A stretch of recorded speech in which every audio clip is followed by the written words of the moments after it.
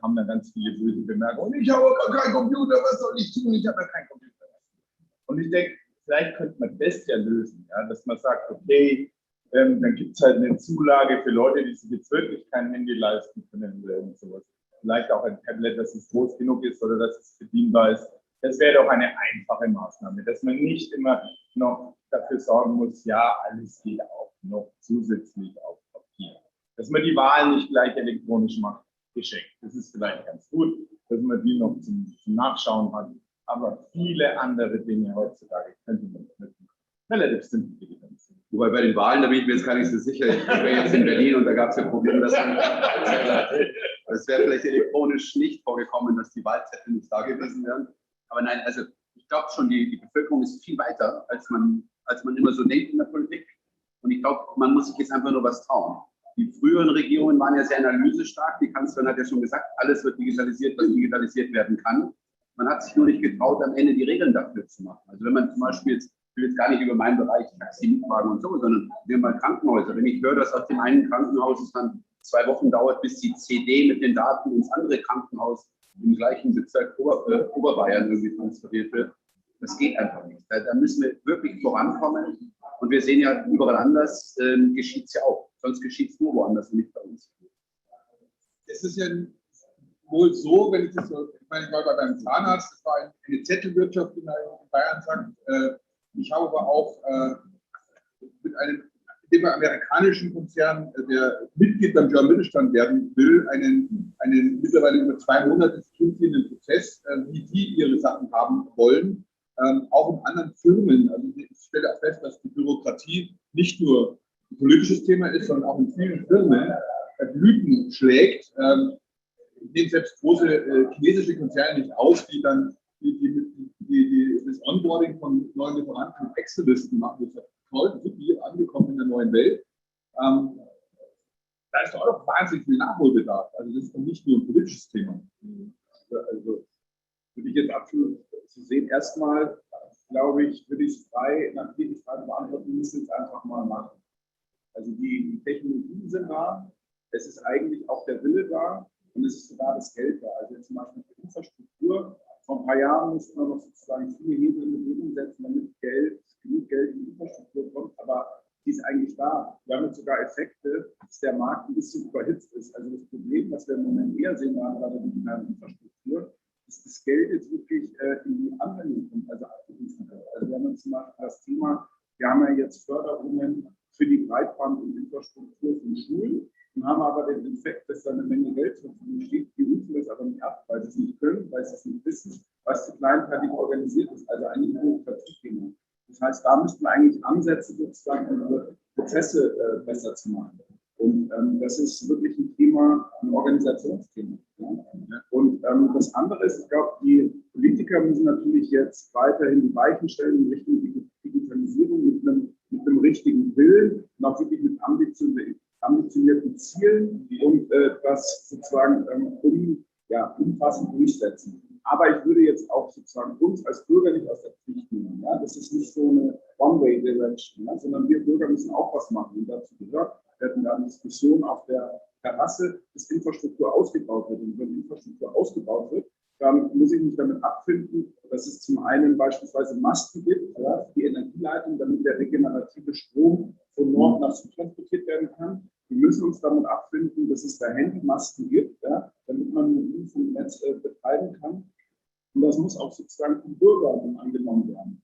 Und von der Politik beispielsweise haben wir welche Behörden auch im bürokratischen Bereich eine Genehmigungsverfahren für all diese Infrastruktur. Das dauert wahnsinnig lang, zieht sich hin. Und wir wollen bauen, die Nutzer wollen, dass diese Infrastruktur da ist. Es sind sich eigentlich alle einig, aber es passiert nicht, weil dieser bürokratische Bottleneck da ist. Und da müssen irgendwie beide Seiten aufeinander zugehen. Auf der einen Seite die Politik, die sagt, wir haben den Mut, hier ein bisschen zu entbürokratisieren und das etwas einfacher zu machen, aber natürlich auch die Bürger, die dann sozusagen solche Maßnahmen und Genehmigungen dann noch akzeptieren und das geschehen lassen und nicht alles zu Tode planen. Und da müssen wir irgendwie so eine neue Balance finden, was mich jetzt inspiriert zu einem Spruch, den ihr wahrscheinlich in einer anderen Form kennt. Frage nicht, was die Digitalisierung für dich tun kann, Frage, was du für die Digitalisierung tun kannst. Ich glaube, wenn wir alle mit diesem Live-Spruch mal rangehen, dann sind wir schon ein ganzes Stück weiter. Das Zweite, was ich aus dem rausnehme, was du gerade dargestellt hast, Thema Schulpakt, lasst uns die mehr Verantwortung delegieren. Wir werden ja später auch noch über ein bisschen Führung sprechen, in einer oder anderen Breakout-Session, also in der Digibox.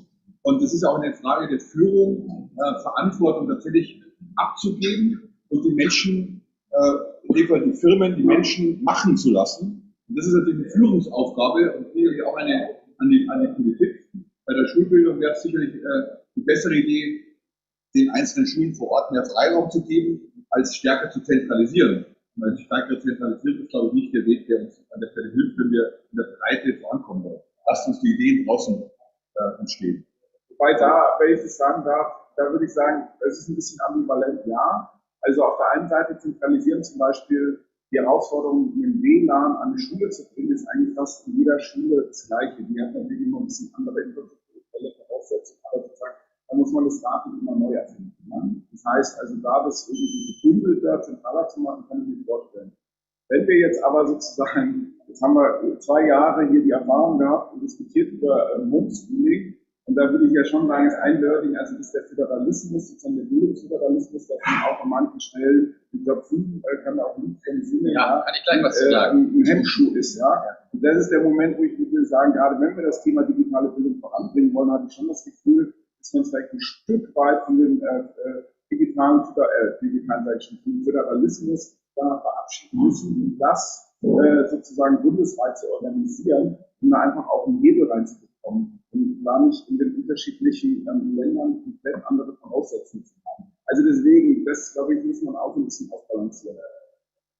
Ja, also das ist ein super Beispiel, weil dieser Föderalismus hat uns etwas gezeigt, was in anderen Ländern nicht vorhanden ist. In anderen Ländern ist das so, nehmen wir jetzt mal die Länder um uns herum, die haben alle einen Datenschutzbeauftragten, der auf Bundesebene arbeitet, den haben wir auch, der heißt Professor Dr. Ulrich Kelber.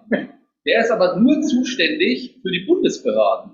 Der eigentliche Datenschutz ist Ländersache. Das heißt, wir haben 16 verschiedene Landesdatenschutzbeauftragte, die für die Schulen und für die Universitäten zuständig sind. Bei den Universitäten ist es zum Glück so, muss man dazu sagen, dass die meistens sich in den Bundesländern sehr gut organisieren. Und auch da muss ich Kompliment an Bayern. Die Bayern haben das als Erste hingekriegt, die Nordrhein-Westfalen als Zweite und dann die Berliner. Die haben Leute definiert, Juristen natürlich, die sofort auf die Datenschützer zugegangen sind und gesagt haben, wir brauchen diese und jene Auftragsverarbeitungsverträge. Ich will das jetzt nicht im Detail erörtern. Und damit konnten die Universitäten sofort umstellen auf Zoom. Die bayerischen Universitäten waren ganz vorne mit dabei. Die Berliner, wer sich das daran erinnert, sind ja angegriffen worden von der Berliner Datenschützerin, die übrigens nicht mehr im Amt ist, hat aber nichts mit Zoom zu tun. Und am Ende des Tages haben die sich mit ihren Juristen zusammen sozusagen geeinigt mit den Datenschutzbehörden. Jetzt haben wir das Problem bei den Schulen und das ist das Hauptproblem aus meiner Sicht. In der Schule gibt es keinen CIO, in der Schule gibt es keinen Data Center Betreiber oder sagen wir mal IT-Verantwortlichen und die haben keine eigenen Juristen. Das heißt, die sind komplett ausgeliefert ihren Schulbehörden und wenn da keine Vorgaben kommen und die sind in keinem Bundesland gekommen, dann geht das einfach nicht. Und das ist also, da sage ich wirklich, da hat uns der Föderalismus total behindert und eine Reformierung dieser Angelegenheit, die steht wirklich aus. Wobei ich von vielen natürlich wiedergespiegelt bekommen habe, dass es dort gut funktioniert hat, wo Menschen vor Ort, in der Regel Lehrer, die sich vielleicht auch mit IT und solchen Themen ein bisschen beschäftigen, einfach gekümmert haben, einfach gemacht haben. Überall da hat es nicht funktioniert, immer auf die Vorgaben. Ja, das stimmt auch im Fall. Und deswegen, kleines politisches Statement, wage ich zu bezweifeln, dass eine Bundesbehörde für die bundesweit Schulen zuständig, dass das am Ende des Tages besser funktionieren könnte als mehr Verantwortung in den Schulen vor Ort. Also ich glaube, das ist ich glaube, das muss im Einklang passieren. Es ist beides. Ich glaube, Zoom hat da wahnsinnig viel Erfahrung mit diesen technischen Dingen, mit Datenschutz. Das verfolgen wir mehr aus der Presse von unserer Seite. Unsere Erfahrung ist aber, dass das wahnsinnig viel Kopfsache oder eine Herzensangelegenheit ist.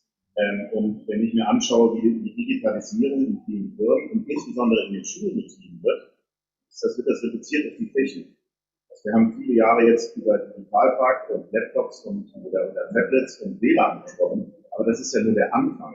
Also das nützt mir nichts, wenn ich WLAN habe die Leute aber nicht wissen, welche Art von Methodik im Unterricht, welche Kompetenzen ich durch neue Formate und so weiter vermitteln kann. Überall da, das habt ihr schon gesagt, wo vielleicht dann ein paar Lehrer oder sagen wir mal Leute mit Herzblut da rangehen und auf der anderen Seite noch zusätzliche Kreativität an den Tag legen, mit Schülern, Eltern und Lehrern diskutieren, welche Art von Inhalte kann ich wie vermitteln. Also das ganze Vermitteln digitaler, virtueller Kompetenz, das hat aber weniger mit der Technik zu tun, sondern es ist eher Kopf und Herz. Und wenn das funktioniert, sind die Leute inspiriert und machen auch entsprechend Druck, dass mehr digitalisiert wird oder mehr virtualisiert wird. Dann ist auch Homeschooling, kommen wir wieder aufs nächste Problem, die Räumlichkeiten, wer jetzt zwar noch alles zu Hause und macht Fach und kann sich nicht konzentrieren. Das sind dann wieder andere Themen, aber erstmal eine zusätzliche Bereitschaft zu sagen, öffne mich dem Thema und schaue, welche Möglichkeiten ich habe. Und das ist ein ganz wichtiger Teil aus unserer Sicht für den Erfolg. Ich glaube, man hätte den Föderalismus da nutzen können und man hätte sagen können, jetzt geht mal ein Bundesland voran und zeigt mal den anderen, wie es geht. Nur leider passiert das halt dann nicht so in dieser Dynamik, wie man sich also bei den wünscht. Aber an vielen Schulen gab es sowas. Ja, an den Schulen gab es das teilweise, das ist ganz interessant, die Landesdatenschützer und aber auch die Verbände der Universitäten in den Bundesländern haben das sozusagen, die haben sich unterhalten, die haben dann so eine Art Datenschutzkonferenz aufgerufen. Haben die eigentlich gut gemacht, muss man sagen. Leider sind die Schulen da nicht so schnell vorangegangen, weil die aber auch keine richtig eigenen Budgets haben. Bei den Universitäten war das witzigerweise so, da sind Universitäten bei gewesen, die haben innerhalb von 4 Tagen 60.000 Leute, also die Angestellten und die Schüler, komplett auf Zoom umgestellt. Und natürlich durften die das auch in dem Moment so machen, weil es eben ein sozusagen Ausnahmezustand war. Das wäre jetzt, ohne Corona hätte das nicht stattgefunden, muss man auch sagen. Das wird jetzt alles neu ausgeschrieben. Warten wir mal ab, was da passiert. Ich freue mich da drauf. aber das ist ja eigentlich eine spannende Frage. Was ist denn das Positive, was wir jetzt am Ende dann hoffentlich baldigen Ende von Corona mitnehmen? Weil ich glaube schon, dieser Digitalisierungspush ist wirklich etwas, was bleiben wird. Ja, du hast vorhin noch einen Begriff genannt, der sagt, es fehlt noch viel, zumindest interpretiert, viel Know-how draus. Ja. Viele wüssten nicht, wie es geht. Also ich glaube, wir haben jetzt eine ganz tolle Situation eigentlich. Viele sind aufgemacht. Ich erinnere mich noch, wie wir in anderen Projekten versucht haben, viele im Mittelstand auch aufzurütteln und sagen, hey, da draußen gibt es die Digitalisierung, da gibt es die Globalisierung, mach doch mal. Ja? Schau doch mal, das einfach ist. Jetzt sind, glaube ich, sehr, sehr viele aufgewacht und sagen, ja, stimmt, da gibt es was ich irgendwie ins Kalkül nehmen muss. Aber jetzt, glaube ich, gilt es, das Gap zu füllen. Und wie viel Gap ist denn das aus eurer Sicht zwischen dem, was gehen könnte und was an Know-how und Fähigkeit in den Märkten, also insbesondere bei den Unternehmen draußen vorhanden ist? Das seid ihr immer an der Front, das könnt ihr besser. Also, ich muss jetzt aufpassen, wie ich das formuliere, aber wir gehen da vielleicht auch, wir gehen in unserer Box noch etwas näher darauf ein. Wir haben ja sehr viel mit virtuellem Arbeiten zu tun. Wenn keiner mehr andere besuchen konnte, musste man es irgendwie virtuell machen. Haben die Leute das Mut gefunden gemacht. Wenn man sich heute so eine Webkonferenz anschaut, dann stellen wir halt auch fest, dass die Plattform ist top, es funktioniert, die Applikationen sind einfach, wenn man sich die Bild- und Tonqualität dann wiederum anschaut, da kommen wir schon manchmal ins Grübeln. Das ist natürlich für uns toll, weil da können wir viel Aufklärungsarbeit leisten.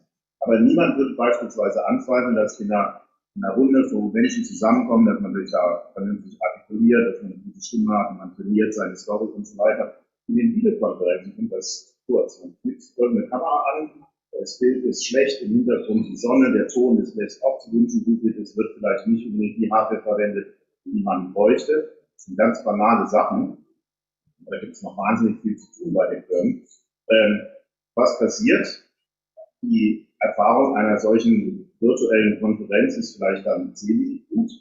Und dann geht man wieder einen Schritt zurück und sagt, das war alles nicht so toll. Ja, das Bild ist nicht so toll, der Ton funktioniert nicht, die Emotionen kommen nicht rüber. Und man kann gerade auch bei virtuellen Konferenzen so viel mehr machen, als das, was der Durchschnitt der Firmen heute macht. Und man muss die Leute da einfach mitnehmen und das auch zeigen und machen. Und nicht genau eruieren, was macht ihr und wie macht ihr das und was. Wie können wir uns verhelfen? Ja, by the way, kleine. Sagen, ja. Ja, Ja.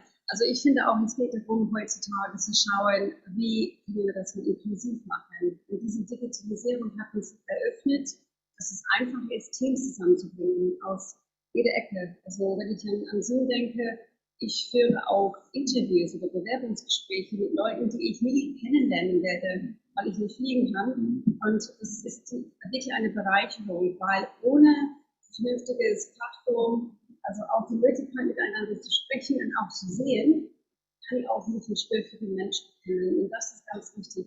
Ich glaube, in diese Richtung haben wir viele Chancen, neue Mitarbeiter, auch junge Leute zu gewinnen, weil die auch ganz anders denken, ganz anders ticken, ganz anders arbeiten wollen.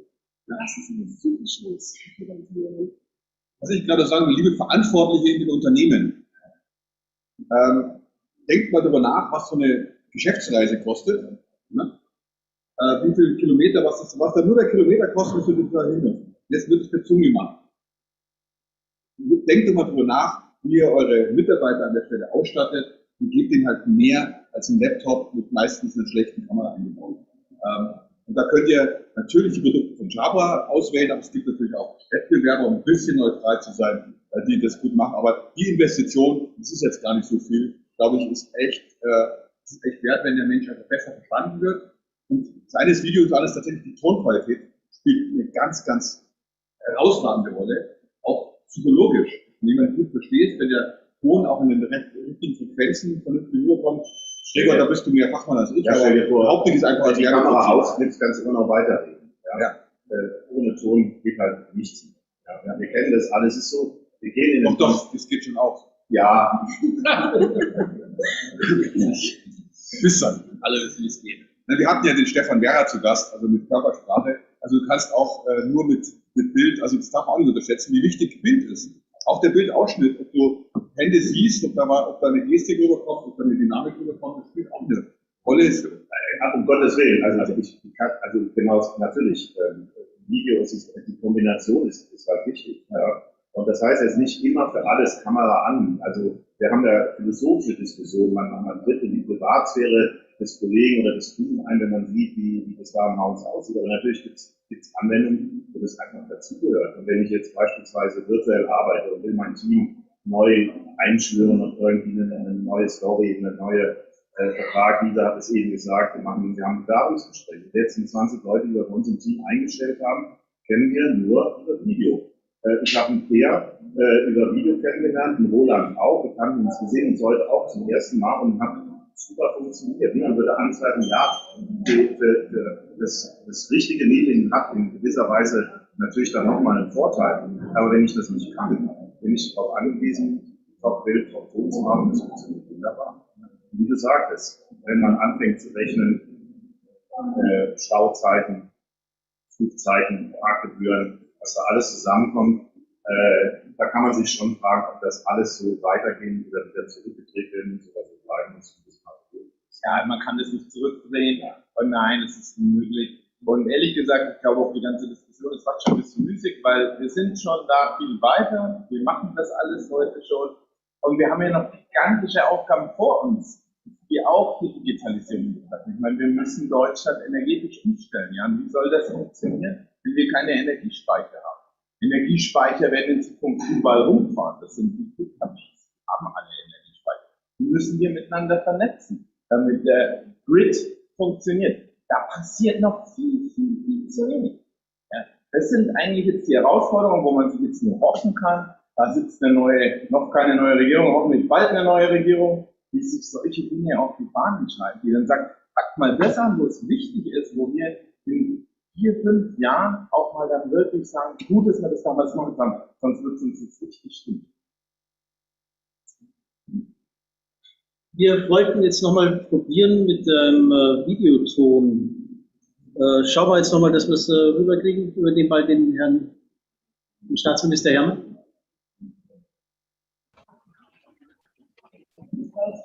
Das bei Peter Berg auch gerade Ton machen, jetzt nur der für Video, dann kannst du es auch hören. Ton ist an. Alles da?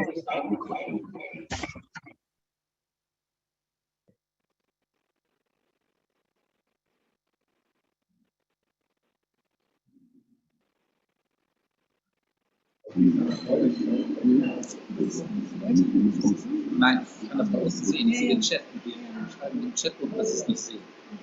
Ja, dass sie es sehen, wir haben es wieder von aus.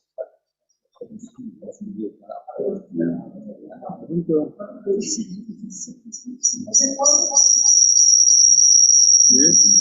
Sie hören hier nichts. Gut. Das holen wir später nach, da habe ich noch eine andere. Genau. Also Landweg. Dann, also, für die Gäste draußen nicht. Jetzt ist das trotzdem gucken, hier ist super. Was ist jetzt ganz trotzdem? Die anderen haben jetzt auch die anderen.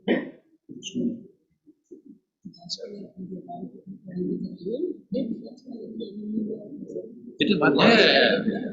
Hast du es nicht gelesen? Das muss die machen, weil so viele bei denen ist es eher wichtig, auch im offiziellen Land bleiben zu dürfen. Also dann die meisten Ehen, die dann aktuell abgeschlossen wurden, waren tatsächlich offensichtlich zwischen. Genau,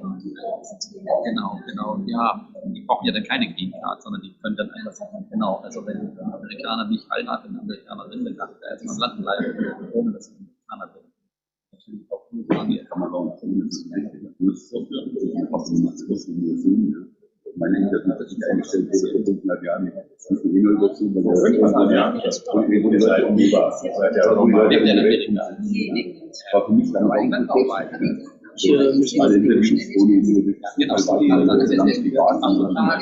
da, vielleicht kann man mal lächeln mit David. Aber Einmal lächeln. doch, haben wir drüber reden, nicht über die Nachbarn. Das haben wir auch schon mehrmals Diskussionen, die man eben das oder uns wir können das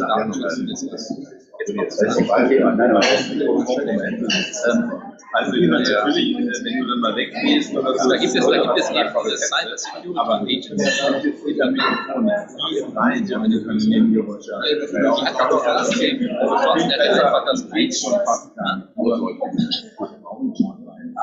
wir hören nur Sprache. Ja, Ich kann hier sehen, was Sie da unten sagen. Ne? Ich sehe das über den Chat. Ne? So, da sind die Mikrofone sind falsch eingestellt. Die hören alle das, was wir sagen. Das heißt, es ist das Mikrofon, die sind noch alle angestellt. Ja, wir können auch nicht da drauf. Das wäre besten, dass wir zusammen. Ja, okay, weil die hören immer nur uns. Man hört alles, was ihr sagt, schreibt da gerade einer. Hallo, super, so ist es. Genau. Also okay, da ist das falsche Mikro angestellt. Ja. Alles klar. Genau. Ja. So, Ja. Dankeschön, dass wir das wieder zurückspielen sozusagen zu mir. Wir werden hier gerade noch ein bisschen am Ton feilen, habe ich gehört, weil wir haben festgestellt, der Ton ist wichtig. Dementsprechend arbeiten wir gerade nochmal an der Lösung, dass wir auch die Worte von der Politik besser hören. Verstehen Sie? Wir haben ja unseren Teamverstärker, den wir nachher dann auch noch in einer Teamverstärkung haben würde. Da wissen wir ja, hören ist noch nicht, gesagt ist noch nicht gehört. Gehört ist noch nicht verstanden. Verstanden ist noch nicht akzeptiert und akzeptiert ist immer noch nicht gemacht. Also das fand ich immer, das ist das mega. Ja, die schöne Befehlskette auch. Ohne großartig wieder. Meine Frage jetzt mal ganz kurz an dich, auch bezüglich der Infrastruktur. Das ist ja mit eine Basis sozusagen, ohne der funktioniert ja nichts, was wir digital machen. Wie weit haben wir hier im europäischen oder im internationalen Vergleich sogar Futter auf der Straße oder PS auf der Straße? Naja, ich glaube, die Situation ist bekannt, dass Deutschland jetzt nicht unbedingt der Vorreiter ist im Flächenausbau mit Glasfasern. Das kann man immer wieder neu erzählen oder man ändert was. Ja, ich habe jetzt gehört, es gibt da neue Bestrebungen. Es gibt eine neue Company, die zusammen mit der Bahn hier um zusätzliche Glasfaserstrecken sich auch bemüht. Mal schauen, was in den nächsten Jahren kommt. Also ich bin da ganz zuversichtlich, dass diese Themen zumindest jetzt mal erkannt sind und auch behoben werden. Dann haben wir natürlich das ganze Thema Mobilfunk, ja, wo auch die Huawei ganz wichtig dabei ist, dass man hier die Flecken, heutzutage ist Internet für viele eigentlich Mobilfunk. Wenn man mal ehrlich ist, ja, die ganzen Kids, die brauchen keine Glasfasern, die brauchen nur noch Handys, die sie überall hin mitnehmen. Das muss natürlich auch überall funktionieren, im ländlichen wie in der Stadt. Aber ich glaube, dass wir das eigentlich jetzt adressiert haben, jetzt muss gemacht werden. Jetzt muss vielleicht da, wo noch weiße Flecken sind, mal noch mal ein bisschen bezuschusst werden und dann vielleicht auch mal Zwangsmaßnahmen, ich weiß es nicht, dass man da endlich mal sagt, jetzt sind wir mal fertig. Und sagen wir, dieses Pflicht ist ja wirklich die Pflicht. Also, dass man da mal wirklich jetzt überall ans Netz kommt, das ist jetzt echt, kann man gar nicht von Digitalisierung reden, sondern das ist die Grundvoraussetzung für alles jegliche vernünftiges Arbeiten in der Zukunft.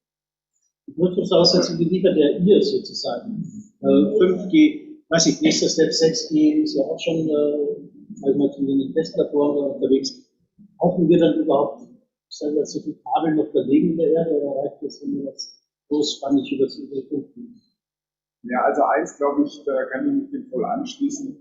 Das Thema an sich, sozusagen als Nutzerperspektive, da wird die Infrastruktur immer unwichtiger. Ja? Da wird alles, wir sagen, in der Branche seamless. Das ist sozusagen Grundvoraussetzung, das ist da die Luft zum Atmen. Ja? Da macht sich keiner mehr einen Kopf. Ja?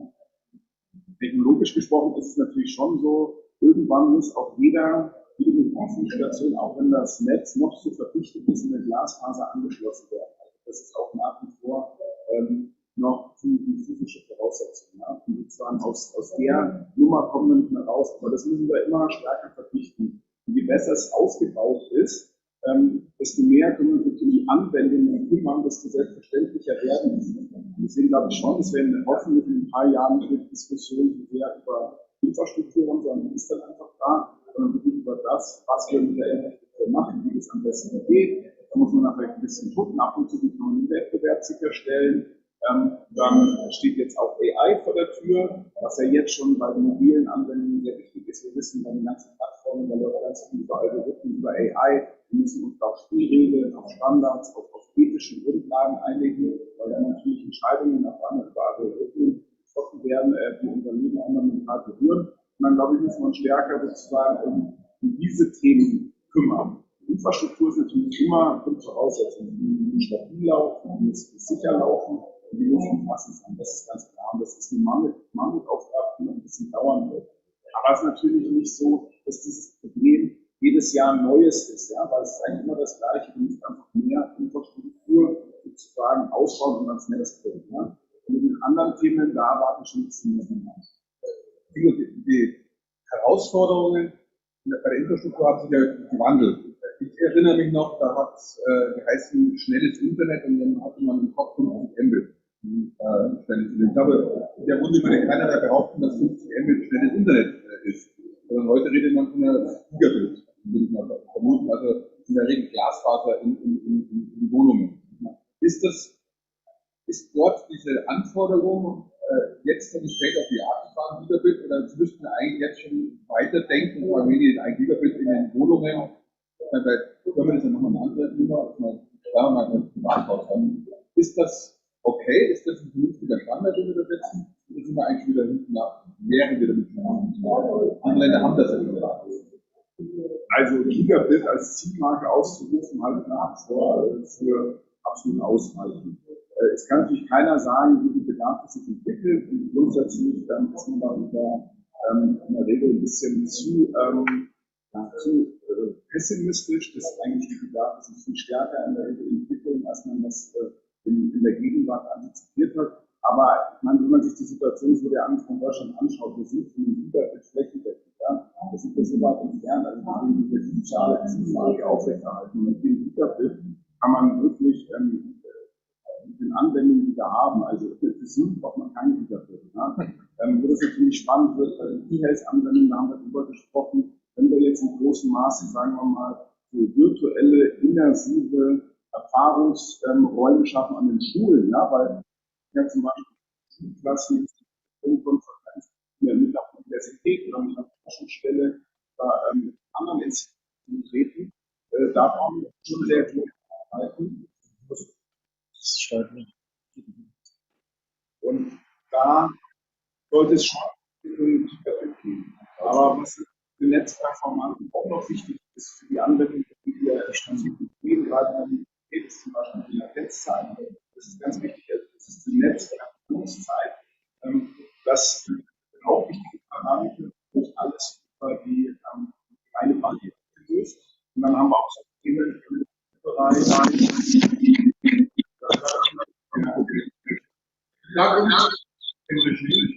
Wir hören hier den Ton. Nee, der ist aus, aber der Ton läuft sowieso über dein Laptop. Jetzt ist weg.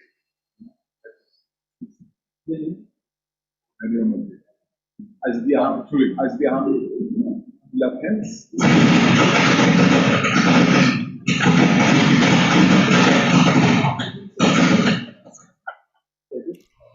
Kommt jetzt schon wieder.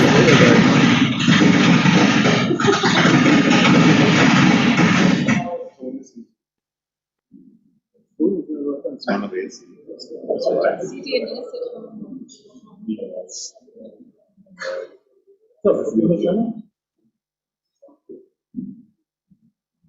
Sind wir jetzt soweit wieder? Sie sind zu hören? Ja. Gut, also, so. Nee, also mein Punkt war, Bandbreite ist das eine, je mehr, desto besser, ganz klar, aber wir müssen uns auch auf andere Parameter konzentrieren. Das eine war also die Latenz, das ist dann die Gerätedichte, das ist ganz wichtig, weil man immer mehr mobile Endgeräte im Netz müssen gleichzeitig bedienen kann. Dann haben wir so Themen, ja, bisher bei den Netzen oder in der stationären oder in der Homeanwendung ist immer so ein Download-Fokus, aber sozusagen Upload ist natürlich auch total wichtig. Und das muss natürlich auch weiter verfolgt werden, damit dann solche neuen Anwendungen in die Realität ziehen. Jetzt frage ich mal die Techniker sozusagen in der Runde, also geht an Zoom und Schaber an der Stelle, vielleicht aber auch an die von Norris Network. Wie viel Luft ist denn in Bandbreite sparen, also technisch gesehen noch Luft nach oben, um Videoübertragungen und Tonübertragungen sozusagen mit weniger Mbits sozusagen machen zu können, mit weniger Datenvolumen sozusagen. Ist da noch Luft nach oben oder sind wir da schon am Ende der Fahnenstange? Kann ich was zu sagen? Also de facto ist es, das haben wir eben schon gehört, natürlich der heutige Betreiber einer Videokonferenzanlage macht eine Bandbreitenmessung als allererstes. Der will wissen, wie viel kostet mich das eigentlich, wenn ich für 100.000 Mitarbeiter so eine Übertragung mache. Am Ende des Tages ist da Luft nach oben tatsächlich. Das sind ja neue Algorithmen, um Daten zu komprimieren. Aber in Wirklichkeit ist es so, das haben wir auch eben schon gehört, Video ist im Augenblick nicht das Problem. Im Augenblick ist genügend Bandbreite für Video da, auch für HD, solange genügend zur Verfügung steht an Bandbreite im Datacenter. Das muss man auch sagen. Letztes Jahr gab es einmal den Fall, dass sowohl Zoom als auch Netflix HD nicht mehr geliefert bekommen haben aus den Datacentern. Das ist heute schon nicht mehr so. Ich sehe das auch eher so bei der Datenübertragung von Massendaten im E-Health-Umfeld, in Berechnungsumfeldern, CAD-Umfeldern sehen wir diese Probleme oder Herausforderungen. Im Videokonferenzbereich haben wir die noch nicht gesehen.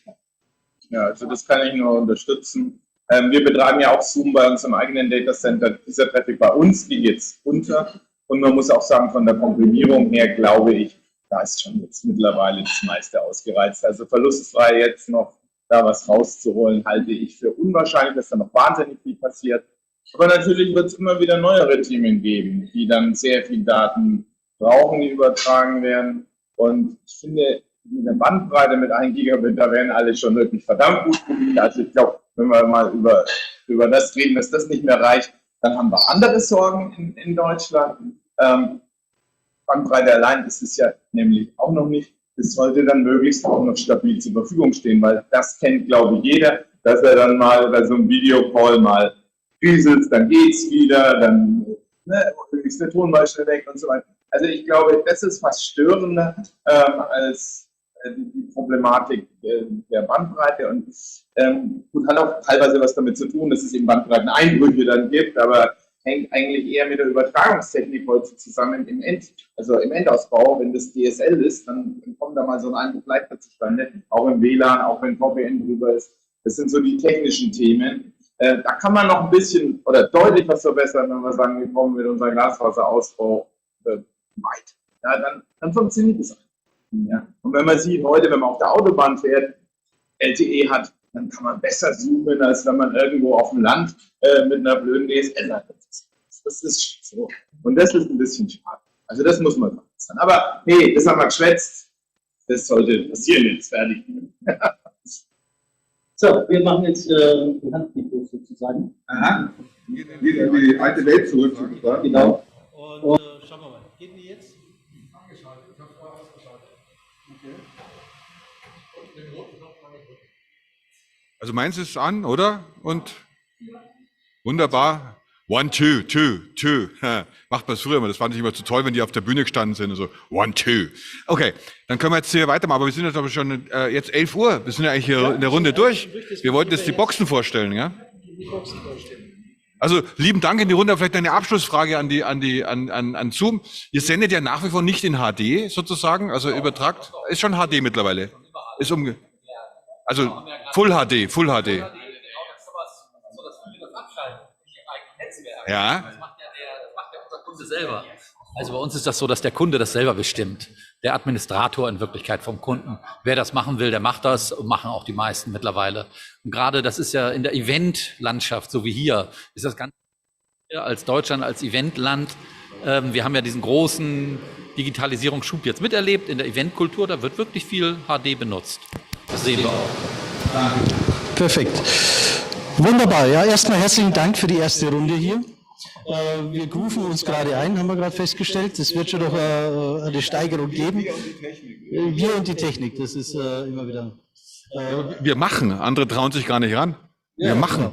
Genau. Jetzt wollen wir langsam aber sicher in die Boxenvorstellung gehen. Die Digiboxen, das sind dann Breakout-Sessions, die wir dann nach und nach aufmachen werden. Wir haben heute 3 Boxen, also einmal den Stream hier, der wird bleiben, da geht der Ingo Kauper und der Joachim Astl von Norris Network rein. Und dann haben wir eine Box im Duett. Und jetzt komme ich mal zu euch rüber. Perfekt, danke schön. Ich bleibe hier an der Kante und ich hoffe, es hält sich aus. Ihr habt heute jetzt in der Digitalbox das Thema Teambuilding, Communication, auch Zusammenarbeit im weitesten Sinne. Wollt ihr mal ganz kurz eure Box vorstellen? Ja klar, kann ich gerne machen. Also wir sprechen heute gemeinsam mit Zoom über das Thema Hybrid Working, Future Work, Communication und wie wir begeistern können auch, dass da mehr Mut, und das war das Thema, Andi, mehr Mut im Unternehmen kommt, Dinge ausprobieren. Also wir haben wahnsinnig viele Beispiele gemeinsam und das wird der Herr Knipper gleich vortragen. Zoom, was erwarten wir heute dazu? Wir haben ein bisschen was vorbereitet, das ist relativ bilderorientiert, die hat der Gregor vorbereitet, ich habe ein paar Beispiele vorbereitet, die wollen wir einfach mal vorstellen. Ich meine, wir haben im letzten Jahr gesehen, das haben wir hier auch eben schon gehört, die Digitalisierung hat einen Schub gekriegt, wir wissen, wie man besser lernen kann, wie man besser heilen kann, wie man besser Vertrieb machen kann, wie man besser Events machen kann, wie man besser Support machen kann und das werden wir alles an Beispielen ein bisschen darstellen und dazu natürlich aufrufen, dass alle das nachmachen. Ja, also wir haben hier eine ganze Menge Fachleute aus dem Bereich der IT natürlich. Auf der anderen Seite ist es natürlich so, dass wir auch hoffentlich Leute dabei haben, die sich inspirieren lassen können von dem, was hier vorgetragen wird, auch etwas anzupacken. Weil am Ende des Tages ist es so, dass wir von den guten Beispielen der anderen lernen können, erlernen können. Jetzt denke ich, haben wir schon eine sehr spannende Box vorgestellt bekommen. Ihr müsst euch jetzt alle entscheiden, welche Box ihr wollt. Insofern hast du natürlich, lieber Roland Werner von Uber, die Aufgabe jetzt in Pitch sozusagen, die Leute zu dir zu ziehen. Was passiert denn bei dir? Ja, Wettbewerb schätzen wir sehr, deswegen freut es mich schon, dass ich auch die Gelegenheit habe. Ja, wir reden über Mobilität. Mobilität von morgen, von übermorgen. Was gibt es an Möglichkeiten, nicht nur in der Stadt, sondern auch außerhalb auf dem Land? Wir haben dabei Benjamin Adier von den Grünen, absoluter Digitalexperte, kommt ursprünglich aus dem Oberland. Sascha Pallenberg aus Taiwan, denke ich mal, zugeschaltet. Man muss immer ein bisschen gucken auf Twitter, wo er gerade ist, aber da ist immer sehr spannend, weil der immer gut zeigt, was so gerade auch an Neuigkeiten kommt. Hans-Peter Klebender, auch absoluter Innovationsexperte und hier vom heimischen Sixt Vinzenz Pflanz. Und wir wollen wirklich Gedanken machen, hat man in Zukunft noch ein eigenes Auto? Welche sind die Antriebsarten? Wie kann man dazu beitragen, auch zur Mobilitätswende? Und gleichzeitig dadurch Komfort und Sicherheit zu erhöhen. Und ich glaube, das wird auch recht spannend. Davon gehe ich auch aus. Also ich hätte jetzt schon die Schwierigkeit, mich entscheiden zu müssen, aber Gott sei Dank muss ich es nicht. Ich wurde von Werner eingeteilt. Also insofern steht meine Box sozusagen schon fest. Wie willst du denn die Leute dazu motivieren, hier im Raum zu bleiben, lieber Ingo? Also ich würde eigentlich zu ihm in die Box gehen. Nein. Ich kann auch sagen, wieso. Weil er hat ja vorher schon gesagt, wenn er dann per Zoom beim Autofahren, und das ist natürlich besser, wenn man von Uber gefahren wird, als wenn man selber fährt. Nee, also Zoom ist ja wunderbar im Auto integriert und man muss ja nicht gucken, man kann da natürlich nur sprechen. Nein, bei uns wird's auch wahnsinnig spannend, also wir werden uns über die zukünftigen Themen, was wird auch die Wahl bringen, wie wird es das Ganze beeinflussen, wie geht's weiter in dem ganzen Thema Rechenzentrum in Deutschland, Datenschutz, was können wir machen, um mehr Digitalisierung voranzutreiben. Wird sicherlich auch eine sehr spannende Runde werden.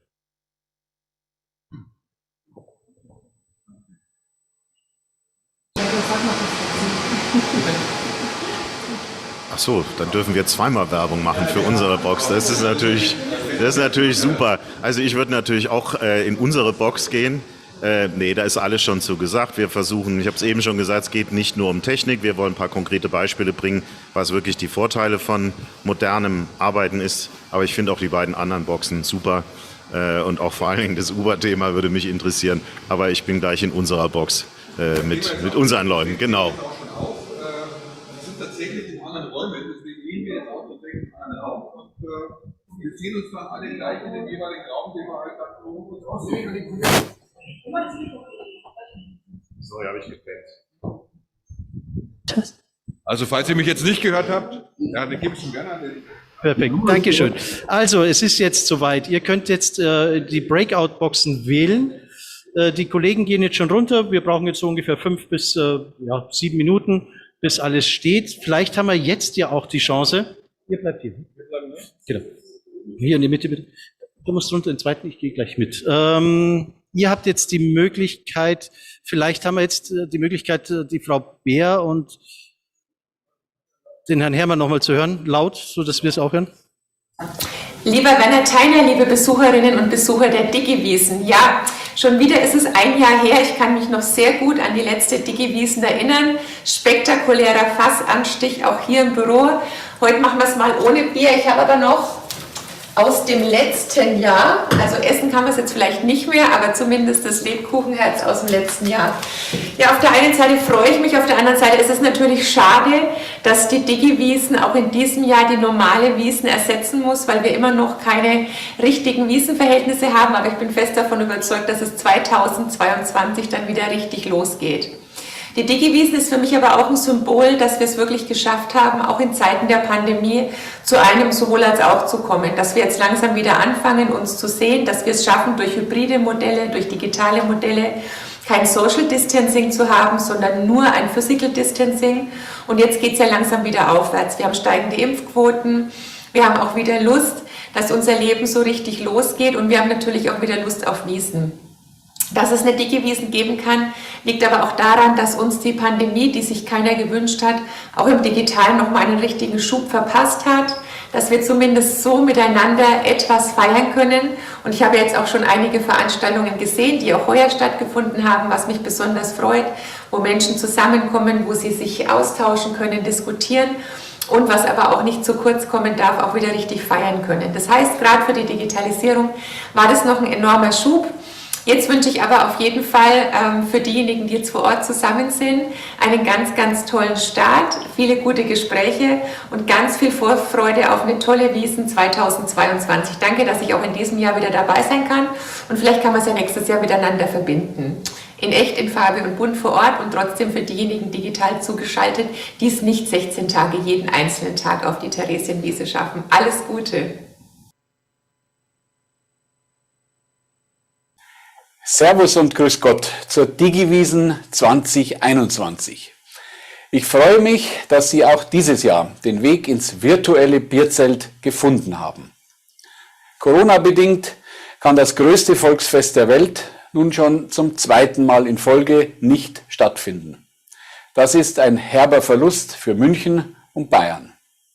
Umso schöner sind da Veranstaltungen wie die Digiwiesen, die trotzdem Feststimmung aufkommen lassen. Bier, Blasmusik, Business. Auf dem Oktoberfest geht es neben der Gaudi auch ums Geschäft.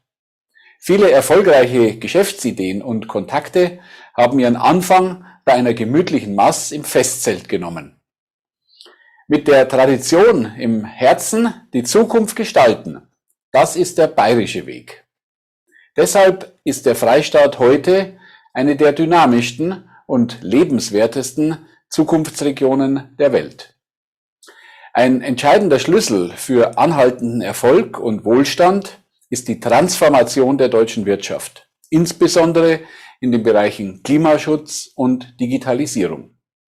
Die Digiwiesen 2021 ist ein wichtiger Impulsgeber auf dem Weg zum Unternehmertum Next Generation und beweist, die Unternehmen selbst und insbesondere der Mittelstand sind die Schrittmacher auf dem Weg zu einer nachhaltigen, klimafreundlichen und digitalen Wirtschaft. Bayern steht an der Seite der Unternehmen. Bei uns gilt, Leistung muss sich lohnen. Daher haben wir klare wirtschaftspolitische Leitlinien. Stabilität statt Unsicherheit, Anreize statt Verbote, Wachstum statt Schulden, Entlastung statt Belastung und Schutz des Eigentums. Gerade beim Neustart nach Corona braucht es Vorfahrt für Innovationen und Investitionen. Vom Handwerk bis Hightech. Aufgabe der Politik ist es, die Weichen richtig zu stellen. Bayern hat das frühzeitig erkannt. Mit der Hightech-Agenda Bayern unterstützen wir gezielt den Mittelstand auf dem Weg ins digitale Zeitalter, sorgen für den nötigen Rückenwind bei der Unternehmensgründung und investieren in die Schlüsseltechnologien von morgen. Am Ende sind es aber die Menschen im Freistaat, die mit ihren Visionen, Ideen und ihrem Engagement den Wandel gestalten. Die Digiwiesen ist das beste Beispiel. Ihr Erfolg zeigt, in Bayern hat die Zukunft längst begonnen. Ich lade Sie ein, betrachten Sie das Morgen als eine Zeit der Möglichkeiten und Chancen und fangen Sie heute damit an, sie zu gestalten. Die Digiwiesen ist genau der richtige Ort dafür. In diesem Sinne auf eine erfolgreiche Digiwiesen 2021 und hoffentlich eine echte Wiesen 2022.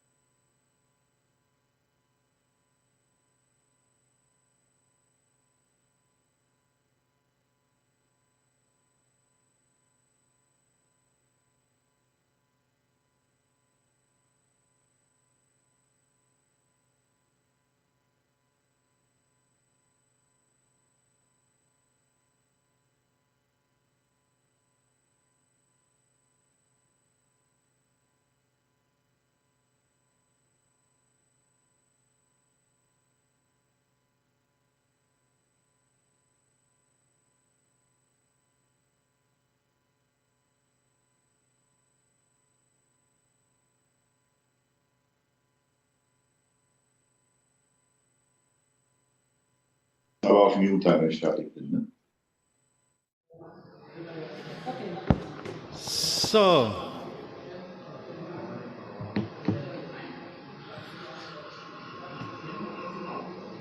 Liebe Digiwiesen-Gäste. Jetzt habe ich meine Brille natürlich irgendwo liegen lassen, macht aber auch nichts.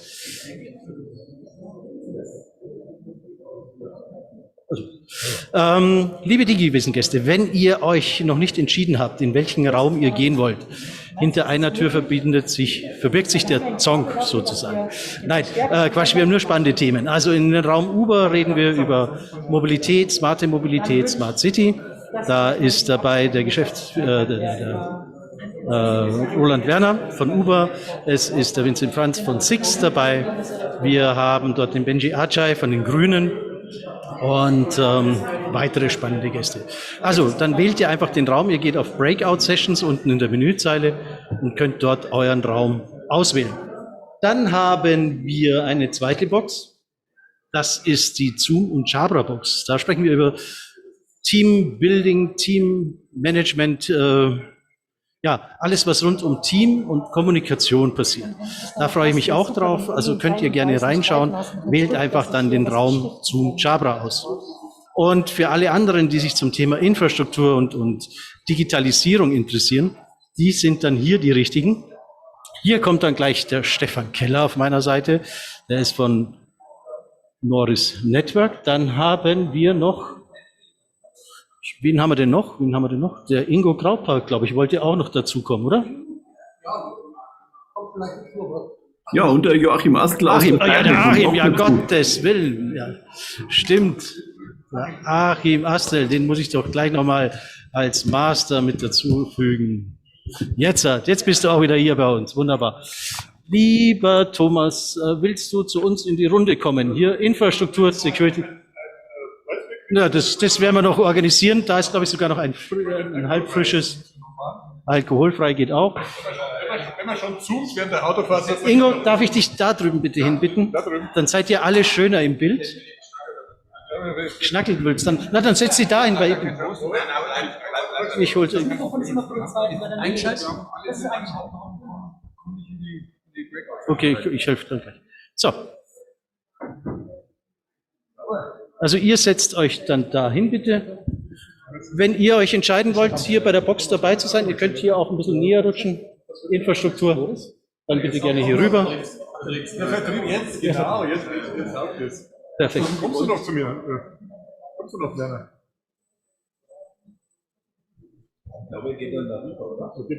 Ich gehe dann überall mal rein.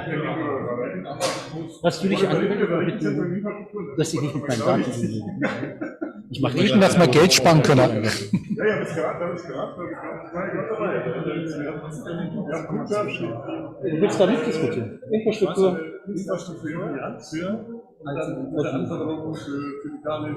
Dann setzt ihr da hin. Bist du dabei? Achim, moderierst du? Sind wir schon live oder so? Ja, der Achim hört schon live. Aber der Werner muss noch sein Mikrofon da lassen. Darf der Roland Lunk reinkommen? Ja, die darf. Hallo, servus. Wollen wir ihn reinlassen? See you again. Okay. See you again. So, das war jetzt das Mikro, was vorhin so laut war, oder? Ja. So, aber wir sind die ganze Zeit live, das ist umso besser. Ja, dann kann ich euch nochmal alle recht herzlich in unserer Box begrüßen. Wir haben ja heute das Thema in der Box. Ich kann von Remote moderieren, weil wir haben ja die Digiwiesen. Wie spare ich Millionen in der IT und kann trotzdem gut schlafen? Das ist unser Motto. Das geht zünftig zu. Wir haben Bierzeltstimmung und es wird wunderbar ein tolles Thema für die nächste Zeit. Erstmal Prost. Das ist ganz schlecht. Ich kann nicht zustoßen, ich habe nichts. Ich auch nicht. Ich hole uns was. Ich weiß nicht, was ja, ich trinke jetzt schon Weizen. Nicht da. Der Thomas. Ingo? Der kommt gleich wieder. Ist es dringend wichtig oder was machst du? Sonst hole ich dann noch Weißbier. Ja? Magst du das? Gerne, ja. Ja, dann okay, ich sag's. Das ist schon mal die Grundvoraussetzung. Achim, wir können ja gleich anfangen oder sollen wir bis 11.30 Uhr warten? Die kommt nicht dran. Ja, wir fangen einfach an. Wahrscheinlich, weil es bis 11.30 Uhr ist. 11.30 Uhr. Also wir quatschen ja alle intern sozusagen. Alle so ein bisschen. Dann machen wir jetzt Folgendes, wir nehmen noch ein Bierlicht von euch. Was will ich noch? Ein Bierlicht. Ach, ein Bierlicht, ja, ich habe schon geordert. Haben wir schon geordert. Hammer. Ihr habt doch noch Bier dastehen, ist deswegen Infektionsschutzgesetz nicht trinkbar. Achim, hörst du uns eigentlich? Wie schaut es aus bei dir? Ich höre euch super. Jetzt gut. Also ich glaube, wir kämpfen gerade hier mit der Technik.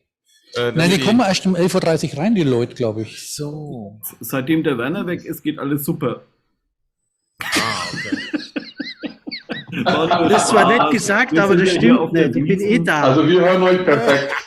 So was darf man alle nicht immer sagen. gerade online. Böses Echo. Es hören euch übrigens 43 Leute zu.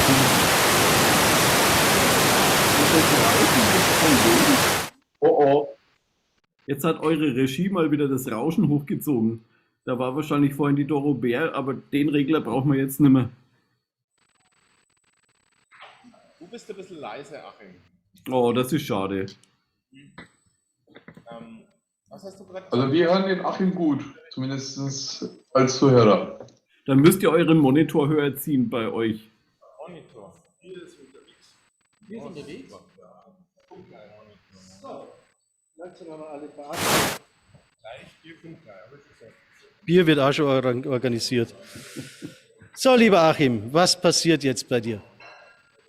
Ja, wir werden uns darüber unterhalten, wie wir in der IT vorankommen, wo wir unsere Millionen an Geldern irgendwo auf die Yachten verschleipen können. Oder in unserem Fall Ingo, Stefan und die anderen, die da rumsitzen, genauso wie meine Wenigkeit.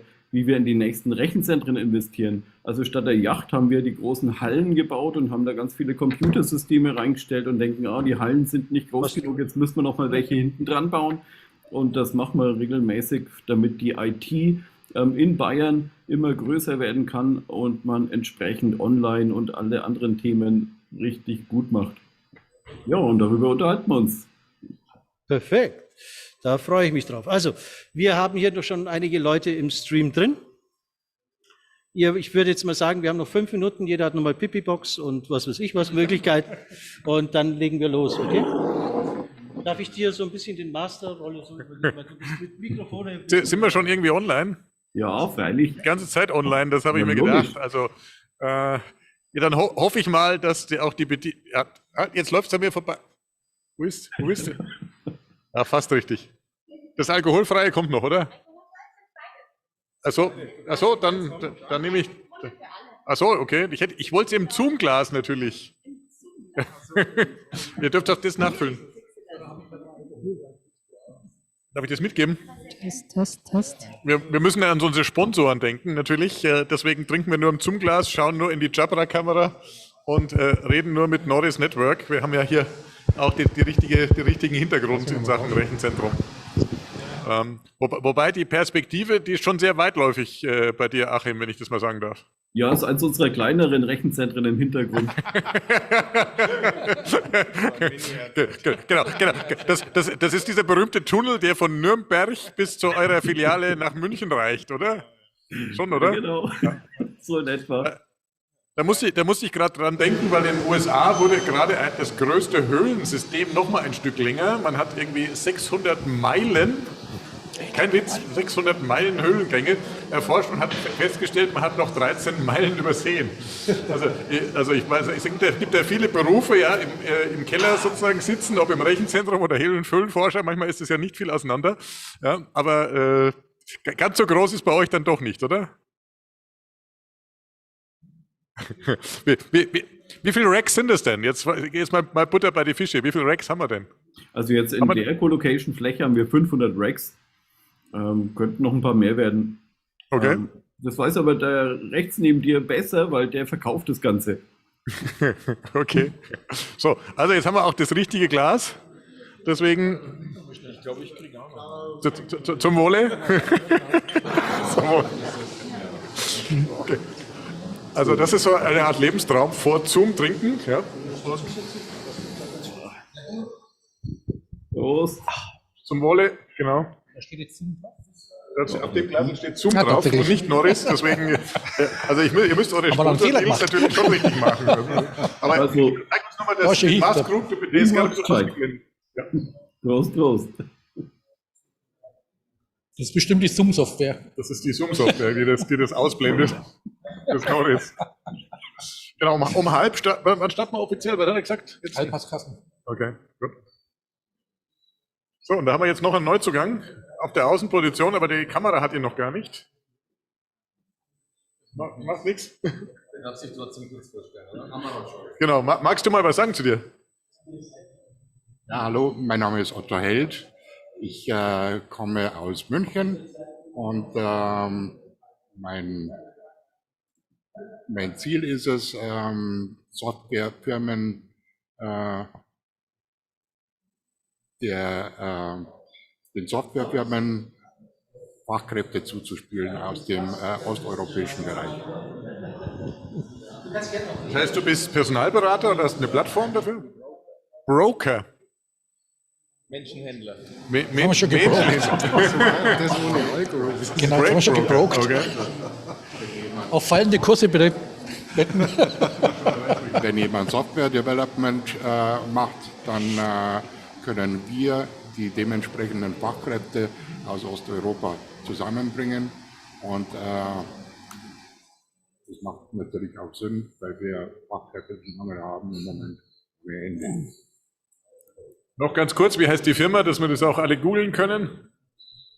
Die Firma ist TSH Consulting. Merci, genau.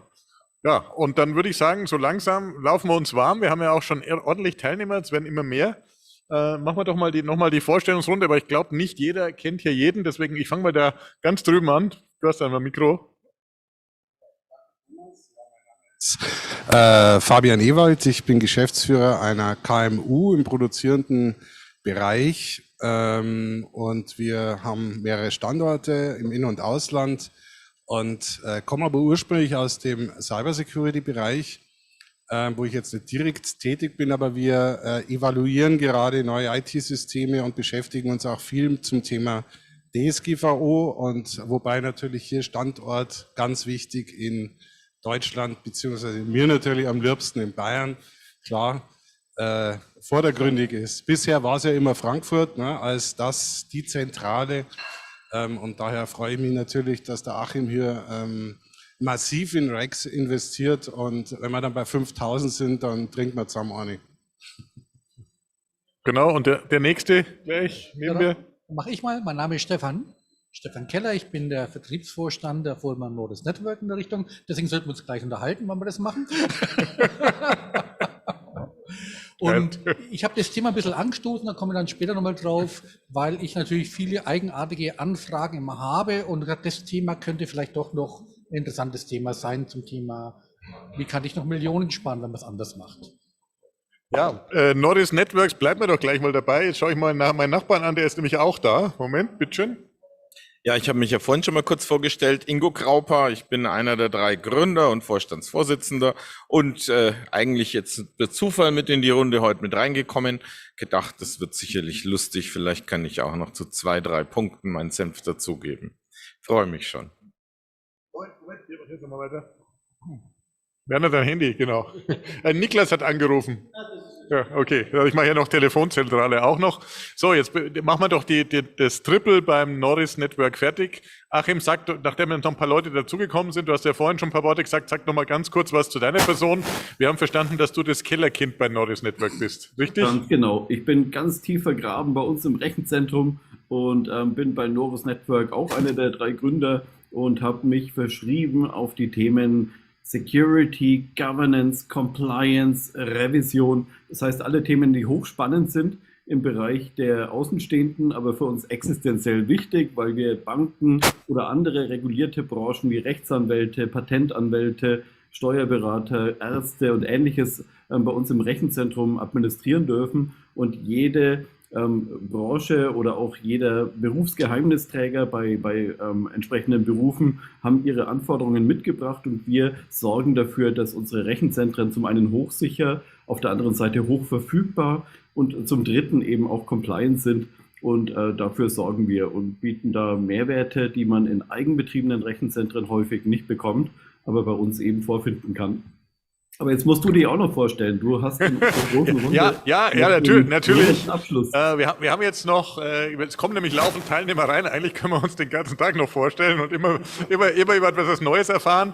Ich bin der Thomas Köhler, wohnhaft am Tegernsee. Meine Firma ist in Holzkirchen, das ist die CE21 GmbH und die kümmert sich um Infrastrukturen. Das heißt, wir sind meistens, ich muss aufpassen, was ich sage, ich sitze jetzt wegen 2 Norris-Leuten, ich bin meistens auf der Gegenseite, also auf der Kundenseite, das heißt, wir machen Ausschreibungen, wir machen Konzepte für sichere Anwendungen, sicheren Betrieb und sorgen dann dafür, dass sozusagen, ja, hoffentlich natürlich auch mal Norris zum Zuge kommt und die entsprechenden Infrastrukturen von den entsprechenden Providern dazu geliefert werden.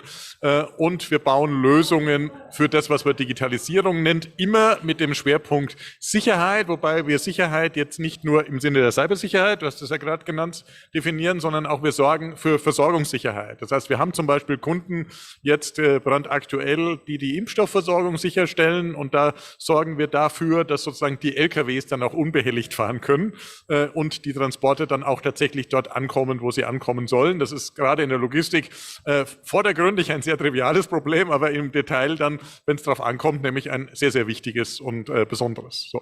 Vor diesem Hintergrund hat mir der Werner jetzt gerade das Mikro in die Hand gedrückt und sagt, jetzt red da mal mit bei dem Thema Infrastrukturen. Für diejenigen, die jetzt schon immer eingeschaltet haben in der Mittagswiesen, ich war auch schon bei dem Munich Security Network Talk dabei vom Nockerberg. Und da kommen immer mehr Leute, ich muss ja auch gleich noch den Zoom-Bediener spielen, Gott sei Dank habe ich das schon mal gemacht. Und Ja, das geht schon, das geht schon. Ja, Wahnsinn. Jetzt wird's halb, jetzt kommen's alle. Vor diesem Hintergrund wollen wir jetzt die nächste halbe Stunde einfach mal über die tatsächlichen Anforderungen reden, weil wir sind natürlich jetzt auch an einem ganz prominenten Ort, das muss man an der Stelle auch mal sagen. Wir sind nämlich im Huawei Open Lab in Ismaning, also für die etwas außerhalb von der Region München zugeschalteten, quasi so im Münchner Speckgürtel gelegenes Gebäude. Und hier um uns rum summen jede Menge Server und Demosysteme. So auf der gegenüber von der Wand hier sieht man das noch ein bisschen noch. Ich weiß nicht, ob die Kamera dann irgendwann mal draufhalten kann. Infrastruktur ist auch im Cloud-Zeitalter ein furchtbar großes Thema und sie wird natürlich immer wichtiger, weil wir natürlich kaum einen Prozess mehr haben, der ohne entsprechende Technikbegleitung auskommt. Und deswegen jetzt nochmal, ich sag mal, meine Frage direkt an den Achim. Ich habe ja vorhin gesagt, wie groß seid ihr, und habe so ein bisschen über diese Höhlengänge gespottet, die man gerade neu entdeckt hat. Und jetzt 500 Racks. Wie stellt ihr euch denn auf? Sagt ihr, wir sind jetzt, ich sage mal, ein Rack-Vermieter, ein Standortvermieter, wir vermieten Räume oder wir bauen jetzt euch eine Cloud, oder wie ist denn eure Positionierung in Sachen Rechenzentrumsbetrieb und warum ist das für die Zuschauer wichtig? Achim, dein Wort. Ja, also Rechenzentrum ist schon mal sehr wichtig, dass man einfach die sichere Umgebung hat mit einer großen Halle, die wirklich sehr sicher von außen ist, wo man entsprechend Stromversorgung rund um die Uhr hat, egal was passiert, wenn Strom von außen weg ist, aber auch Klimageräte, die rund um die Uhr verfügbar sind, auch im höchsten Sommer. Aber das ist nicht alles. Da haben wir vor ungefähr 20, 25 Jahren angefangen, Rechenzentrum-Services zu leisten.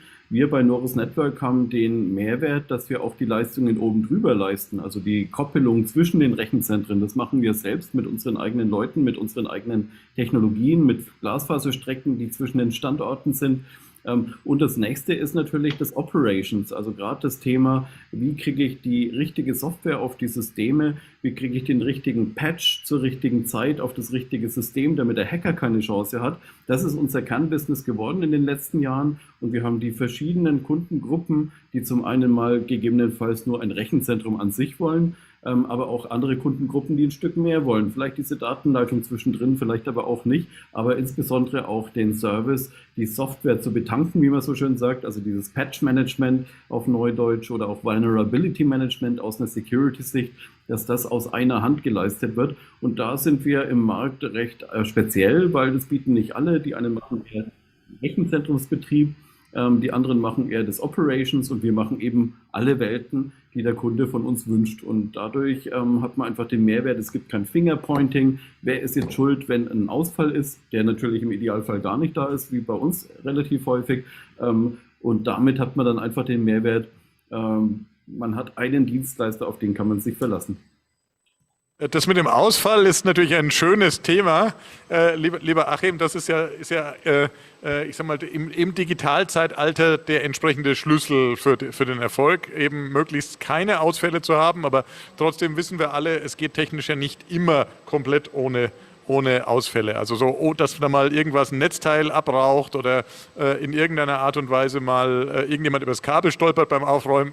Das soll natürlich nicht vorkommen, aber es kommt doch immer wieder mal vor. Habt ihr da so ein paar Praxiszahlen für uns und sagen, wie stellt ihr euch auf oder wie positioniert ihr euch, dass diese Situation, ich darf daran erinnern, ich weiß es noch sehr genau, weil wir hatten vor einem halben Jahr, glaube ich, war das, in Frankreich ein Rechenzentrum, was sogar abgebrannt ist. Ich weiß nicht, habt ihr den Fall, dadurch, dass das in der Branche war, verfolgt? Ich konnte mir das gar nicht vorstellen, weil in den Anforderungen einer Rechenzentrumsbauweise ist doch das Thema Brandschutz ganz, ganz oben. Ja? Da muss man doch überhaupt gar nicht drüber diskutieren. Und dann ist ein Rechenzentrum abgebrannt. Ich weiß es noch sehr genau, weil die Frankfurter Allgemeine Zeitung mich da zu einer Stellungnahme, ich will nicht sagen gezwungen hat, sie haben mich befragt und ich habe dann eine Stellungnahme abgegeben. Und da ist eine Menge passiert und eine Menge mit dramatischen Folgen, weil viele auch keine letztendlich Backup-Lösungen und Systematiken hatten. Wie stellt ihr euch dazu auf? Kann sowas bei euch auch vorkommen und warum nicht? Nein, kann bei uns nicht vorkommen. Zumindest gehe ich davon aus, dass wir alles getan haben, damit sowas möglichst unwahrscheinlich ist. Man muss vergleichen, also bei diesem einen Rechenzentrum, das war ein vergleichsweise altes Rechenzentrum von dem Anbieter, Das hatte teilweise noch Holzverschalungen statt wirkliche Beton- oder Stahlelemente. Das hatte Für alle, die zuhören, da waren wirklich Holzverschalungen drin? Wie geht das? Ja, leider. Das hat man in den Fotos gesehen, die in der Bauphase gemacht wurden. Das konnte man im Internet dann auch über Twitter und ähnliche Kanäle klar nachvollziehen. Also das war wirklich kein modernes Rechenzentrum. Beispielsweise auch ein wichtiges Thema bei uns. Wir machen eigene Brandschutzabschnitte, eigene Räumlichkeiten für alle möglichen Geräte, die brennen können. Zum Beispiel, wenn jetzt genau wie in deren Fall der Batterie- und der Niederspannungsteil abbrennt, dann wäre bei uns gar kein großes Thema, weil wir haben dann einen eigenen Brandschutzbereich für genau solche Komponenten. Die kann man gezielt mit Löschanlagen oder auch mit der Feuerwehr löschen im Worst Case. In unserem Fall ist es zum Glück nie aufgetreten, weil wir entsprechende Komponenten einsetzen, die stark in Wartung sind und da noch nie so ein Thema war. Aber allein durch so eine Komplikation, die auftreten kann, aber die Maßnahmen, die man als Provider trifft und entsprechend schon die Räumlichkeiten so ausgestaltet, ist das Risiko von so einem Brand eigentlich auf minimal bis null gesetzt, um so eine Auswirkung zu haben auf andere Komponenten, die drumherum liegen. Also was bei diesem einen Rechenzentrum passiert ist, das Feuer hat praktisch in diesen Batterieräumen um sich gegriffen, hat die USV-Anlagen praktisch in Brand gesetzt und dadurch ist der Brand dann eben durch diese anderen Räumlichkeiten weitergegangen bis hin zu IT-Räumen, hat dann eben die ganze IT, also Systeme mit Datenbanken und wichtigen Daten einfach runtergebrannt und ist dann noch weitergesprungen zu den Backup-Räumen, wo dann auch noch die Backups zu diesen Serversystemen gelagert waren, weil das auch nicht so richtig brandschutzkonform war, aus einer Perspektive, wie wir sie haben, und hat dann sowohl die Originaldateien als auch die Backup-Dateien, das war gut gemeint, dann entsprechend runtergelöscht. Und wir wissen alle, DSGVO fordert ja, dass man alle Maßnahmen treibt, dass sowas eben minimiert ist. Da gibt es Grundanforderungen, die auch die BSI-Grundschutzkompendien fordern, dass man zum Beispiel ein Backup immer in einem anderen Brandabschnitt lagert als jetzt die eigentlichen Daten. Das war dort einfach nicht der Fall. Das heißt, man hat schon grundlegend die Thematik an der Stelle nicht beleuchtet und da sind wir ganz anders gestrickt. Also wir als Enterprise-Provider mit eigenen Rechenzentren haben eine ganz andere Logistik. Also bei uns geht schon mal los. Vorhin war das Beispiel, was ist, wenn das Netzteil abbraucht? Wir haben seit ungefähr 20 Jahren bei jedem Serversystem bei uns im Rechenzentrum immer 2 Netzteile eingebaut. Was ist, wenn eins nach ein paar Monaten oder Jahren mal einen kaputten Lüfter hat, dann wird es heißer, schmort irgendwann durch. Genau solche Komplikationen wollten wir von Anfang an vermeiden und monitoren sowas schon mal, indem wir praktisch an jeden Stromverbraucher sehen, oh, da bahnt sich was an. Damit haben wir schon frühzeitig, bevor es passiert, diese ganze Logistik, dass wir das austauschen, bevor überhaupt das Netzteil ausfallen kann.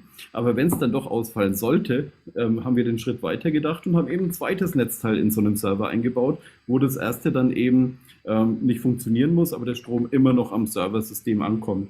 Und das Gleiche zum Beispiel auch mit dem Beispiel Rechenzentrum, dass das Backup immer an einem anderen Ort ist als die eigentlichen Daten. Also wenn es wirklich mal ganz weit kommt und trotz unserer ganzen Sicherheit im Rechenzentrum mit den eigenen Räumen und so weiter doch ein Brand in der IT-Fläche passieren würde, das ist typischerweise bei einem Flugzeugabsturz das Worst-Case-Szenario, wenn es direkt auf die Rechenzentrumshalle fällt, dann haben wir unsere Backups koordiniert immer in einem anderen Rechenzentrum, was ein paar Kilometer oder sogar 200 Kilometer wie im Fall Aschheim, also wo ihr in der Nähe seid, Richtung Hof an der Saale, entsprechend spiegeln können, damit eben die Daten immer noch da sind und keine Ausfallsituation wirklich auch die Daten vernichten kann. Und wir haben einige Kunden, gerade aus dem Bankenbereich, die sehr, sehr hohe Anforderungen haben. Die wollen sogar im Falle eines Flugzeugabsturzes gewährleisten, dass der Endanwender nichts davon merkt, dass die Daten mal kurzzeitig unterbrochen waren. Das heißt, die ganzen Systeme wie Datenbanken und Server werden an 2 Standorten parallel aufgebaut und haben dann eben immer im Falle des Falles die Infos von dem anderen Standort auf ihrem Standort und können dann genau da weitermachen, wo es beim anderen aufgehört hat, als eben so eine Havarie aufgetreten ist. Kurzum, da unterscheiden sich die Provider ein ganzes Stück weit und wir sind da einfach ganz vorne mit dabei. Ja, nicht zu bremsen, unser Achim, vielen Dank. Also sagenhaft auf den Punkt. Das war jetzt eigentlich präzise das, was man wissen muss in Sachen Rechenzentrum. Aber ich habe gleich eine Wortmeldung hierzu. Deswegen darf die Kamera mal hier direkt nach nebenan. Sag mal was. Achim, grüß dich nochmal. Folgendes, und zwar einer der wichtigsten Bestandteile des BSI-Grundschutz sind ja auch unterschiedliche Stromkreise. Das heißt, dass das Serversystem ja mit unterschiedlichen Stromkreisen angefahren wird. Jetzt hast du 500 Racks. Darf ich raten, wie viele Stromkreise du da verewigt hast, oder sagst du mir lieber gleich die Wahrheit?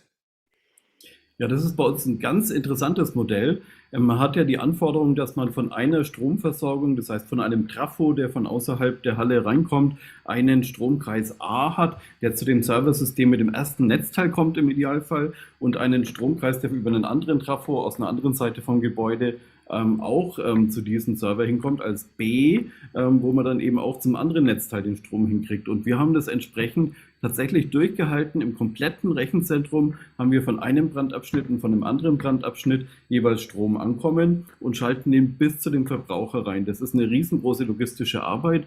Da gibt es dann auch viele Kabel, die man hat. Wir haben das optimiert, indem wir größtenteils auf Kabel verzichtet haben und sogenannte Stromschienen einsetzen, weil Stromschienen haben den Mehrwert, man hat ein bisschen weniger Verlustleistung, weil ein Kabel kann schneller heiß werden als so eine Stromschiene, haben da auch noch optimiert, um diese weiten Strecken von den Hallenenden zu den einzelnen Serverschränken, wo die Computersysteme drinstehen, möglichst performant gleichzeitig, also mit viel Strom, aber gleichzeitig auch wenig Verlustleistung hinzukriegen, und haben das sehr, sehr stark ausgebaut. Und ganz auf der anderen Seite von dir am Tisch sitzt der Ingo, der hatte die Idee, dass wir eine Art Überbuchung optimieren können durch ein modernes IT-Konzept. Also ich überspitze es mal.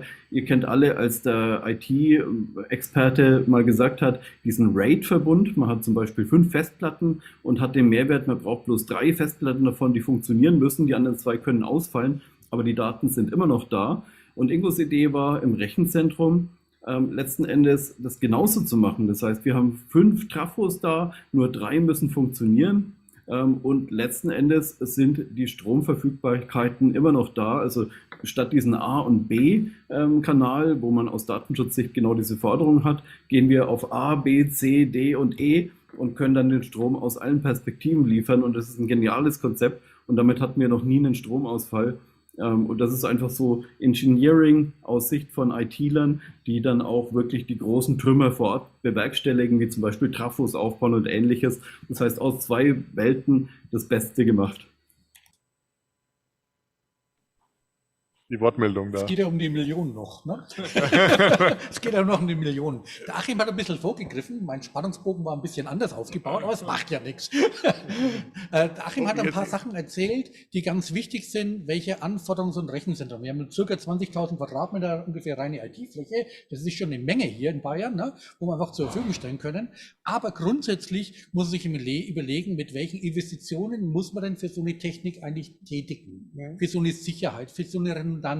Und es geht ja nicht bloß um die Sicherheit vom Strom, dass der nie ausfällt, es darf die Klimaanlage nie ausfallen, oder die Betonstärke der Wand ist schon zentral wichtig. Das heißt, Vereinzelungsanlage, Sicherheitsdienst, 24/7, Kameraüberwachung, Forensik der Kameraüberwachung und. Das ist eine riesen Latte von Tätigkeiten, die man dann mit DIN-Normen und ISO-Normen noch bestätigen kann, was natürlich einen Vorteil hat. Und warum ich das Thema eigentlich ganz interessant mit einbinden wollte, war, weil ich immer wieder Anfragen bekomme, sagen Sie mal, Herr Keller, wie ist denn das? Wir hätten gerne nochmal unser Rechenzentrum erweitert oder ausgebaut. Oder wir hatten einen Raum, den wollen wir noch mal als Rechenzentrum ausbauen. So ein klassischer mittelständischer Kunde mit mehreren Milliarden Umsatz oder ähnliches in der Richtung. Ne? Naja, das ist wirklich, was mich immer wieder verwundert, wenn man einfach sagt, okay, man kann das schon günstig machen. Ein paar Ikea-Regale, ein paar Dreifachsteckdosen, da werden die Server schon funktionieren, sage ich mal. Dann kann ich natürlich günstig arbeiten. Aber wenn man jetzt das gerade, was der Achim erwähnt hatte, natürlich sagt, ja, man braucht Sicherheit. Sicherheit, warum? Die Desktop haben früher die Daten auf dem PC gehabt, während sich die Zeiten noch erinnern kann, sage ich mal. Ne? Und das wird ja immer mehr und mehr zentralisiert worden. Das heißt, wir geben unser Heiligtum immer eine Zentrale rein. Und diese Zentrale wird immer wichtiger. Das heißt, der Diebstahl aus der Zentrale ist einfach immer gefährlicher. Das Risikomanagement wird immer höher in der Richtung. Und gleichzeitig, wenn es vernichtet wird, wie wir es zum Beispiel jetzt mal in Frankreich gehört haben, dass es ein bisschen ungeschickt gemacht worden ist. Das heißt, man hat eine gewisse Anforderung und in den Riskmanagement muss man das mit einbauen und sagt, wie schütze ich das am besten? Und wenn man es da ein bisschen ordentlich macht, dann sind ein paar Millionen Invest auch für ein paar hundert Quadratmeter drin.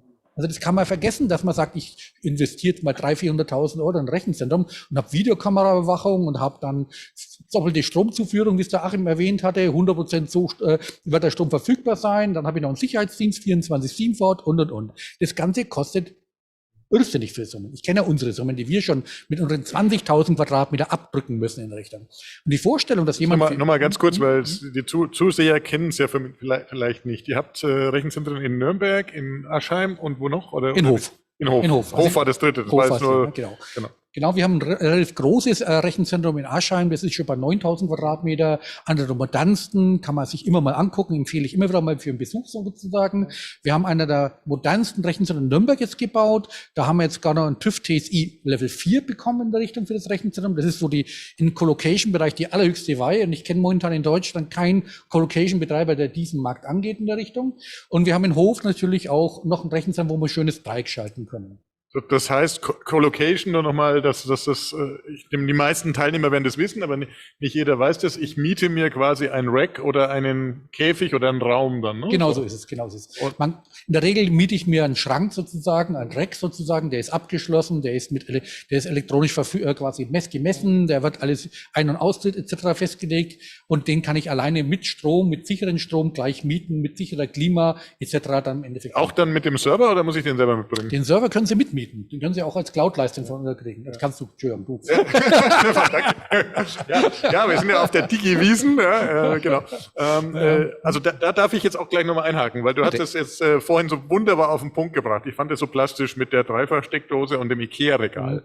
Einer meiner ersten Kunden, bei dem wir sozusagen eine Rechenzentrumsmigration, klingt jetzt hochgestochen, also wir haben das Zeug dann einfach rausgeräumt und haben es dann da kannten wir uns noch nicht, muss Entschuldigung sein, deswegen haben wir euch nicht gefragt, das ist woanders gelandet, aber auch in München, bei einem Kunden in München. Und zwar, ich sage den Namen jetzt natürlich nicht, das war eine, und gibt's noch, sehr erfolgreiche Finanzfirma und die haben in der Nähe der Isar ein Gebäude gehabt und dort gab's, und ich übertreibe nicht, da gab's keine IKEA-Regale, da gab's immerhin ein 19-Zoll-Rack, das stand aber in einem Keller, also Überflutungsgefahr, ja, und in diesem Keller war noch, wer erinnert sich noch an die Firma Praktika? Genau, eine Baumarkt-Klimaanlage mit Praktika-Branding. So. Und die lief dann schon, also als wir da rein waren, das Rack war relativ voll und das wurde also immer, das Patchfeld war so, wie man es auf diesen Horrorbildern im Internet sieht. Ja, also richtig, irgendwann steckt man jemand was rein und steckt jemand noch was rein und noch was rein und irgendwann, solange es funktioniert, fasst das ja keiner mehr an. Ne? So. Und das war dann so, dass die Klimaleistung schon so war, dass trotz Klimaanlage am Anschlag lief das Ganze wirklich warm da drin. Und dann dachte ich, okay, also wir können jetzt warten, ob es zuerst abbrennt oder erst absäuft. Ja, so.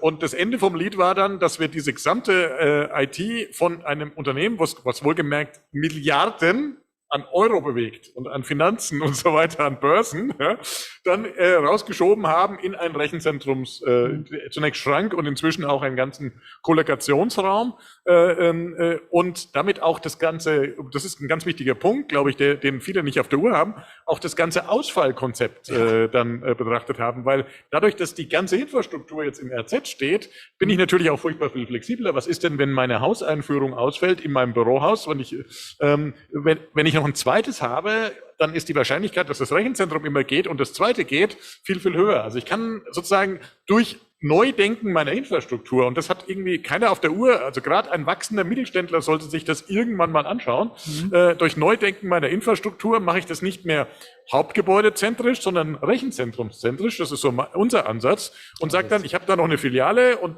in dem Fall jetzt dieser Münchner Firma war es so, wir haben das Hauptquartier, da war dann die Rede, brauchen wir eine zweite Hauseinführung fürs Hauptquartier, also wissen ja alles teuer, da muss der Bagger kommen und so weiter, zigtausende Baumaßnahmen, sagen nein, wir haben noch ein Ausweichbüro ein paar Kilometer weiter, dort sitzt nur die Buchhaltung, und wenn dann tatsächlich mal ein Ausfall ist, dieser Hausstrecke, dann ziehen die um, wir haben das geübt, 15 Minuten dauert es, und die Buchhaltung geht halt heim, die kann auch einen Tag später die Rechnung schreiben, und die arbeiten dann weiter, weil das Rechenzentrum läuft ja noch. Das war da zumindest der Plan, und der hat jetzt toi toi toi die letzten 15 Jahre gehalten und ist gewachsen. Der Corona-Bereich gibt jetzt noch mehr Anschub, weil die Rechenzentren, wenn sie professionell aufgeführt haben, nicht bloß 2 Zugänge, sondern mehrere, die haben zig Carrier, die mit drin sind, die haben mehrfach Internet für Connectivity, also wir wir sind ja im Internet, sage ich ja immer in der Richtung. Und man hat durch Corona und durch die Homeoffice-Regelung auch viel entdeckt, dass auch vieles zentral zu Hause geht sozusagen. Ich sage bewusst zentral zu Hause. Genau. Ne? Und damit weiß man, dass man eigentlich von dem Rechenzentrumstandort wesentlich mehr abhängig ist, wie eine Location-Standort in der Richtung, weil wir können immer noch mit 5G arbeiten und Ähnliches tun. Wir haben zig Möglichkeiten, an die Daten ranzukommen. Das heißt, der Standort des Rechenzentrums und die Anbindung ist viel wichtiger. Und man kann sich da mehr drauf zu konzentrieren. Ich suche mir lieber da was in der Richtung, indem ich halt schlichtweg weiß, es brennt mir nicht ab, der Strom ist immer verfügbar, die Klima ist immer verfügbar und ich habe eine Connectivity, die sage ich mal, in Terabit zu finden ist. Genau, und das ist, glaube ich, der Punkt. Und da haben viele in der Vergangenheit geirrt und gesagt haben, wir müssen unser Hauptquartier soweit aufrüsten und mehrfach redundant abstützen. Nein, das Rechenzentrum muss sein. Ja. Und das Schöne beim Rechenzentrum ist, da kann ich mir dann die Kosten teilen, wenn ich nicht unbedingt ein eigenes Rechenzentrum bauen will, was jetzt interessanterweise immer noch nicht ganz vom Tisch ist. Also wir haben in den vergangenen Jahren übrigens für mehrere große Autozulieferer was gemacht und die haben dann in einem Fall tatsächlich ein Follow-the-Sun-Prinzip mit 3 eigenen Rechenzentren rund um den Planeten gebaut. Würde man heute, das ist jetzt 8 Jahre her, vielleicht auch nicht mehr unbedingt machen und sagen, wer baut denn jetzt noch eigene Rechenzentren? Ja, sondern das ist alles eine Sache, die kann man auf einer industriellen Basis, und wir haben es jetzt vom Achim ja auch gerade gehört, hochprofessionell gemanagt, viel, viel besser in Betrieb nehmen und vor allen Dingen Betrieb halten, wenn man sich die Leistungen dazu, zum Teil zumindest, dann shared und zukauft shared. Weil wer will denn wirklich einen 24x7 Betrieb mit jemand haben, der dann auch das Netzteil tauschen kann? Ja, die Kompetenzen muss ich ja erstmal nicht nur einfangen, ja, sondern ich muss ja auch bezahlen und dann dafür sorgen, dass die dann nicht alle im Urlaub sind oder irgendwie in Quarantäne, wenn man sie braucht. Es fängt schon mit dem Sicherheitsdienst an. Man braucht ja einen Sicherheitsdienst, der quasi den Zutritt gewährleistet. Man kann das mit Vereinzelung machen, man kann da vielleicht viel automatisieren in der Richtung, aber letztendlich ist Personalkosten da wichtig. Vertrauenswürdiges Personalkosten ist auch wichtig. Man kann ja nicht irgendjemanden hinschicken, sondern die müssen ja gewisse Sicherheitszertifikate ja vorgeben, sage ich mal. Gleichzeitig, wie Sie vorhin schon erwähnt haben, brauche ich ja gewisse Fachleute, die schlichtweg das auch leisten vor Ort. Und wir haben viele, ich sage mal ganz kurz, einige Kunden, die sind 400 Kilometer entfernt und machen sogenannte Co-Location bei uns. Also das heißt, die nehmen jetzt nicht unsere Plattform als eine Service-Lösung oder Hardware-Lösung, sondern die machen ihr System selber. Die tauchen einmal im Jahr auf, nicht öfters. Das ist natürlich eine gute Maßnahme, aber ich kann dann trotzdem rein, wenn ich... Ja, natürlich, aber die lassen das ja, da gibt es halt einen Auftrag. Nicht, dass er mich da nicht reinlässt oder so. Ja, nein, du kommst nicht rein. Du kommst hier nicht rein. Dass er jetzt, du kommst doch nicht rein, wenn du keinen Ausweis mitbringst. Ja, also das ist ja das Thema Zugangsschutz ist natürlich auch ein großes Thema. Das war es ja schon immer. Ich habe vorhin noch überlegt, wo euer Rechenzentrum in Nürnberg wohl steht, weil er gesagt hat, ein Flugzeug kann drauffallen. So viel Betrieb ist am Nürnberger Flughafen jetzt auch nicht. Nein, das ist auch weit weg. Auch nicht in der Einflugschneise. Nein, sind wir überhaupt nicht, um Gottes Willen. Das sind bloß so Szenarien, die der Achim darstellt. Was könnte denn passieren? Weil Brand alleine ist eigentlich fast unmöglich bei uns, weil wir ja sehr einen präventiven Brandschutz haben, der schlichtweg vorher erkennt, dass Rauch durch minimale Rauchgase erkennt, was läuft und durch Stickstoff den Brand sofort löscht sozusagen. Oder also beim Entstehen. Die teure Anlage, genau. Die richtig teure Anlage. Ja, ne? da haben wir eine Wortmeldung direkt dazu. Ich hätte noch eine Frage an Neues Network bezüglich, wir haben ja Infrastruktur auch als Thema. Habt ihr eigentlich die Möglichkeit, dieses Desaster in Deutschland irgendwie anzugehen oder mit der Politik zu lösen, was die Infrastruktur oder den Ausbau der Infrastruktur angeht, auch, sagen wir, im ländlichen Gebiet? Ich sage mal, bei uns in Hofstetten ist es so, also Kupfer, und das ist das höchste der Gefühle für die nächsten 10 Jahre. Und dieses Problem... Hofstetten wo? Weil Hofstetten Landsberg bei Lech. Gibt's mehrfach. Ja. Landsberg bei Lech, entschuldige Thomas, Landsberg bei Lech. Also, aber es ist ja nur ein Beispiel. Habt ihr die Möglichkeit von Norris Network hier auf die Politik einzuwirken, oder geht die Politik hier auf euch zu? Weil das ist ja, sage ich mal, für die gesamte Wirtschaftskraft Deutschlands unglaublich wichtig. Und habt ihr da eine Möglichkeit zu agieren? Achim, möchtest du? Gern. Also an der Stelle haben wir einfach ein föderales System in Deutschland. Wir haben die Eigenverantwortung der jeweiligen Kommunen oder Gemeinden und die Gemeinderäte haben einfach zu wenig digitale Bildung.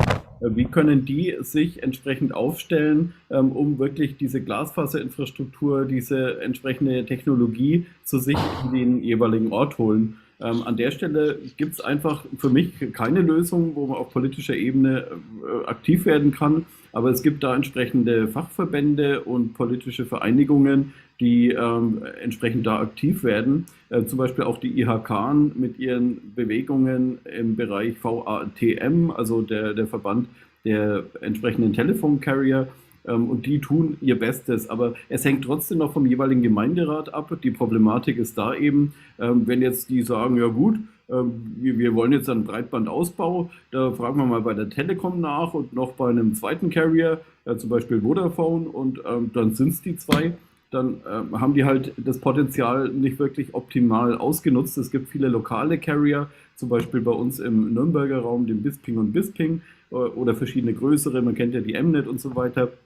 Die werden oftmals gar nicht mit eingeladen in diese Ausschreibung, und damit hat man dann auch das entsprechende Ergebnis. Also nicht optimal die entsprechende Glasfaser über eine Abkürzungsstrecke, wie wir es vorhin gehört haben, über die Bahntrasse, sondern dann einfach über den normalen Weg, wie man es die letzten 100 Jahre auch schon hatte. Und da ist dann nicht viel Innovation zu erwarten im Worst Case. Ja, in der Tat, das ist auch meine Beobachtung, wenn ich mich da direkt mal einmischen darf, ist bei dem Thema Breitbandausbau, aber dann noch einiges im Argen, auch die letzten Jahre. Ist vieles nicht vorangekommen. Ich selber sitze mit meiner Firma in Holzkirchen bei München. Das ist, wenn Sie Richtung Salzburg rausfahren, so die zweite Autobahnausfahrt, dann nach dem Südkreuz, da wo es Richtung Tegernsee geht, und direkt dort an dieser Autobahnausfahrt in einem neuen Gewerbegebiet. Und natürlich war für uns entscheidend als Standort, dass das Thema Bandbreite da ist. Und ich kenne den damaligen Holzkirchener Bürgermeister, den Olaf von Löwes, den jetzigen Landrat, und der hat sich damals massiv dafür eingesetzt. Und das Schöne ist, wir haben ein Büro, da ist alles drin, auch die Internetbandbreite, die inzwischen schon zweimal angepasst wurde.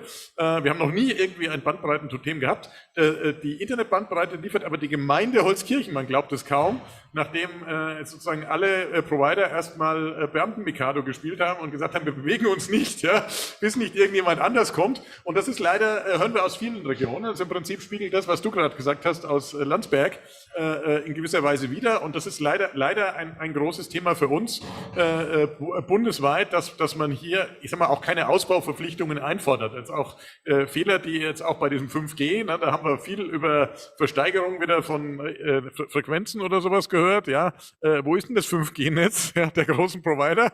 Ich glaube, im Münchner Stachus habe ich schon mal gehabt, aber ansonsten not so much. Ja, hier natürlich schon, aber an der Huawei-Location ganz klar. Aber sonst in dem Räumen, die davon profitieren können, oder in den Räumen, wo man es bräuchte, ich sage nur die Anwendung autonomes Fahren oder dann mal ein dynamisches Homeoffice, Mobile Office und so weiter, da hinken wir hinterher. Und eigentlich könnte man den Andi Scheuer fragen, weil der ist ja heute auch irgendwann zumindest mal auf der Digiwiesen, oder? Wo ist denn der? Noch ist er ja dafür zuständig. Also vielleicht kann man auf den letzten Metern noch ein bisschen was anschieben, aber klar ist, man muss eigentlich selber die Initiative ergreifen. Das merken wir auf Gemeindeebene. Ich wohne inzwischen auf dem Land. Man muss da ein bisschen was machen. Man muss aber auch dann permanent Aufklärung spielen. Ein bisschen was dazu machen wir ja auch. Ja, wir reden ja hier über Infrastrukturen, über die Bedeutung von Infrastrukturen.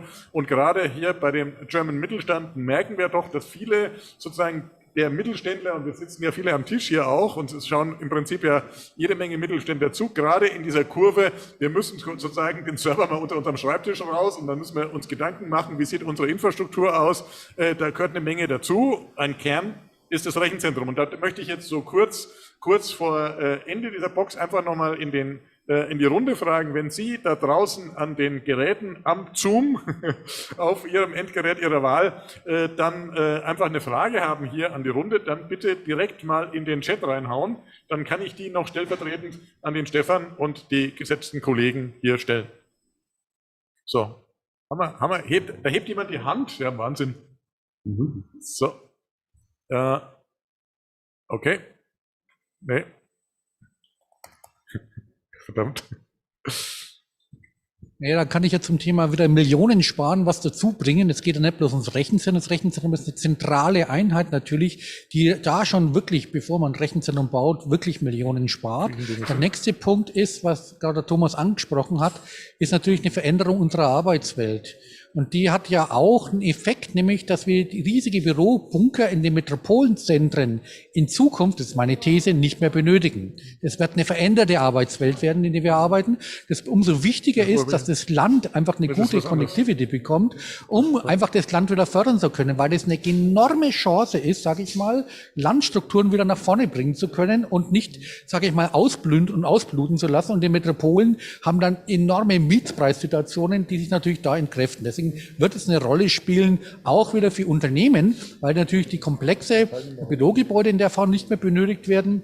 Man kann es einfach mit Homeoffice machen, man muss bloß noch Begegnungsstätten bauen, das ist meine Sichtweise, die in Richtung geht. Und natürlich ändert sich da was. Und deswegen ist da ein ganz wichtiger Punkt, wo ich sage, das wird sich verändern. Unsere Kosten werden sich dadurch auch sinken, wenn man es richtig angeht. Und die Arbeitswelt wird ein bisschen dezentraler, was die Mitarbeiter betrifft. Jetzt gebe ich Sie wieder. Genau, wir haben eine Wortmeldung. Bitte einfach das Mikro ausschalten und sich zu Wort melden. Einschalten. Die Stummschaltung ausschalten. Mein Gott, und das war nur Okay. alkoholfreies Weißbier. Gibt's mir bitte nichts Richtiges zum Trinken hier. Moin aus Hamburg. Hört ihr mich? Ja, hört mich gut. Wunderbar. Wunderbar, wunderbar. Sagst du kurz was zu dir und deinem Background? Ganz kurz. Ja, ich bin Peter aus Hamburg, Tri2 IT und Communication Systemhaus. Und ich möchte eigentlich nur wissen, wie ich in den Jabra-Raum reinkomme. Sorry, dass ich euch so fürchterlich unterbreche. Du bist ja bei der Infrastruktur. Ich bin dabei. Ja, gut. Werner, sag was. Wie kommt er in den Jabra-Raum ran? Indem man unten die Breakout-Sessions auswählt und dann Jabra anklickt. Bei den Breakout-Sessions kann man sich selber einwählen in die jeweiligen. Aber müsst ihr gleich vorbei sein. Genau, wir sind eigentlich fast durch mit der Runde. Eine Viertelstunde haben wir noch. Oder Viertelstunde. Jeder hat es uns ertragen müssen. Genau. Also, wie gesagt, unten Breakout-Session im Zoom. Es ist bei mir nicht. Es ist Gibt's überhaupt bei mir auch keine nicht. Ich muss einen Breakout-Session. Wir Administrator sind machen. nirgendwo, ja, und da warte ich seit einer halben Stunde drauf. Dito. Danke. Ich mache jetzt wieder stumm. Schreibt mir in den Chat, ich schicke euch rüber dann. Wir haben schon öfter geschrieben. Ich habe schon 20 Mal gechattet.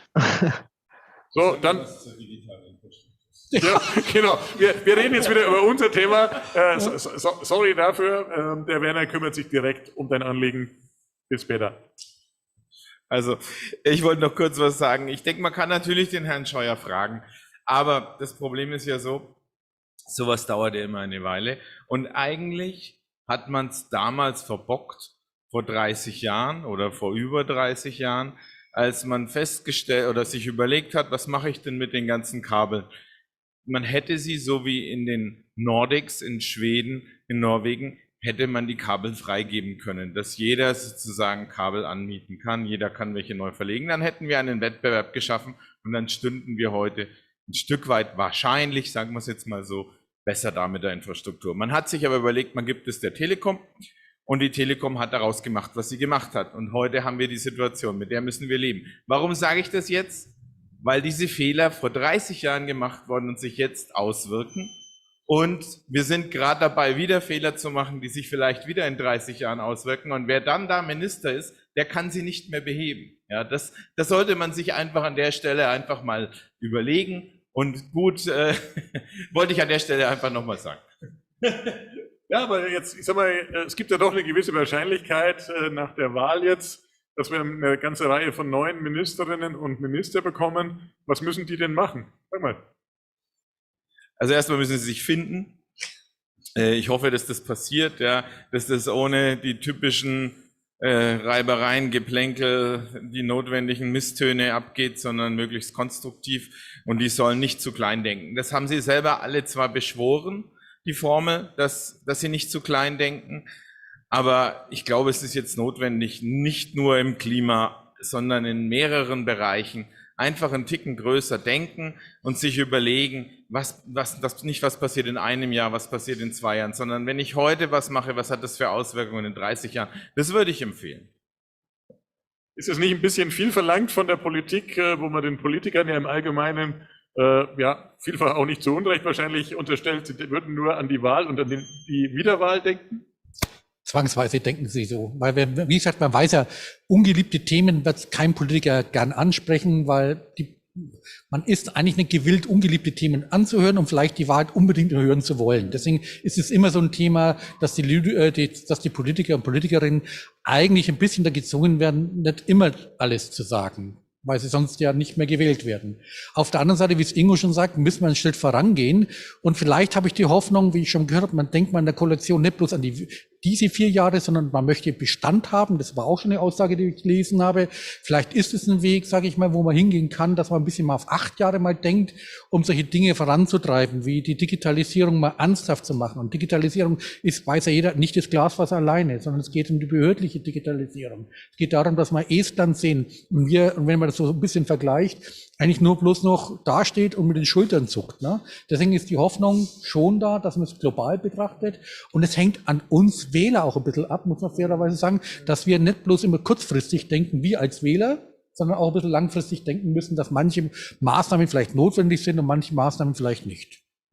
Ja, jetzt wissen wir natürlich noch nicht, welche Koalition da jetzt rauskommt und mit welchen Sachen. Aber ich sag mal, ich habe so eine gewisse Grundhoffnung. Ja, 2 Parteien sind dabei. Ich habe so eine gewisse Grundhoffnung, dass sich doch was dreht und zumal, ich sage jetzt mal, eine Partei, die ja gerade nicht in ihrem vor Jahrzehnten gestarteten Wahlprogramm mal furchtbar gegen ISDN und alles, was irgendwie mit dem Stecker dran war, hat sich ja komplett gedreht. Wir haben ja auch einen Politiker von den Grünen hier noch heute im Tagesprogramm, mit dem durfte ich auch schon in der letzten Woche mal in unserem Security Panel dann diskutieren, wo ich merke, Moment mal, da ist schon ein bisschen was im Kopf angekommen. Und wenn man dann ich sag mal, so ein bisschen davon ausgeht, dass so ein bisschen mehr Offenheit einkehrt, hoffe ich auch, dass der Sachverstand in die Politik zurückkommt, weil wir haben es ja gerade gehört, Infrastruktur auf einer größeren Ebene ist ein Problem, was man eben natürlich nicht ohne gewisse staatliche Vorgaben vernünftig lösen kann. Und bisher ist es eben zu schlecht gelöst worden, weil man hat den großen Providern ihre Pfründe gelassen und hat jetzt, ich sage jetzt mal, nicht vernünftig privatisiert. Übrigens auch im Strombereich sind die Probleme ganz ähnlich. Und im Bahnbereich haben wir auch Themen, ja, wo man sagen müsste, das könnte noch ein bisschen besser gehen. Ja? Jenseits dessen, dass wir auch da unterinvestiert sind. Ich habe das gerade mal untersucht für einen Beitrag in der Neuen Zürcher Zeitung, wo wir sagen, okay, wir investieren etwa 1/3 nur in die Infrastruktur, wie die Schweiz es tut. Ja? Und dann wundern wir uns, dass es nicht so gut funktioniert. Ja? Das ist einfach auch ein Thema der Mittelallokation und der entsprechenden Prioritäten, die man dann setzt. Und wir hoffen alle, dass die neue Regierung, wie auch immer sie dann zusammengesetzt ist, wer auch immer Kanzler, Vizekanzler, whatever, Infrastrukturminister oder vielleicht haben wir wieder eine Digitalministerin, die mit auch einem Ministerium oder sowas oder einem Digitalminister, da gibt es sicher noch einiges zu erwarten und ich habe trotzdem ganz gute Hoffnung, weil ich glaube, so langsam ist es angekommen, dass wir gerade in den Corona-Zeiten haben wir es gemerkt, ja, dass wir mit dem Faxgerät allein nicht weiterkommen und ich muss auch sagen, das ist auch kein Klischee, ja, sondern das konnte jeder, der da irgendwann mal betroffen war, dann auch merken, wie das dann tatsächlich abgeht, ja. Und die Frage ist, wie kommen wir denn in Summe vom Faxgerät weg oder von unseren Kunden? Oder sind eure Kunden schon längst vom Faxgerät weg? Ja, unsere Kunden sind schon lange weg, sonst würden sie ja nicht bei uns sein, wenn man ganz ehrlich ist, ne? Was mir aber da noch ein bisschen so bei aller staatlichen Ideen und Förderungen und zentralen Initiativen, die es da gibt, habe ich mal den Eindruck, aber nur so einen Eindruck, den kann ich jetzt nicht wissenschaftlich vorweisen, dass man eigentlich den Mittelstand den klassischen innovativen Mittelstand immer außen vor lässt. Mit den ganzen Fördergelder, wenn man guckt, wo sie hinkommen, die Beratungsgelder, die den Ministerien ausgehen, diese Hunderte von Millionen, wenn man mal guckt, wer hat die, wer kassiert die in der Richtung. Und da hoffe ich auch, dass man ein bisschen Umdenken macht und sagt, wer treibt denn unsere Wirtschaft denn hier in Deutschland voran? Ist es der Großkonzern X oder das Beratungssystem der Big Five? Ich sage nein, das ist hier der Mittelstand. Wir sind das alle, wie wir hier so sitzen in der Richtung. Und da muss man sich schon überlegen, wie man uns wieder ins Boot holt als Mittelstand, die dann solche Sachen vielleicht ein bisschen innovativer, nicht so politisch nicht so politisch das angeht, sondern pragmatische Dinge machen und Dinge einfach mal fertig macht. Also ich brauche keine Gesundheitskarte 2 oder sowas, ne? Ja, das ist ein guter Punkt, glaube ich, weil vieles von dem, was wir da gesehen haben, sind Dinge, die werden einfach angefangen und dann auf halbem Weg irgendwie beerdigt oder ins Endlosprojekt. Ja? Also wir können alles außer Infrastruktur, ist ja so ein bisschen das Fazit der letzten 10 Jahre, aber man darf auch nicht zu schwarz sehen, sondern tatsächlich ist aus dem Mittelstand kommen viele Sachen, es kommen viele innovative Ideen. Ihr kommt ja auch aus dem Mittelstand und seid inzwischen eine veritable Größe in Deutschland und auch über Deutschland hinaus, habe ich das auch verstanden, was die Kundschaft angeht. Und viele von den Mitgliedern im German Mittelstand und viele von unseren Zuhörern sind genau an dieser Stelle oder an dieser Schwelle oder sind genau auf diesem Weg aufwärts und müssen halt aber auch schauen, wie kann man mit knappen Mitteln vernünftig umgehen. Und ich glaube, das ist so ein bisschen das Erfolgsrezept Erfolgsrezept auch vom Mittelstand, was man in der Politik gern vergessen hat, weil da ist man gewohnt, man wirft dann mal irgendwie 100 Millionen auf die Taliban und so weiter. Jetzt, keine Ahnung, wer das Geld da bekommt, ist ja auch egal. Ja. Aber, dann noch wie viel? 900 Millionen für irgendwelche Beratungsleistungen bei irgendwelchen großen amerikanischen Beratungsunternehmen, Genau so ist. wo dann, ich sage mal, in manchen Fällen vielleicht was rauskommt. Wir haben uns in einem öffentlichen Auftrag mal durchgesetzt gegen ein bekanntes Unternehmen mit MC am Anfang. Ja? Ja klar, also da ist man auch als Mittelständler, auch als Lieferant eigentlich komischerweise so selten auf der Uhr. Das erwarte ich eigentlich von der neuen Regierung, dass man sagt, okay, wir haben die Kompetenz im Land, gebt dann auch den Lieferanten mal eine Chance, gebt dem Start-up eine Chance.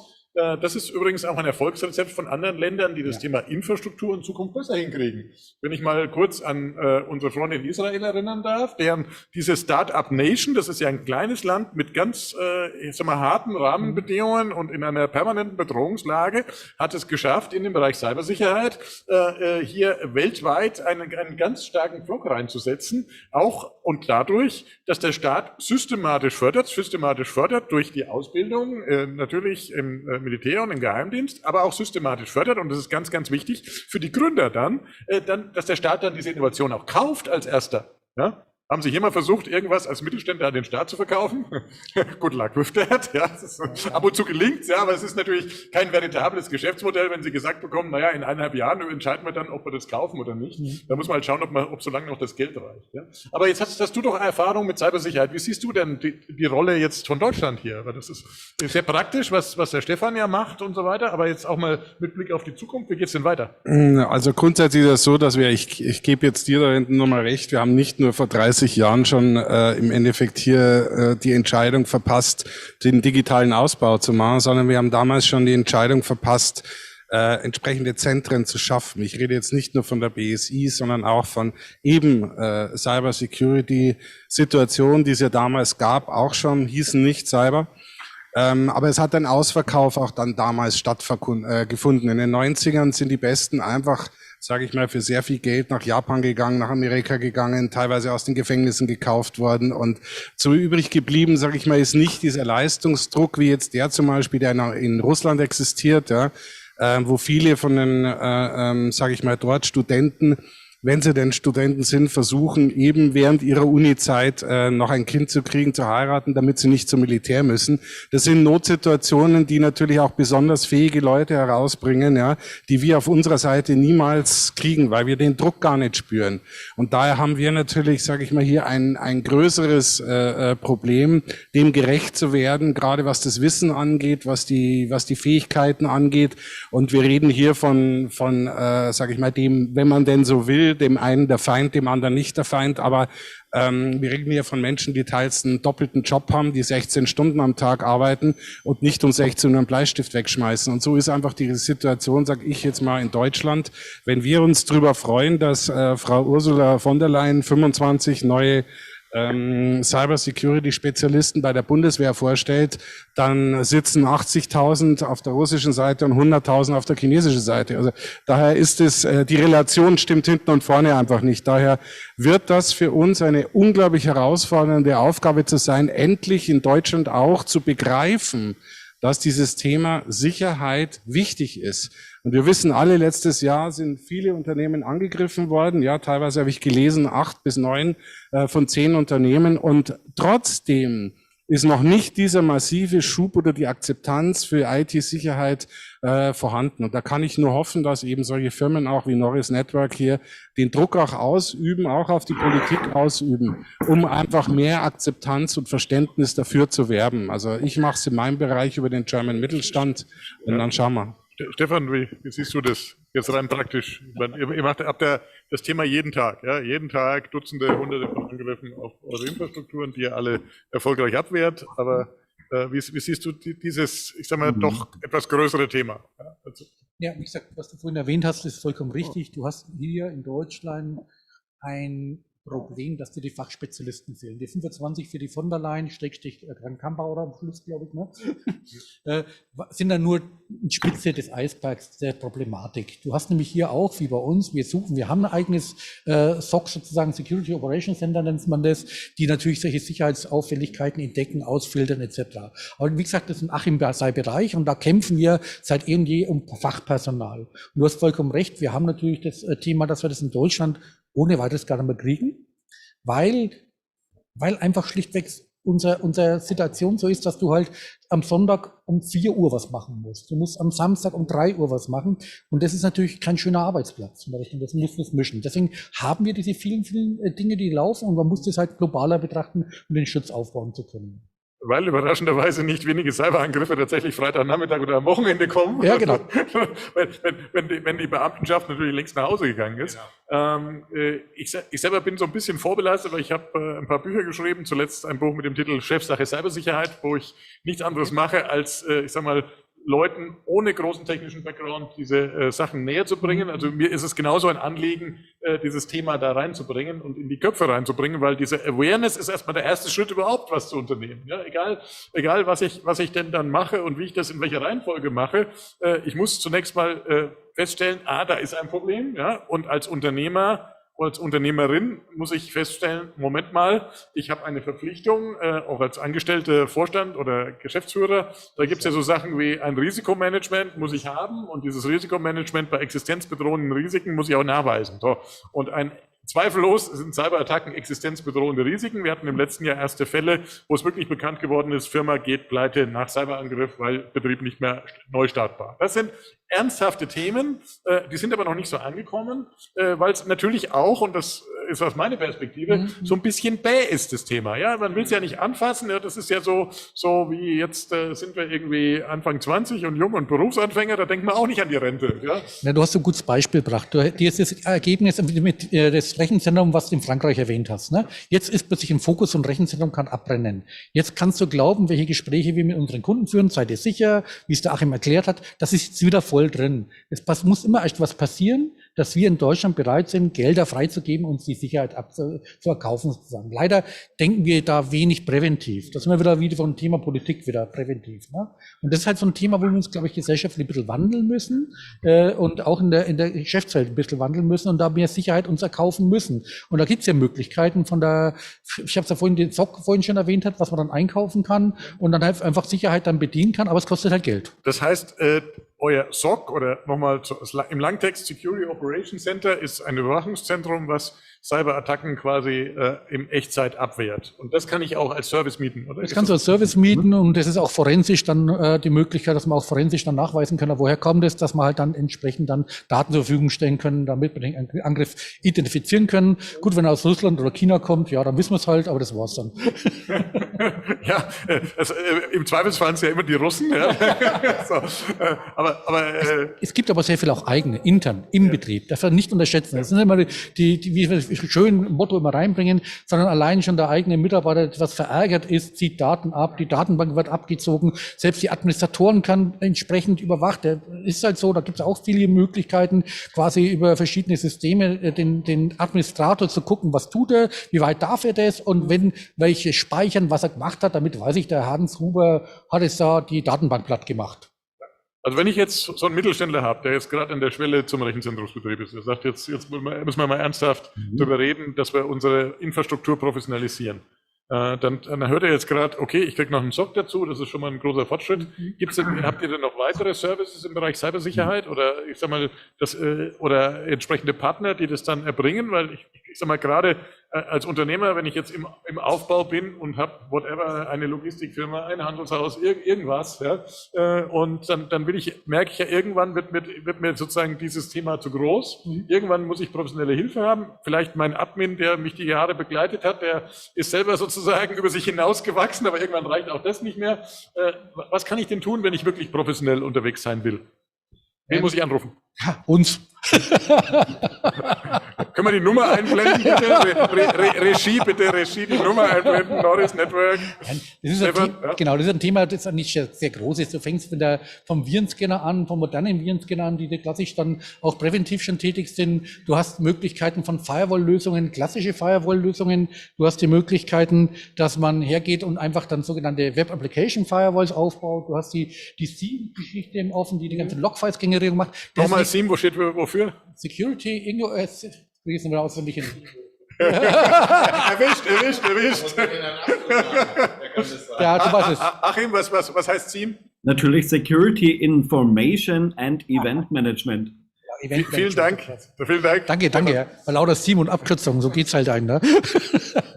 Aber es sind halt einfach nichts anderes, die dann die Logfiles ausarbeiten, vorpräventiv feststellen, hoppla, die Logfiles weisen komische Dinge aus, dann gebe ich gleich einen Alarm, da kommt der Security-Spezialist, schaut sich das an und vor dem Security-Spezialist wird eine KI irgendwann kommen, wenn die jetzt schon nicht da ist. Das heißt, es entwickelt sich immer mehr und mehr, diese Abwehrmechanismen, dann wird sie eine Chance haben, sage ich mal, sicherer zu arbeiten und schlafen zu gehen.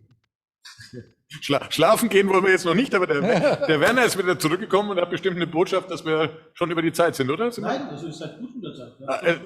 Eine Schlussrunde geht immer. Eine Schlussrunde geht immer. Deswegen darf ich jetzt mal sozusagen an unseren Kollegen von der Brokerage oder der... Genau. Noch mal kurz, famous last word. Du hast dir jetzt einiges angehört zum Thema Infrastruktur. Was würdest du dir für die Zukunft in Sachen Infrastruktur wünschen? Hast du alles, was du brauchst? Brauchst du noch einen direkten Kontakt zu Norris oder wie baust du das? Also ich habe bestimmt noch lange nicht das, was ich brauche. Ich habe zum Beispiel auch herausgefunden, ich wohne ja mitten in der Stadt und habe dort mein Homeoffice, dass ich gar keine Möglichkeit habe, außerhalb eines bestimmten Anbieters eine Glasfaserleitung zu nutzen. Weil wenn ich bei einem Anbieter bin, kann ich da nicht meine Glasfaser nutzen, sondern muss unbedingt zu dem Anbieter, weil der wieder ein Monopol hat. Also ich würde mir wünschen, mehr Offenheit in der ganzen Telekommunikationsszene zu haben. Ein zweites Anliegen, ich möchte hier speziell für die Startups, und wir haben ja im German Mittelstand ja einige Startups da, möchte ich gerne eine Lanze schlagen und einmal auch vielleicht dann Joachim Aspel fragen, ob er vielleicht einmal eine Möglichkeit hat, weil man weiß ja, Startups haben relativ wenig Geld, ob man nicht Startups mit vielleicht einem bestimmten Preis mit fördern könnte, dass die auch ihre ganzen Softwaregeschichten innerhalb von Norris Network zum Beispiel auch unterbringen können. Gute Idee, da kann der Achim vielleicht gleich was zu sagen. Genau, dein Schlusswort?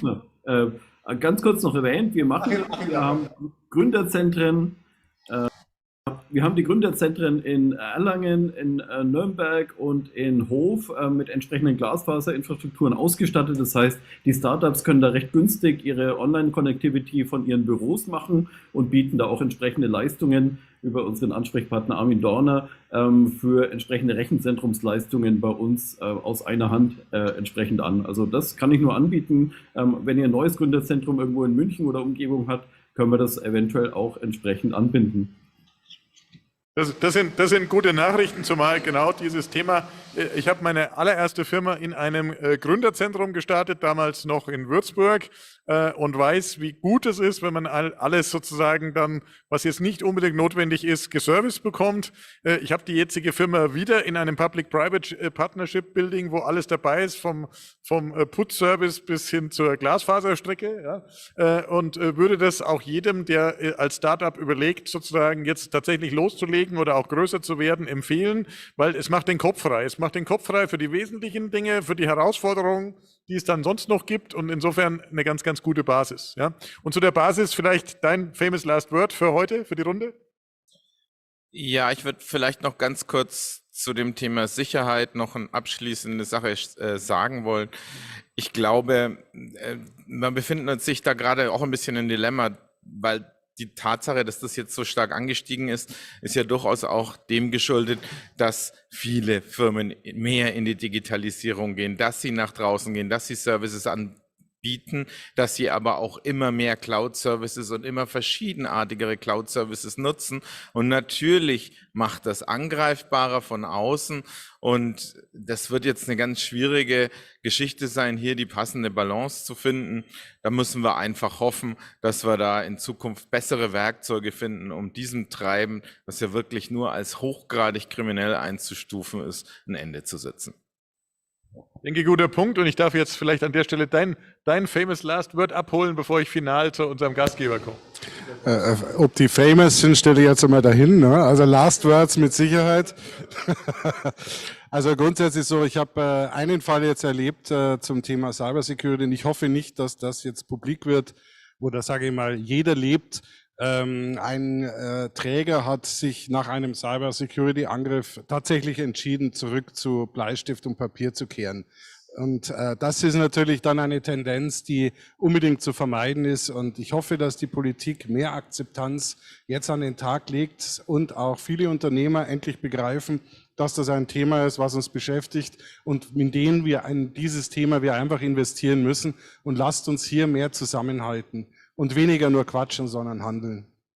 Denke, guter Punkt. Stefan, du als Gastgeber der Box, letzte Worte. Letzte Worte. Darauf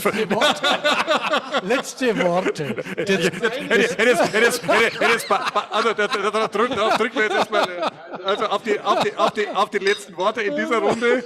Der Werner hat nichts zum Trinken, aber dann darfst du auch mit. Jawohl, so, Kameraden. So. Ich werde mal gucken. Ach, der Achim. Achim hat das geregelt, ja. Was natürlich auch wichtig ist, wie ich vorhin schon mal erwähnt hatte, die Sicherheit wird immer wichtiger, aber ich habe vorhin schon mal ein bisschen erwähnt, die ist auch unheimlich teuer. Man muss unheimlich investieren. Wir haben vorhin schon mal mit Rechenzentrumssicherheit vorhin erwähnt, da fängt schon der Betonstärke der Wand an, sage ich mal, und hört irgendwann bei einer USV, Klimaanlage, Stromverteilung, Always-On-Schaltung oder auf in der Richtung. Und dann steigern wir uns dann in die Security-Produkte mit rein, die auch wieder Unmengen von Geld kosten. Und dann kommt das nächste, ich brauche das Personal, die horrend teuer sind mittlerweile hier in Deutschland, die natürlich alles eine Rolle haben. Das Ganze funktioniert nur, deswegen letzte Worte, man muss den Skalenmarkt erreichen. Das bedeutet, man muss ein Partnership machen, man muss sich so zusammensetzen, wer leistet was, bei wem kann ich was machen, weil alleine geht das nicht mehr. Wir müssen da enger zusammenrücken, wir teilen unseren Beitrag dazu und können euch helfen, sag ich mal, einen Schritt weiterzukommen. Ich glaube, das war das perfekte Schlusswort. Jetzt kann ich nur unterstreichen, auf das fokussieren, was man am besten kann. Für alles andere die richtigen Partner, die geeigneten Partner, die Partner, die Denke, das Leben, das Arbeiten des Mittelstands verstehen suchen. Ich glaube, wir haben hier einige am Tisch gehabt. Wir haben einige heute im Laufe des Tages und einige im Bereich der Digiwiesen. Und mein Dank geht an den Werner für diese großartige Veranstaltung, für die Gelegenheit, für diese wunderbare offene Diskussion. Wir haben es gesehen am Audience Flow. Es ist keiner weggegangen. Also es ist schwer was los. Ja? Und ich darf jetzt direkt vielleicht wieder zurück an Werner geben, weil der weiß, wie es weitergeht. Ich weiß es nämlich nicht. Dankeschön fürs Zuhören und sehr zum Wohle. Ja, Prost nochmal, Servus, Dankeschön. Ein Applaus auch von meiner Seite. Vielen Dank für die tolle Runde. Danke, dass du hier auch eingesprungen bist. Super. Aber ich habe gewusst, wem ich das Mikrofon in die Hand drücken kann. Dankeschön. Ja, hier geht's jetzt weiter eigentlich mit einem kleinen Break. Wir haben draußen auf der Dachterrasse, sorry für die Leute, die in der Zoom-Session dabei sind, ein bisschen was vorbereitet. Ich würde euch dann gerne nach und nach den Einzelnen nochmal mit reinholen. Einfach mal fragen, was war denn jetzt in eurer Box so los? Das wollen wir dann von den anderen hören. Ich will auch mal wieder zwischendurch in die Runde fragen, wer alles da ist. Und da sehe ich jetzt schon auch den Ole Neumann, wenn der mal kurz Hallo sagen kann und sich kurz vorstellen. Wer bist du? Ja, danke, Werner. Ich nehme mal den Ball von den Hashtags auf. Das habt ihr super heute Morgen gemacht. Meine 3 Hashtags lauten Hashtag Teamverstärker, Hashtag Begeistern, Hashtag Neue Horizonte. Ich helfe Führungskräften aus ihrer Gruppe ein wirkliches Team zu formen oder aus bestehenden Teams Weltklasse-Teams zu formen. Und das mache ich mit so einem recht innovativen Ansatz, mit einem Teambuildingsprozess. Vorsichtig, kein Event. Event gehört mit in den Prozess dazu, aber es bedarf ein wenig an Vorlauf und an Nachlauf, damit das, was da hinten rauskommt, auch nachhaltig ist. Weil nichts ist schlimmer, als wenn wir uns auf ein Team-Event freuen, wie Bolle, wir gehen zusammen segeln, was wir ja schon mal gemacht haben, lieber Werner. Wir gehen in die Berge und jeder von den Teilnehmern freut sich drauf. Und dann kommt dieses große Event und wisst ihr was, das ist auch noch so super und alle haben glänzende Augen, alle haben das Strahlen im Gesicht. Eine Woche später wird noch begeistert davon gesprochen. Nach 2 Wochen schon wieder ein bisschen weniger und nach 4 Wochen arbeitet eigentlich im Prinzip jeder genauso wie vorher auch. Und am Ende des Jahres ist eigentlich kein Effekt zustande gekommen, außer dass man da eine schöne Zeit hat, mal überspitzt formuliert. Verbunden mit der Bitte an den Chef oder Chefin zu sagen, Mensch, das war ja super, klasse, aber was machen wir denn nächstes Jahr? Da muss da noch einer obendrauf. So, und damit das eben halt nicht zu so einem Event Competition wird, sondern dass da wirklich was nachhaltig ist, da helfe ich Menschen, Firmen, Unternehmen dabei, dass sie etwas, was sie dann gespürt und von der emotionalen Seite her rübergetragen haben, das dann ins Business zu transferieren. Und dann heißt das Stichwort anders arbeiten als zuvor. Das ist es. Perfekt, danke dir. Schön, dass du dich vorgestellt hast. Jetzt schalten wir mal in eine Digibox zum Roland Werner. Ich weiß nicht, Roland, hörst du mich? Roland Werner hört mich nicht, oder? Dann probieren wir es mal beim Per Stemmer. Ja, Per. Ja, ich kann man hier gut hören. Ich bin ein Stockwerk tiefer als ihr. Wir haben hier viel gelernt, muss ich wirklich sagen. Im Besonderen über hybride Arbeit, wie wir uns die vorstellen, wie wir Büros der Zukunft uns vorstellen. Ich habe hier auch viel dazu gelernt, wo die einzelnen Mitarbeiter arbeiten, wo die so stehen, habe ich, glaube ich, auch einen guten Einblick für gekriegt für die Kollegen hier im Raum. Wir haben also tatsächlich auch die Generation unter 30 und fast um die 60 hier im Raum. Das war ein toller, also das bin ich bin 57. Ja, willkommen im Club. Ja, das ist also ganz toll. Wir können da im Einzelnen nachher noch drauf eingehen. Ich will das jetzt hier nicht bewerten. Also ihr habt viel Spaß gehabt, habt eine schöne Runde gehabt, freue ich mich. Wir sehen uns sowieso gleich auch auf der Dachterrasse. Ich werde dann auch nochmal die einzelnen Gespräche dann auch nochmal aufnehmen. Ich freue mich, wenn ihr jetzt wieder hochkommt. Schauen wir mal, ob wir irgendwo den Roland Werner jetzt, ob der mich hört. Nein, Roland hört mich nicht. Macht nichts. Dann sprechen die aber trotzdem noch intensiv weiter, weil ich sehe es auf dem Bild. Wie gesagt, wir machen jetzt einen kleinen Break, kleine Brotzeit und ich möchte gerne vielleicht passend dazu ein bisschen die Ilse Aigner mal hören. Bitte, danke. Eine Digiwiesen, völlig digital. Ist das vorstellbar? Stimmung, Austausch, gute Leute an sich nicht. Aber wenn es einer digital kann, dann seid ihr das aus IT und Mittelstand. Ihr habt mich gebeten, einen Einwurf von der Seitenlinie zur Nachhaltigkeit zu machen. Mache ich natürlich gern.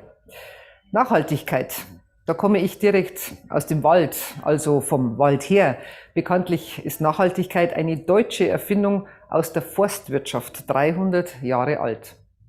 Was mich ärgert, dass der Begriff heute zu oft nur auf Ökologie reduziert wird. Klimaschutz muss Top-Priorität haben, keine Frage. Zu lange, zu wenig getan, stimmt auch. Aber es sind zu viele Aktivisten unterwegs, die den Blick verengen, die Scheuklappen aufhaben. Verlieren wir nicht die wirtschaftliche und verlieren wir nicht die soziale Dimension aus dem Blick. Denn genau da liegt die Chance und auch die Verantwortung in der Nachhaltigkeitsdebatte.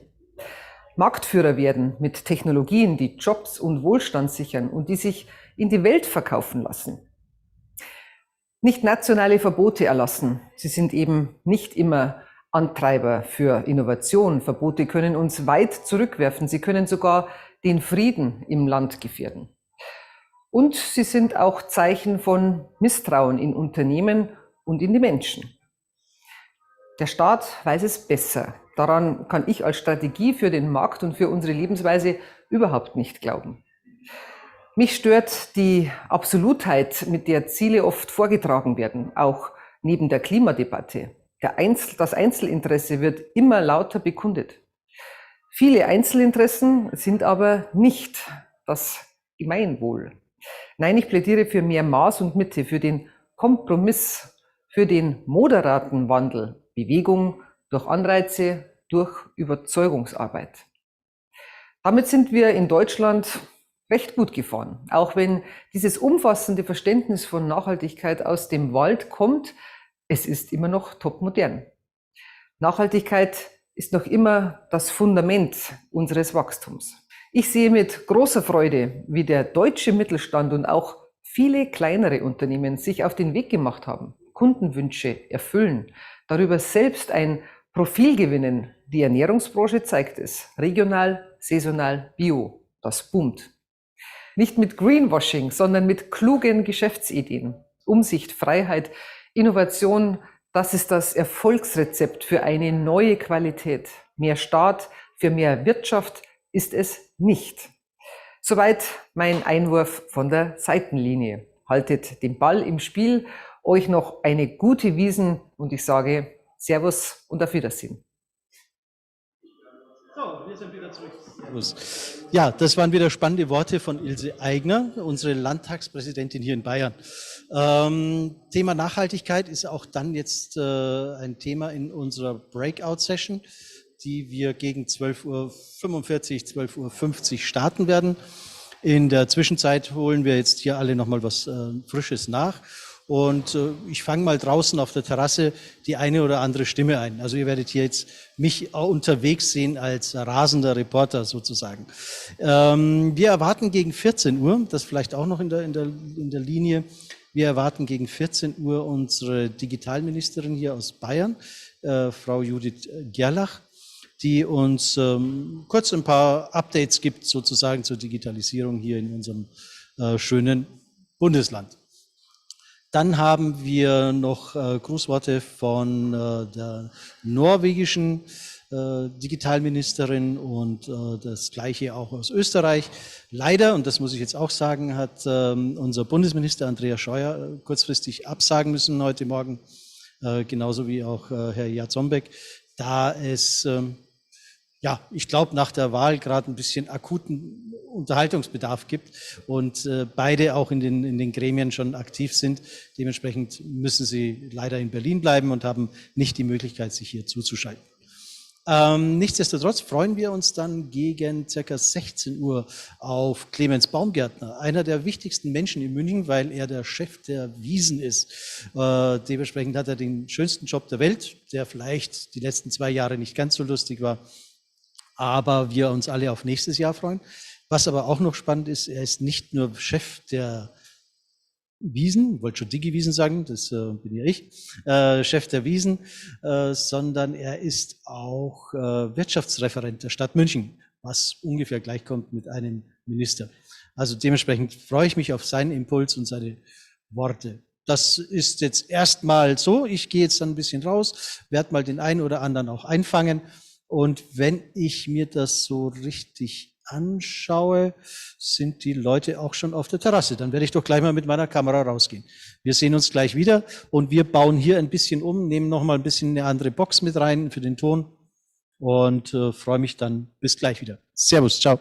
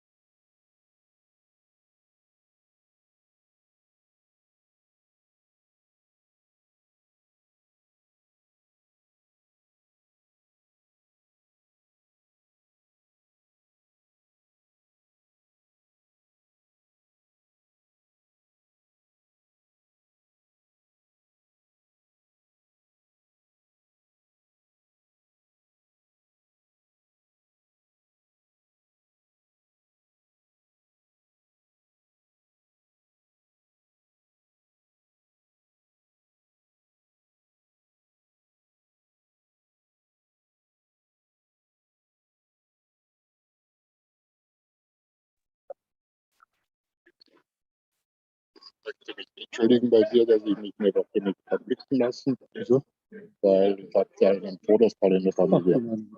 Meine Schwiegermutter ist gestorben, aber mit 93 und sehr friedlich eingeschlafen einfach. Aber ich habe mich mit meiner Frau um die Beerdigung kümmern müssen und so weiter und so fort.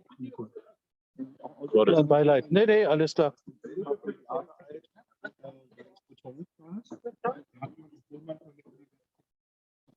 Hey, Andi. Du bist live on Zoom. Hallo, servus, Werner. Wie war es denn bei euch unten in der Box?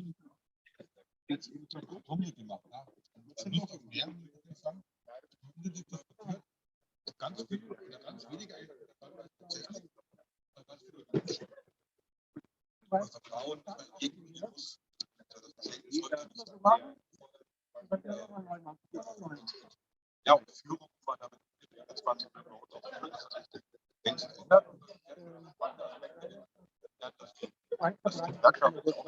neue Arbeitsmodelle und neue Berufsbau, die neuen Anforderungen des New Work entsprechen sollen. Also ganz viele spannende Themen und gute Runde. Und wir sprechen ja nachher weiter über New Work. Insofern könnt ihr euch alle einladen, kommt dazu. Das ist echt eine coole Runde. Super, danke dir. Und wir melden uns gleich wieder.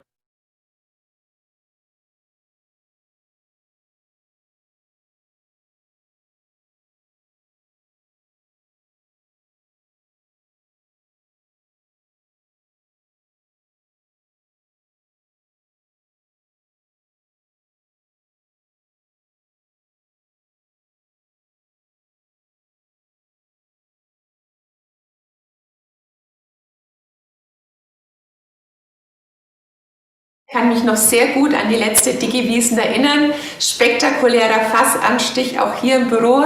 Heute machen wir es mal ohne Bier. Ich habe aber noch aus dem letzten Jahr, also essen kann man es jetzt vielleicht nicht mehr, aber zumindest das Lebkuchenherz aus dem letzten Jahr.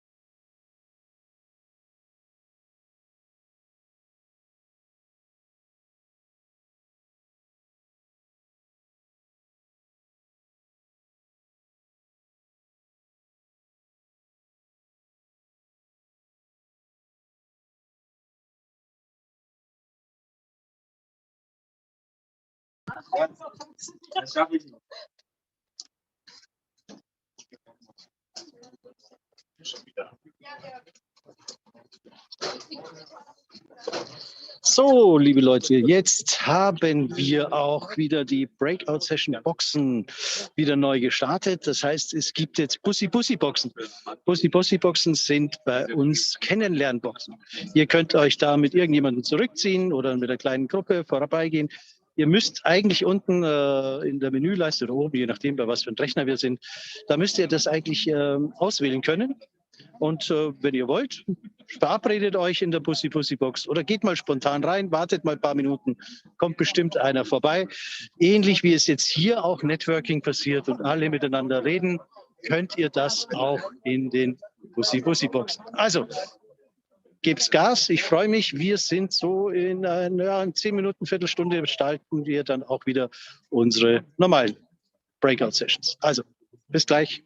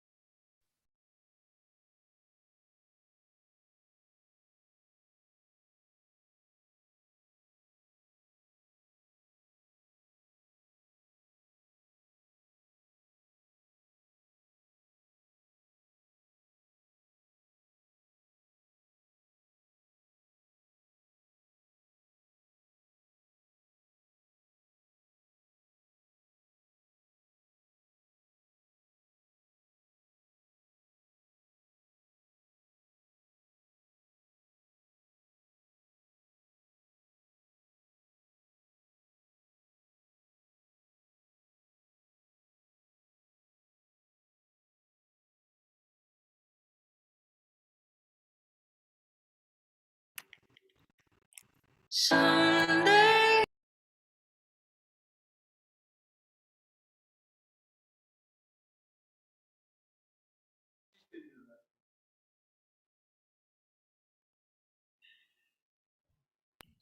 hallo, servus.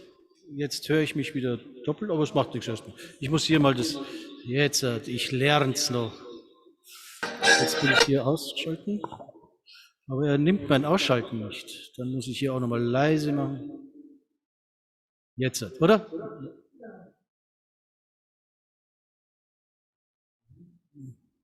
Jetzt. Nö, immer noch. Audio ist aus, alles ist aus.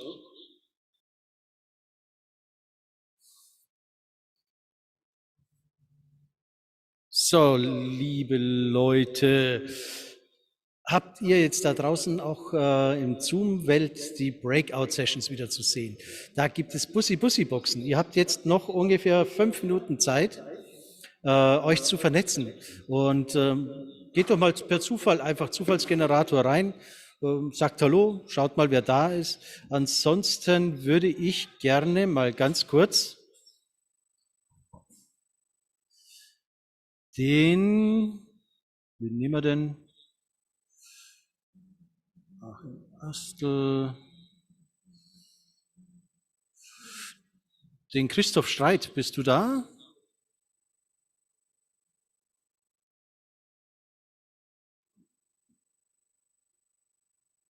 Na, der ist, glaube ich, gerade irgendwo in der Position. Ja, da geht es ja richtig ab hier. Sind ja überall Leute vertreten. Wunderbar. Also, wir starten gegen 13 Uhr wieder mit unseren nächsten Boxen. Ich freue mich dann auf euch. Wir haben hier wieder im Livestream, also im Hauptstream, die Norris Network. Wir haben mit dem Herrn Orbig, den ich, glaube ich, auch schon irgendwo gesehen habe. Bist du da, Andreas? Hallo, servus. Ah, wunderbar. Schön, dass du da bist. Warte mal, ich hole mir jetzt gleich mal dazu. Spotlight-Video hinzufügen. Jetzt. So, du hast heute Morgen jetzt nicht die Chance gehabt, dich vorzustellen. Mach das doch jetzt doch gleich mal. Ja, sehr gerne. Ja, ich bin nämlich gerade in Portugal unterwegs und zwar bei meinem geschätzten Kollegen und wir werden nachher ein bisschen über Nachhaltigkeit reden. Wir haben nämlich eher vor allem ganz spannende Projekte hier in Portugal, deswegen habe ich ihn hier besucht und wollte mir das anschauen und vor allem auch die rechtliche Seite hier angucken, was der Unterschied zu Deutschland ist, denn ich bin Rechtsanwalt, ich vertrete vor allem Startups von der Gründung bis zum Exit und habe mich auf nachhaltige Startups spezialisiert und habe da mittlerweile eine Hülle an Fülle an Green Startups und es macht einfach mega viel Spaß. Und der Patrick, der hat eben auch ganz interessante Konzepte, die er in Deutschland zum Beispiel teilweise nicht verwirklichen konnte aus rechtlicher Seite oder aus praktischer Sicht und hat hier in Portugal auch ganz interessante neue Dinge kennengelernt in seiner Zeit hier. Vielleicht sagst du auch kurz was? Genau, erstmal Hallo an die Runde. Genau, wie der Andi schon richtig gesagt hat. Ich bin im Bereich, also ich unterstütze Corporates und Mittelständler bei der Umsetzung ihrer Digital- und Nachhaltigkeitsstrategie mit einem starken Fokus auf dem Aufbau digitaler Geschäftsmodelle. Und genau, die Themenbereiche sind sehr vielschichtig, je nach den Herausforderungen der Corporates und der Industrie und Branche, in der sie tätig sind. Genau, aber mit dem Andi wollen wir später genauer auf Themen eingehen, die rund um die Bereiche Urban Farming, Selbstversorgung und sonstige rechtliche Constraints in dem Bereich dann mit sich bringen. Genau. Perfekt. Da freue ich mich drauf. Also ihr seid dann gleich in der Nachhaltigkeitsbox. Wenn ihr in Zoom schaut, habt ihr unten die Breakout-Sessions sozusagen. Dort klickt ihr dann einfach auf euren Raum und dann wandert ihr da rüber. Also zuordnen, anklicken, dann wandert ihr rüber. Alles klar. Das Gleiche ist natürlich für alle Gäste so gedacht. Ihr könnt dann gerne in die Nachhaltigkeitsbox dann wandern. Wir haben auch nochmal Zoom und Jabra und Zoom. Jetzt bringe ich die Namen schon ganz durcheinander gewürfelt. Die werden sich weiter über das Thema Teambuilding, Zusammenarbeit, international und überregional sozusagen sich unterhalten. Freue ich mich auch wieder drauf. Und gleich geht es dann los in die Breakout-Sessions. Andreas, Technik steht. Du kannst wählen oder? Weil wir hatten vorhin so ein paar Wahlprobleme. Ich kann wählen. Ich werde gleich rübergehen. Oh, perfekt. Wenigstens einer, der wählen kann.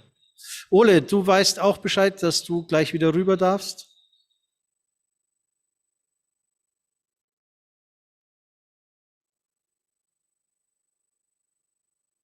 Na, Ole ist gerade, glaube ich, bei der Mittagspause noch. Gut, alles klar. Also dann, wir sehen uns gleich in den Breakout-Sessions.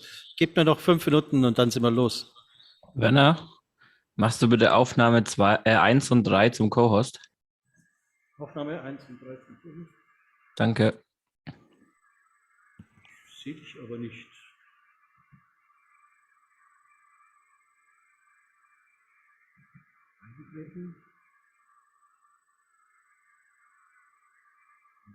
Ich gehe mal kurz zum anderen.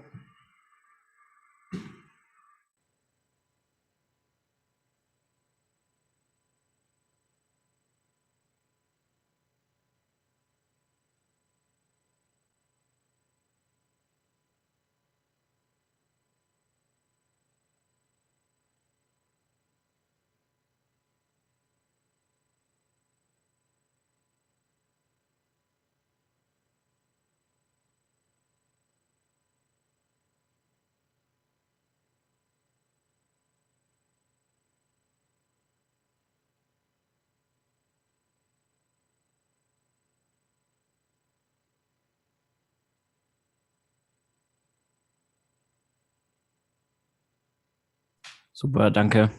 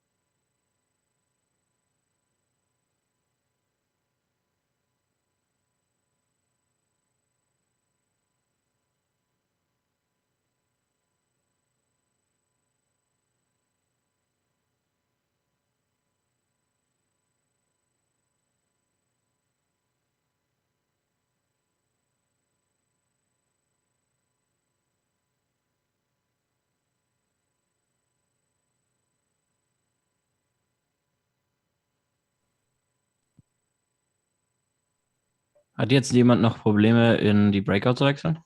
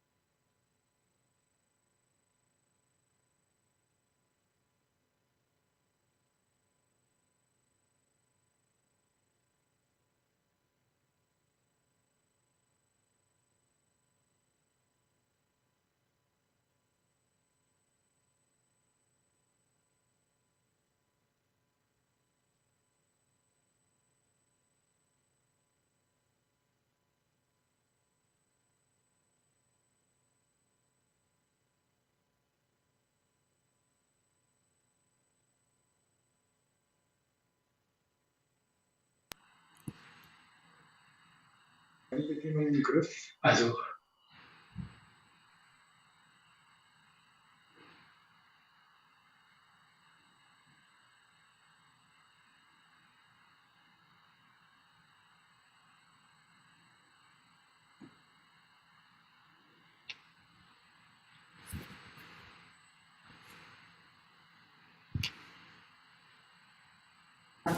Lieber Werner Theiner, liebe Besucherinnen und Besucher der Digiwiesen, ja, schon wieder ist es ein Jahr her. Ich kann mich noch sehr gut an die letzte Digiwiesen erinnern. Spektakulärer Fassanstich auch hier im Büro.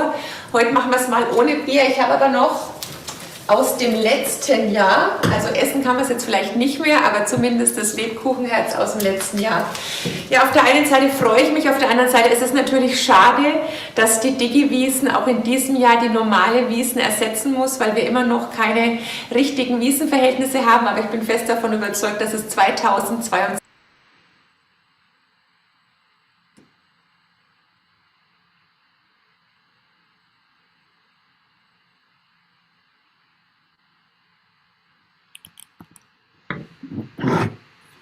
Wunderbar. Ja, grüß Gott, Servus miteinander. Wir sind wieder da sozusagen. Ich musste die Leute jetzt von der Dachterrasse nach hier reinjagen sozusagen, aber es lohnt sich, weil wir haben wieder ein spannendes Thema. Neben mir sitzt wieder der Stefan Keller. Auf der anderen Seite haben wir den Frank. Dich kennen wir schon, deswegen stellen wir dich vielleicht nochmal in der letzten Runde nochmal vor. Und du stellst jetzt bitte mal vor. Genau, danke. Frank Miller, CEO von der Agentur Straight in München. Ja, ich bin freudig, heute hier dabei zu sein, und wir haben ja das Thema IT-Infrastruktur, so wie ich das weiß. Und wir als digitales Unternehmen haben natürlich da auch wichtige Dinge zu tun, und da werden wir uns heute in der Runde mal drüber diskutieren. Danke dir. Über was sprechen wir denn heute genau? Ich habe ein bisschen provozieren wollen. Ich wollte ein bisschen sagen, hat sich Deutschland aus der IT verabschiedet, übergeben wir alles anderen und machen selber nichts mehr. Ein spannendes Thema, was wir dann, glaube ich, jetzt sehr schnell aufgreifen werden. Dementsprechend möchte ich dich auch ganz herzlich in unserer Runde begrüßen. Vielleicht stellst du dich auch mal ganz kurz vor. Vielen Dank, lieber Werner. Ja, mein Name ist Thorsten Schiele. Ich bin Unternehmensberater bei Deloitte, habe da auch mit dem einen oder anderen IT-Thema zu tun. Ich glaube, es werden auch noch interessante Themen heute sein. Gaia-X, brauchen wir eine europäische Cloud? Wie können wir uns aufstellen gegenüber Amerika oder auch China? Wie können wir da unsere Rolle als Deutschland auch finden? Und des Weiteren vertrete ich auch den Exportclub Bayern hier als Mitglied des Präsidiums, der ja auch dem Mittelstand sehr nahe steht. Und genau, also vielen Dank. Nimm dir mal das andere Mikro, weil ich habe gleich nochmal eine Frage. Was macht denn der Exportclub? Kann man mich hören? Sound ist an, Sound ist an. Ist an, okay. Ja, der Exportclub Bayern ist 1948 gegründet, ist jetzt wirklich schon 73 Jahre alt, und wir vertreten eigentlich die Wirtschaft Bayerns. Wir sind die Plattform vom DAX-Unternehmen, die wir als Mitglieder haben, bis zum Mittelstand, bis zum Start-up. Und auch wir haben gerade einen Generationswechsel und versuchen uns da neu aufzustellen und den Exportclub wirklich nach vorne zu bringen.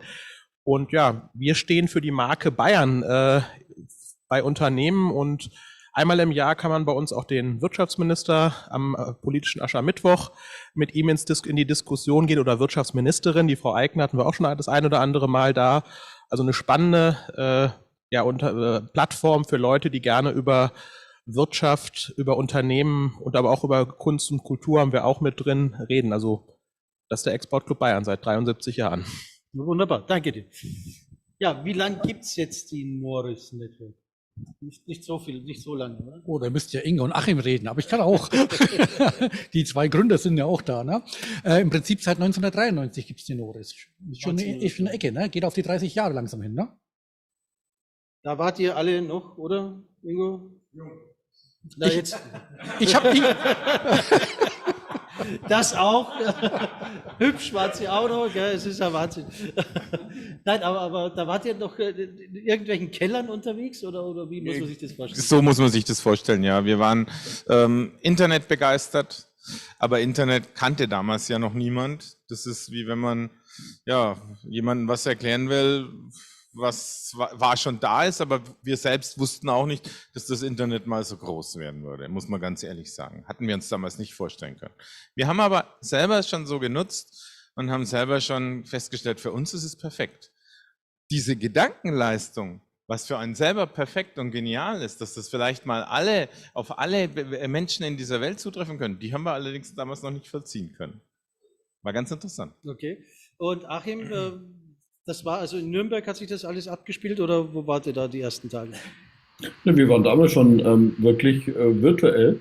Ich war praktisch im Nürnberger Land, Ingo war im Landkreis Fürth der Matthias war in der Stadt Nürnberg. Und so haben wir praktisch schon die ersten regionalen Datenleitungen gebaut. Das war schon ein Stück weit vor unserer Firmengründung und hatten schon seit den Mitte der 80er Jahren die ersten Vernetzungen und die ersten Projekte, wo wir Datenaustausch betrieben haben, durchgeführt. Wow, klingt ja schon mal extrem spannend. Das ist natürlich die Frage, wenn du sagst, ihr wart damals schon virtuell. Ich überlege gerade, was für eine Bandbreite war denn das? 300 Baud. Also, nee, 300 Baud, für die, die es nicht wissen, Bit pro Sekunde. Damals hat man noch Baud gesagt, mit dem Akustikkoppler, den man auf den Telefonhörer steckt. Ja? Also das ist natürlich herrlich, das sieht man noch in alten Filmen. Ja. Und 300 Baud also der Achim kann schneller tippen, als man 300 Baud durch ein Modem jagen kann. Echt? Ja. Das finde ich ja klasse. Aber jetzt kommen wir trotzdem ein bisschen wieder zum Tiefgang sozusagen der Nummer. Und für Tiefgang, da gebe ich halt das gleich an den Profi weiter. Also ich habe das Thema ganz bewusst ein bisschen provokant mit reingebracht, weil ich ein bisschen meine Erfahrungen auch ein bisschen reinbringen wollte, wie kommen wir zu dem Thema. Ich komme auf den Markt immer wieder hin und stelle halt fest, dass ich meistens über gewisse Dienstleistungen abgefragt werde, wenn der Kunde sich schon geeinigt hat Richtung Private Cloud. Der kommt selten auf uns zu, wenn er an Public Cloud denkt. Dann denkt man, was liegt denn das in der Richtung? Was ist denn auf dem Markt? Wir selber wissen ja, wir haben rund 80 Milliarden im Jahr in Deutschland Ausgaben für IT-Dienstleistungen und andere Hardwarebereiche. 40 Milliarden nur für IT-Dienstleistungen. Und jetzt gibt es Schätzungen im Bereich, sage ich mal, ich habe es in der Statistik gesehen, zwischen 8 und 12 Milliarden im Jahr 21, wo für Cloud-Dienstleistungen verwendet werden. So, und jetzt frage ich mich immer wieder, was ist denn das, was auf dem Markt den großen Unternehmen immer wenn sie an Cloud denken, dass sie nicht an einer deutschen Cloud denken. Die denken immer nur an die Großen sozusagen. Die denken immer an die klassischen, ja, ich nenne es mal AWS, Azure, Google und ähnliches. Aber AWS und Azure ist, glaube ich, der ehere Bereich bei uns. Und haben, wenn sie im Public-Bereich denken, geht es in die Richtung. Wenn sie im Private denken, das sind solche Unternehmen wie wir, sage ich mal, mit im Boot. Aber es gibt ja in Deutschland noch viele, viele andere in die Richtung. Auch in der Politik habe ich einiges wieder rausgelesen. Oder im Handelsblatt war auch letztens ein schöner Bericht, wo der Bundesbankvorstand Wimmerling erwähnt hat, ja, wir müssen in den Banken, im Finanzenbereich auch mehr in die Cloud und hat eigentlich ausdrücklich erstmal die 3 Großen genannt. Und da wollte ich ein bisschen sagen, haben wir in Deutschland, da sind wir auch im Mittelstand, alles schon aufgeben? Gehen wir nur noch auf den selektiven Markt drauf, wo man sagt, na ja, wenn du eine eigene Kiste, eine eigene Umgebung hast, dann bauen wir das für dich oder wir haben da ein Programm für dich oder ähnliches und sind wir nicht mehr Ansprechpartner für klassische Public Cloud.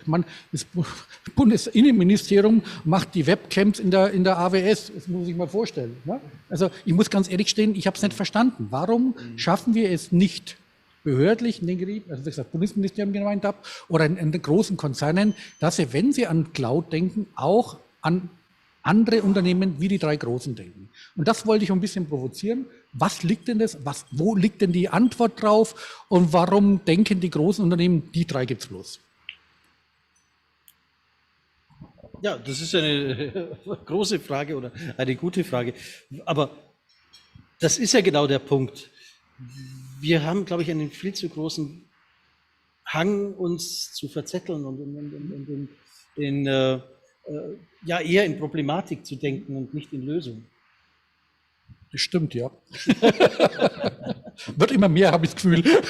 Aber aber siehst du das jetzt auch im Unternehmen so? Oder sagt man, das schiebt man jetzt alles auf die Politik und sagen nur die?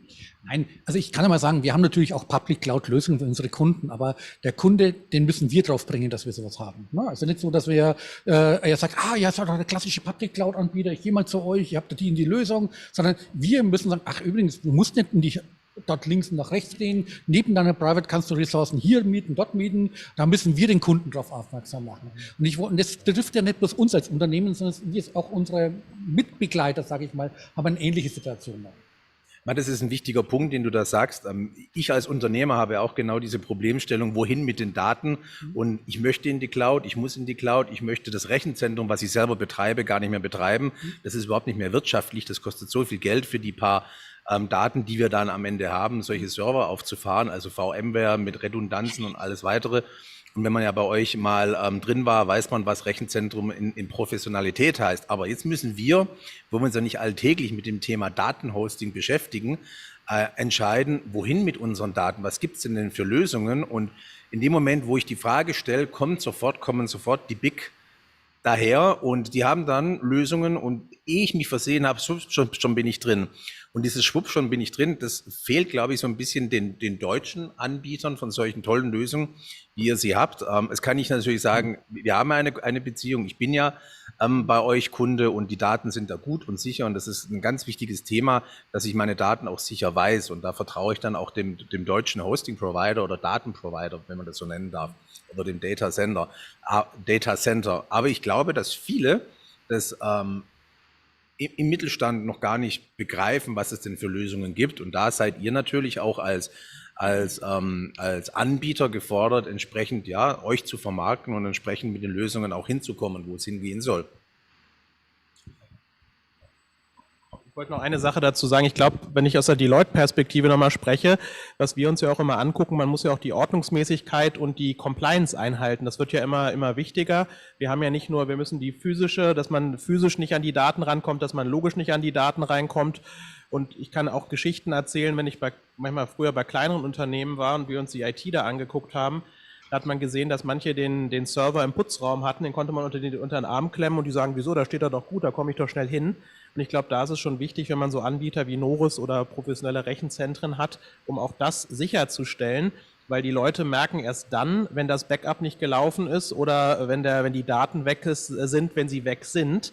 Und ich glaube, das ist auch nochmal neben der Performance, die man hat, auch die Sicherheit muss man betrachten. Das ist nicht nur IT-Sicherheit, das ist einfach auch dass man die ganzen regulatorischen Anforderungen auch einhalten muss. Und wie du schon sagst, als Unternehmer möchte man sich da vielleicht nicht drum kümmern, sondern möchte alles aus einer Hand haben, möchte zertifiziert sein und auch, dass der Wirtschaftsprüfer vielleicht nicht bei jedem da reingeht, sondern der hat einmal eine Zertifizierung, das hieß, glaube ich, früher mal SAS 70 und jetzt heißt es, glaube ich, ISAE 3402 und ISAE 3000. Naja, aber genau, es wird halt da auch schnell komplex, ne? Auch mit solchen Zertifizierungen. Und manch Unternehmer möchte sich, meine ich, in dieser Komplexität dieser Welt gar nicht auseinandersetzen, sondern der möchte halt schnell Lösungen wissen und schnell seine Daten dorthin transferieren, wo sie vermeintlich sicher sind. Und ihr habt ja gerade das Beispiel genannt, da werden Videostreams über AWS von unserer Regierung ausgesendet. Ja, wo ist denn da die Datensicherheit? Ne? Also ich bin kein Profi der DSGVO, aber ich weiß, dass das nicht ganz so richtig 100% sauber ist. Und es gibt ja Lösungen hier im Land, aber die werden schnell komplex und da steigt, sage ich mal, der normale Unternehmer schnell aus, weil er sich mit dem Thema vielleicht auch gar nicht so befassen möchte. Und da muss man einfach das Thema einfacher machen, gut rüberbringen und die Lösungen, die toll da sind, dann auch sinnvoll an Frau und Mann bringen. Ja, wie gesagt, mein Ansatz war ja noch viel eigentlich ein wenig frustrierender, sage ich mal, weil wenn ich mit großen Unternehmen, also DAX-Konzernen in Kontakt bin oder mit so, die darunter im DAX-Bereich sind, da ist oftmals das eigentlich gar nicht im Fokus, dass man woanders hingehen kann. Also die haben ja auch Experten, die wissen das, die untere Expertise weiß das, die redet mit uns ja offen und sagt, Mensch, Herr Keller, da wird es schwierig, der Vorstand hat beschlossen. Der Vorstand kennt nur einen Cloud-Anbieter oder 2 Cloud-Anbieter, andere kennt er nicht. Und da frage ich, woher kommt das in dieser Großindustrie? Jetzt halt ist die Großindustrie und die großen Bereiche, die bei uns sind, so fokussiert, ihr Gold den amerikanischen Cloud-Anbietern zu geben. Man, wie gesagt, es ist faszinierend. Ich habe noch keine Antwort, deswegen wollte ich mal das in diesem Kreis mal andiskutieren, weil klar, es gibt ja Berater, die erklären das. Das Internet gibt es nur in Frankfurt zum Beispiel. Vielleicht gibt es dann auch nur die Cloud in Amerika. Das gibt es ja immer solche Diskussionen, die es dann gibt. Ne? Aber ich denk, so einfach wird es hoffentlich nicht sein. Aber es ist eine Tendenz, dass alle Unternehmen oder Vorstände eigentlich in die Richtung denken, die Cloud ist da. Und es gibt ja neben uns ja auch viele, viele anderen, die kämpfen ja alle mit der gleichen Front. Wir gewinnen, wenn es halt in die Mischung kommt. Ne? Private Cloud, Public Cloud, wenn Sicherheitszertifikate genannt werden, da haben wir die Karten, da gewinnen wir. Ne? Aber es gibt ja so viel Markt noch da, die sagt, da gibt es auch noch was für uns und die gehen halt dann weg. Die gehen dorthin in eine andere Cloud, die teurer ist, das nur rechnerisch ausrechnen, das kann ich immer wieder beweisen, dass letztendlich teurer ist von den CPU-Preisen, RAM-Preisen. Und das nächste, was halt viele überhaupt nicht bedenken, ich sage das immer, der klassische Vendor-Log. Was meine ich damit? Es gibt verschiedene Features, was gewisse Cloud-Anbieter anbieten, was auch cool ist. Die haben ja da unheimlich viele Möglichkeiten. Bloß wenn man die nutzt in seiner Applikationsentwicklung, dann bleibt man dabei. Und da ist die Frage, wie komme ich wieder raus? Das klassische Exit-Management, wo der Achim auch einen Vortrag immer halten kann. Wie ist denn das Exit-Management denn so geregelt, dass man wieder mit seiner Daten zum nächsten kommt und davon kann man ausgehen, dass auch dann alles wieder funktioniert und die Daten dann tatsächlich gelöscht werden und. Die ganzen Themen sind auch noch da. Aber sei es drum. Ich kann ja weiter jammern. Die europäische Antwort suche ich ja doch, sag ich mal. Ne? Und deswegen bin ich ja froh, dass der Achim und du auch dabei bist. Jetzt haben wir die Europäer ja auch eine Idee entwickelt und sagen, jetzt sind wir alleine, wir haben da nichts mehr, wir brauchen da was in der Richtung. Dann nennt man sowas Gaia X. Schönes Wort, kann man merken können. Aber immer gucken müssen, wie es geschrieben wird, muss ich dazu sagen, ne? Dass ich es nicht verschreibe. Ne? Man kann Marketing das besser machen, sage ich mal. Auf jeden Fall ist so ein Thema, wo ich mir sage, ja, was bewegt sich jetzt da wirklich? Ist es eine akademische Veranstaltung oder ist es eine wirtschaftliche Veranstaltung? Gibt es da Produkte, die wir dann nutzen können, wo wir wirklich Marktanteile und Antworten, wirtschaftsorientierte Antworten haben? Und die Frage wollte ich auch noch mal kurz loswerden. Wer kann denn die beantworten? Gaia X, vielleicht kannst du ja auch in 2 Sätzen. Ja, ich bin da auch nicht der absolute Experte drin. Also für mich, ich würde es auch gerne mal in die Runde, ich würde fast mal so ein Blitzlicht durch die Runde machen, was ihr da alle drunter versteht. Für mich ist eine europäische Initiative, dass man den Rahmen für eine gemeinsame Datengrundlage schafft, aus derer sich Unternehmen aber auch quasi bedienen können. Machen wir mal ein Beispiel, man muss Daten in den Topf geben, dann werden sie anonymisiert und andere können daraus ein Geschäftsmodell machen. Der Staat oder die Behörden könnten mit guten Taten oder Daten mit beiden vorangehen, beispielsweise Wetterdaten uploaden oder bereitstellen oder auch vielleicht Verkehrsministerien, die irgendwas aufzeichnen an Daten, wie viele Autos auf der A9 fahren, wie schnell sie fahren, Klimadaten, also verschiedenste Daten.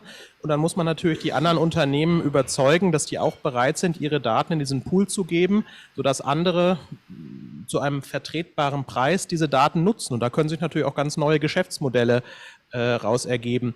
Vielleicht eine kleine Anekdote, ich will auch den Namen der Unternehmung nicht sagen, ein großes deutsches Automobilkonzern, haben wir mal eine Risikoanalyse gemacht, ging um IT-Risiken und ich habe gefragt, inwieweit ihnen bewusst ist, was ihre Daten wert sind. Und haben so gesagt, klar, wenn irgendjemand ins Autohaus kommt und dann schreiben die Namen, Adresse auf, diese Daten, die nehmen wir. Das war aber nicht, was ich meinte. Mein Punkt war, dass Autos, das sind fahrende Sensoren, die Millionen von Daten aufnehmen. Das fängt an beim Regensensor, wenn es regnet, wenn bei Erschütterungen, da hat eine Firma aus München, haben da gerade zum Beispiel um die Fahrradwege zu prüfen, wie die Qualität der Straßenqualität der Radwege ist, eine App gemacht, die Erschütterung misst und die Daten werden zusammengetragen. Also das ist manchen noch gar nicht bewusst, was diese Daten wert sind und das sind mehr als Kundendaten und ich glaube, das muss uns allen bewusst sein, vor allem wenn wir Daten nach Amerika geben und teilweise haben Leute ganz schlechte Verträge, die noch gar nicht geregelt haben, wem die Daten gehören, die schenken es her und dann werden wir nämlich zum Intermediär, dass wir einfach nur noch das Blech irgendwann bauen. aber man sieht es ja auch bei wir bauen die teuren Infrastrukturleitungen, Telekom und alle anderen, aber nutzen tun sie Google, Amazon und die quasi auf dieser Infrastruktur die nutzen und die sich derer bedienen. Ich glaube, da müssen wir dranbleiben, dass wir auch mit den Daten Geld verdienen und sie uns vor allem sichern. Ich glaube, der Ingo. Ja, Blitzlicht zu Gaia X. Ich würde vielleicht tatsächlich erstmal nochmal ein bisschen ausholen. Vielleicht sogar ganz weit zurück zu den Anfängen von uns. Wir haben gesagt, wir haben als erster Internet-Service-Provider angefangen. Und damals hatten wir uns irgendwie gedacht, der Internet, da kann jeder, der will, teilnehmen. Das ist ein Netz, alle sind gleichberechtigt. Es ist groß für die Freiheit. Jeder kann was anbieten. Es werden wahnsinnig viele Services entstehen. Und über die Jahre, bis heute, hat sich natürlich gezeigt, okay, das Internet, das fördert vor allem eins, massive Monopolisierung. Dadurch, dass man einen Weltmarkt hat, sein Angebot total für jeden erreichbar ist, transparent ist, ist es natürlich so, dass ich will damals sagen, in diesem Beispiel, da gab es diese ganzen Auktionshäuser, wenn man sich noch erinnert, diese Offertos und Rolandos und wie sie alle heißen, die hießen alle mit O am Schluss, ja. Die gibt's alle nicht mehr. Irgendwann gab's nur noch eBay. So, und ähnliches mit Facebook und StudiVZ und so weiter. Also diese ganzen Entwicklungen, die haben wir alle mitverfolgt. Und Ähnliches sehen wir eben jetzt auch bei der Infrastruktur. Und da muss man einfach sagen, dass der Gedankengang, zu sagen, ich schreibe meine Infrastruktur in ein Stück Code und sage, das ist jetzt meine Infrastruktur, ich mache Infrastruktur als Software, der ist einfach genial, der ist gut umgesetzt, der funktioniert. Und dann gilt wieder andersrum auch das Zitat, es wurde noch keiner verhaftet, weil er IBM gewählt hat. Ja, jetzt übertragen auf die neue Welt heißt es wird keiner verhaftet, weil er eben nach Azure oder AWS migriert. Sondern das ist im Zweifelsfall erstmal richtig, denn Millionen andere tun es ja auch. Und das ist selbstverstärkend und ich glaube, da müssen wir oder sollten wir versuchen, als Europa was entgegenzusetzen. Und das Konzept von Gaia X ist natürlich ganz eindeutig, hat europäische, ich würde sogar fast sagen deutsche Züge. Es ist nämlich erstmal hochgradig komplex. Also es ist nicht ganz einfach, ich schreibe was auf, Infrastructure as Code wird schon funktionieren, sondern man überlegt sich eben, wie kann ich gleich den Rundumschlag machen. An sich gut, von den Zielen her total gut, aber birgt natürlich die wahnsinnige Gefahr, wann werden wir jemals fertig werden?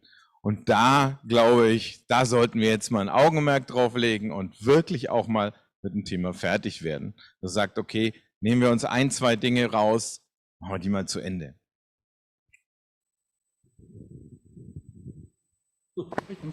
Also ich muss mich da den Ingo anschließen, weil das genau mein Ansatzpunkt ist, wie können wir zu einem vernünftigen Business Case und einer vernünftigen Lösung im Endeffekt kommen.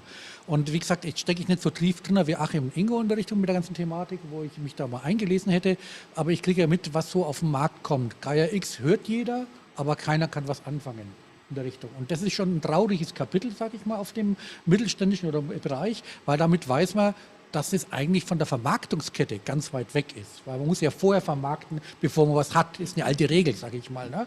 Und da sind wir schon mal weit hinten. Und das nächste ist so, ich diskutiere immer gern mit Achim über sowas, wo ich immer sage, na Achim, Gaia X, du bist ja richtig tief drin, ne? Aber es ist nicht die Gesundheitskarte 2. Also, weil wir haben da schon mal 2004, glaube ich, die ersten Projekte versucht mal hinzukriegen und haben da gesehen, bis die mal irgendwann überhaupt fertig wird, hat es lange, lange Jahre gedauert. In der IT weiß man, 2, 3 Jahre, dann kommt die nächste Sau durchs Dorf. Das ist einfach der Fakt. Ne? Und deswegen sage ich mal, da muss ein wenig Geschwindigkeit rein, damit Lösungen da sind. Das heißt, eine Vermarktungsfrage, es muss einen Mehrwert, einen greifbaren Mehrwert für den Anwender haben. Ob es eine Abstraktionsebene, wie du das sagst, so eine Art Marketplace für Daten hat, das ist eine Abstraktionsebene, die man machen kann, aber ich glaube, die ist bei der Masse der Menschen, die in dem Business sind, nicht transparent. Aber vielleicht Richtung Achim auch mal gerichtet. Jetzt haben wir ja verschiedene Ansätze gedacht, was ist denn, magst du uns mal kurz erklären, was eigentlich wirklich Gaia X ist? Also ich sehe auch das eher als Service-Plattform, der eine sieht es als Transportmedium oder als der andere als Cloud-Sammler oder Datensammler, besser gesagt. Was kannst du uns da mal kurz aufklären? Aber gern. Zum einen muss man sagen, Gaia X ist ja schon seit 2 Jahren im Gespräch. Das heißt, es ging im August 2019 los. Da war ich zufällig auch mit in Berlin. Und damals hatte man noch ein Moving Target. Das heißt, man hat über 1,5 Jahre lang versucht, Gaia X in eine Form zu bringen und hat letzten Endes Design und Anforderungen ständig ein Stück weit in eine andere Richtung gerupft. Da gab es dann wieder große Global Player, die mitwirken wollten. Die hat man wieder zurückrudern lassen und umgekehrt.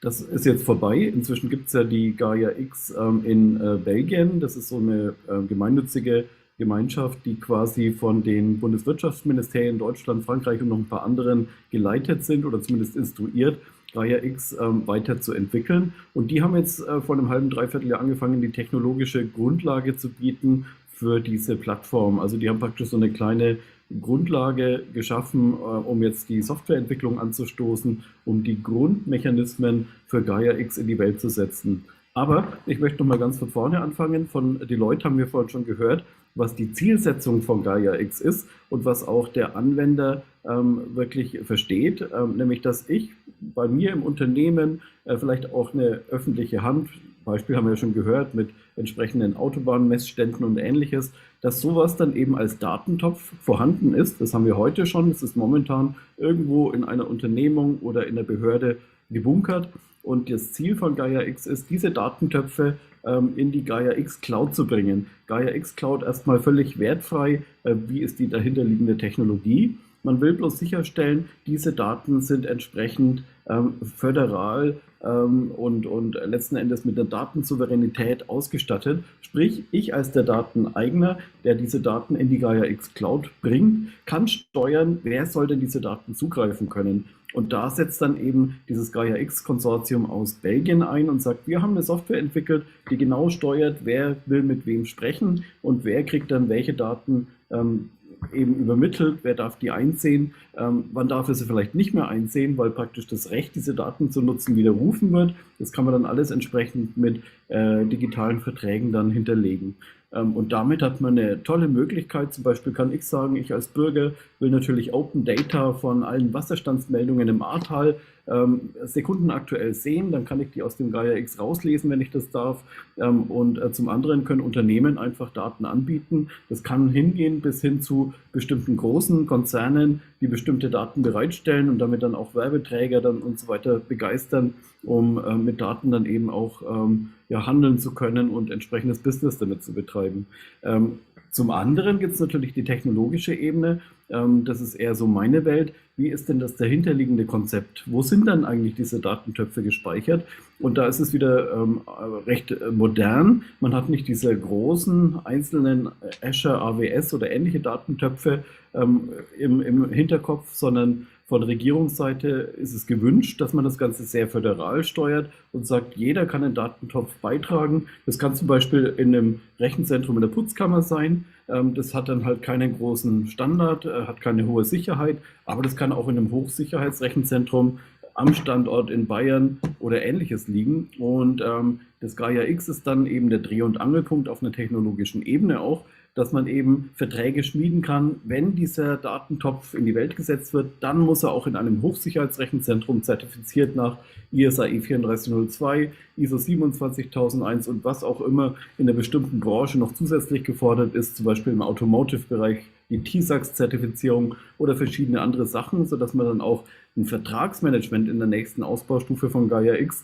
über diese Gaia X Datendrehscheibe, also ist ja nicht der Datenspeicher, aber eben diese Plattform, die makelt, welche Daten von wo nach wo dürfen, dann entsprechend sicherstellt. Also das so im Groben gesagt ist Gaia X als Idee, aber wie Ingo vorhin schon gesagt hat, ist es ein sehr aufgeblähtes Konstrukt, wo man eine ganze Zeit lang braucht, um das zu realisieren. Und wir aus mittelständischer Sicht denken natürlich ganz anders. Wir sagen, morgen bauen wir die Technologie auf, wann können wir loslegen, wann können wir interoperabel mit anderen mal Tests machen, mit unserem Mitbewerber oder auch mit anderen Partnern.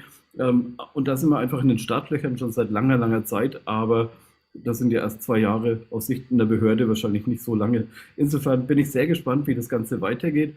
Und bin da noch zuversichtlich, dass wir da nicht ganz behördlich wie die Gesundheitskarte 2 weiterlaufen, dank doch einer moderneren Behördenwelt, die inzwischen auch agile Methoden erkannt hat und selbst in so einem Bundeswirtschaftsministerium da doch eher stärker getaktet eben voranschreitet als noch in vergangeneren Projekten, die jetzt nicht so IT-lastig waren. Wie viel Impulskraft hat jetzt so ein Projekt auf europäischer Ebene? Spürt man da unterschiedliche Impulse sozusagen auch aus dem europäischen Ausland oder auch hier im Inland, dass es sagt, Mensch, das gibt der ganzen Thematik, Infrastruktur, Digitalisierung, Daten, Cloud, nochmal ein Impuls, oder ist das eher alles hinter verschlossenen Türen? Wage ich selber nicht so zu beurteilen. Was ich mitkriege ist, es werden punktuell Fördertöpfe ausgelobt, wo bestimmte Player, wie zum Beispiel eine T-Systems oder andere, gesagt haben, wir haben da 10 Partner und mit denen machen wir irgendwas. Man hat es mal auf einer großen Auflistung in einem riesen PDF vom Bundeswirtschaftsministerium sehen können, und die haben letzten Endes jetzt erstmal einen Auftrag für die nächsten 12 Monate ein kurzfristiges Resultat zu liefern und innerhalb der nächsten Jahre dann entsprechend das Endergebnis zu zeigen. Das heißt, wir werden noch mal ein Jahr warten müssen, um schon mal die ersten Früchte zu sehen. Leider gibt es da keine CeBIT mehr, also wird man vermutlich bei der nächsten Hannover Messe im Mai vielleicht schon erste Blüten von den Erstprojekten dann sehen dürfen. Und es gibt noch 2, 3 weitere Fördertöpfe, die jetzt noch zusätzlich in den Raum kommen. Der eine ist ein Industrial-Fördertopf in Gaia-X. Der wird jetzt auch nochmal ein paar Themen auf den Weg schieben, wo hauptsächlich Bosch und andere Unternehmen das ganze Thema nach vorne treiben sollen. Und eins auf internationaler Ebene, auf EU-Ebene. Das ist ein besonders relevantes Projekt für das europäische Interesse, wo auch nochmal die ganz großen Konzerne in Europa nochmal Projekte für Gaia-X auf den Weg bringen dürfen. Also da kann man dann gespannt sein, was sich da die nächsten Jahre entwickelt. Achim, wie ich ja was verstanden habe, sind es ja alles, die in dem Projekt mit dabei sind, ja alles Anbieter von irgendwelchen Lösungen oder Datenhaushalter, die im Endeffekt dann Daten zur Verfügung stellen. Ich suche halt immer, deswegen habe ich ja die Provokation immer, ich suche eigentlich den Kunden, der das dann kauft, und auf dem gleichen Zug hast du vorhin schon mal ein Jahr, dann gucken wir, was in 2 Jahren ist, schon mal angedeutet. Wir wissen, in 3 Jahren hat sich die IT schon 3-mal gedreht. Was ist deine Sichtweise? Sind wir da, passt es noch, in Anführungszeichen? Das war eine rhetorische Frage, Entschuldigung. aber was muss denn da gemacht werden, dass da mehr Tempo ist? Sind die Fördergelder richtig angelegt? Müsste man das mehr aus dem behördlichen Bereich rausnehmen, anders ansetzen? Weil, wie gesagt, wir haben ja das vor öfters diskutiert. Ich habe halt wirklich, wenn es solche großen staatlichen Dinge geht, gerade im IT-Bereich, wo wirklich alles so schnelllebig ist, da ist halt Geschwindigkeit gefragt. Ja, hast du ein gutes Gefühl noch? Aus meiner Perspektive nein, weil ich habe kein einziges Förderprojekt bei mir. Ich habe selber bei 3 Förderanträgen mitgemacht und hätte jetzt gern losgelegt. Auch wenn ich jetzt schon eine Plattform aufbaue, das machen wir ja, das weiß zufällig. Wir haben eine Gaia-X-Plattform bei uns im Rechenzentrum, basierend auf dem SCS-Framework und OpenStack als dahinterliegende Technologie. Aber wir haben noch keinen potenziellen aus der freien Wirtschaft, der sich dafür interessiert und sagt, ja, da gibt es die Noris oder uns kennt in der Form. Also letzten Endes fehlt es da an der Transparenz, was heute schon möglich wäre. Also ist meine These, ist es zu akademisch? Ne, ich sag's mal eher zu bürokratisch. Also man hat halt dann doch irgendwie ein Bundeswirtschaftsministerium, was man mit einem Bundesinnenministerium erstmal interoperabel bestimmte Themen auskatteln muss, und das Ganze geht dann auf die europäische EU-Ebene, die dann auch untereinander bestimmte Themen machen, und bis sowas dann erstmal in die Gänge kommt, das dauert dann typischerweise Jahre. Aber ich glaube, das ist nochmal ein ganz interessantes Thema. Ich hatte ja vorhin auch einen Call mit dem Wirtschaftsrat auch, und da hatten wir den CIO von NRW dabei, und da haben wir eine ganz interessante Sache diskutiert, inwieweit wir in Deutschland 16 verschiedene IT-Lösungen brauchen, IT-Plattformen. Und da habe ich ihm auch mal gefragt, inwieweit er mit dem Herrn Burkhardt, das ist der CIO in Hessen, zusammenarbeitet, und er hat das sehr begrüßt und hat gesagt, wirklich, ja, das müssen wir machen. Es macht keinen Sinn, wenn jeder das selber erfindet. IT und Digitalisierung ist einfach eine Vernetzung an sich schon. Das wissen wir alle, die vielleicht ein bisschen mehr mit Technik zu tun haben. Und da ist eine künstliche Trennung, weil der links das nicht möchte, was der rechts macht, nicht sinnvoll. Aber ich war heute frohen Mutes, dass man da auf gutem Wege wohl ist, und das sind ja alles noch relativ junge CIOs, also im Vergleich zu manch anderen Politiker und Erfahrene, dass ich da wirklich frohen Mutes bin, dass es auch vorangeht. Und vielleicht noch ein anderes Thema, das ist auch nochmal wichtig zum Thema Digitalisierung. Das kam heute nämlich auch heute Vormittag bei dem Call noch raus, dass Digitalisierung nicht bedeutet, dass man Formulare, die bestehen, 1:1 in PDFs umwandelt, sondern man sich das Ganze mal hinterfragt und sagt, ist der Prozess überhaupt noch sinnvoll? Das Beispiel war die Hundesteuer. Es gibt, glaube ich, bin kein Hundebesitzer, aber 20 verschiedene Formen von Hundesteuer und dass man jetzt nicht sagt, das digitalisiere ich alles, sondern überlege mir vielleicht, dass ich beim Kauf des Hundes ganz am Anfang eine Pauschale abdrücke und damit ist es erledigt. Also soll heißen, der Prozess an sich muss überdacht werden, wenn wir schon digitalisieren und soll nicht 1:1 einfach nur übersetzt werden. Ja, da würde ich gleich noch anknüpfen. Also ich denke, bei der Behördenwelt ist es ein Stück weit sogar schon angekommen, dass man praktisch diesen Papierwust, den man von Schreibtisch A nach Schreibtisch B schiebt und dann teilweise über Monitore irgendwas vorausfüllt, über Formularen, dann irgendwie doch wieder ausdruckt und weiterschiebt. Das ist angekommen, dass man letzten Endes vom Bürger nicht unbedingt ein Formular entgegennimmt, sondern wirklich am besten eine schöne Website, wo dann entsprechend die ganzen Sachen als Bedarfsträger angekommen sind und dann eingepflegt werden. Aber wo die Behördenwelt noch nicht so weit ist, größtenteils, ich kenne es in einigen Städten, wie zum Beispiel Köln oder so, wo die schon recht fortschrittlich sind, aber in anderen, wo man einfach noch sehr viel auf dem Papierweg oder Zwischenabteilungen zumindest sehr händisch und manuell macht, wo man sehr starken Fokus haben könnte, mit Workflow-Systemen, mit Prozessmanagement-Systemen sehr viel behördeninterne Arbeit zu optimieren, auf einen aktuellen Stand zu heben oder idealerweise zu parallelisieren. Da ist mein bestes Beispiel, ein Bauantrag ist heute noch sehr papierlastig. Das heißt, wir haben entsprechend Baupläne, die man in mehrfacher Ausfertigung als Bürger einreichen muss, damit dann eben verschiedene Fachbereiche, die in der Verwaltung dann eben sichten können. Und das geht dann eher sequenziell über bestimmte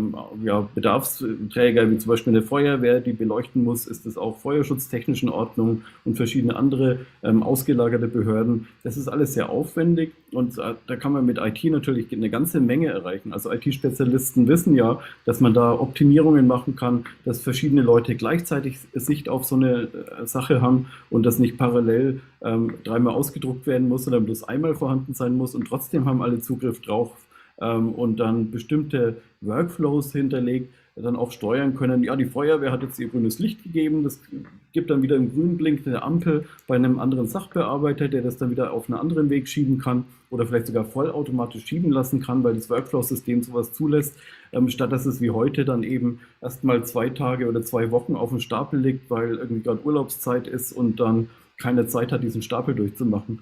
So stelle ich mir die Behördenwelt im Worst Case vor. Und da gibt es verdammt viel Optimierungsbedarf, der aus der öffentlichen Hand einfach nicht gesehen wird, weil die IT-Affinität fehlt größtenteils.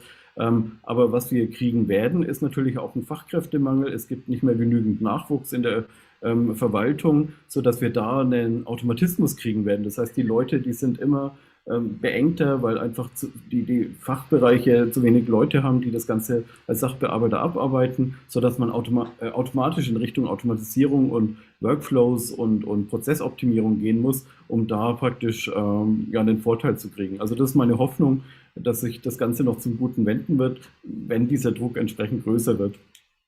Nee, vollkommen richtig. Und das wären ja die 2 Sachen, wenn ich das zusammenfasse, wäre einmal die Workflow, die Prozessoptimierung und das andere die Medienbrüche rauszunehmen.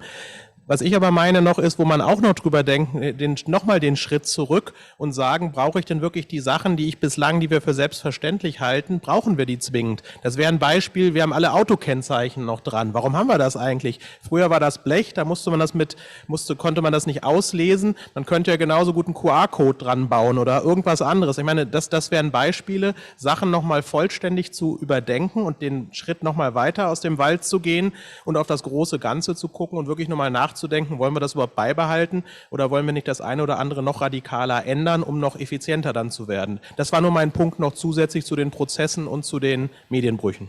Das ist ein schönes Beispiel, vielleicht nochmal da ergänzend zu dem QR-Code und dem Nummernschild, weil das Nummernschild ist ja am Ende des Tages nichts anderes wie ein QR-Code.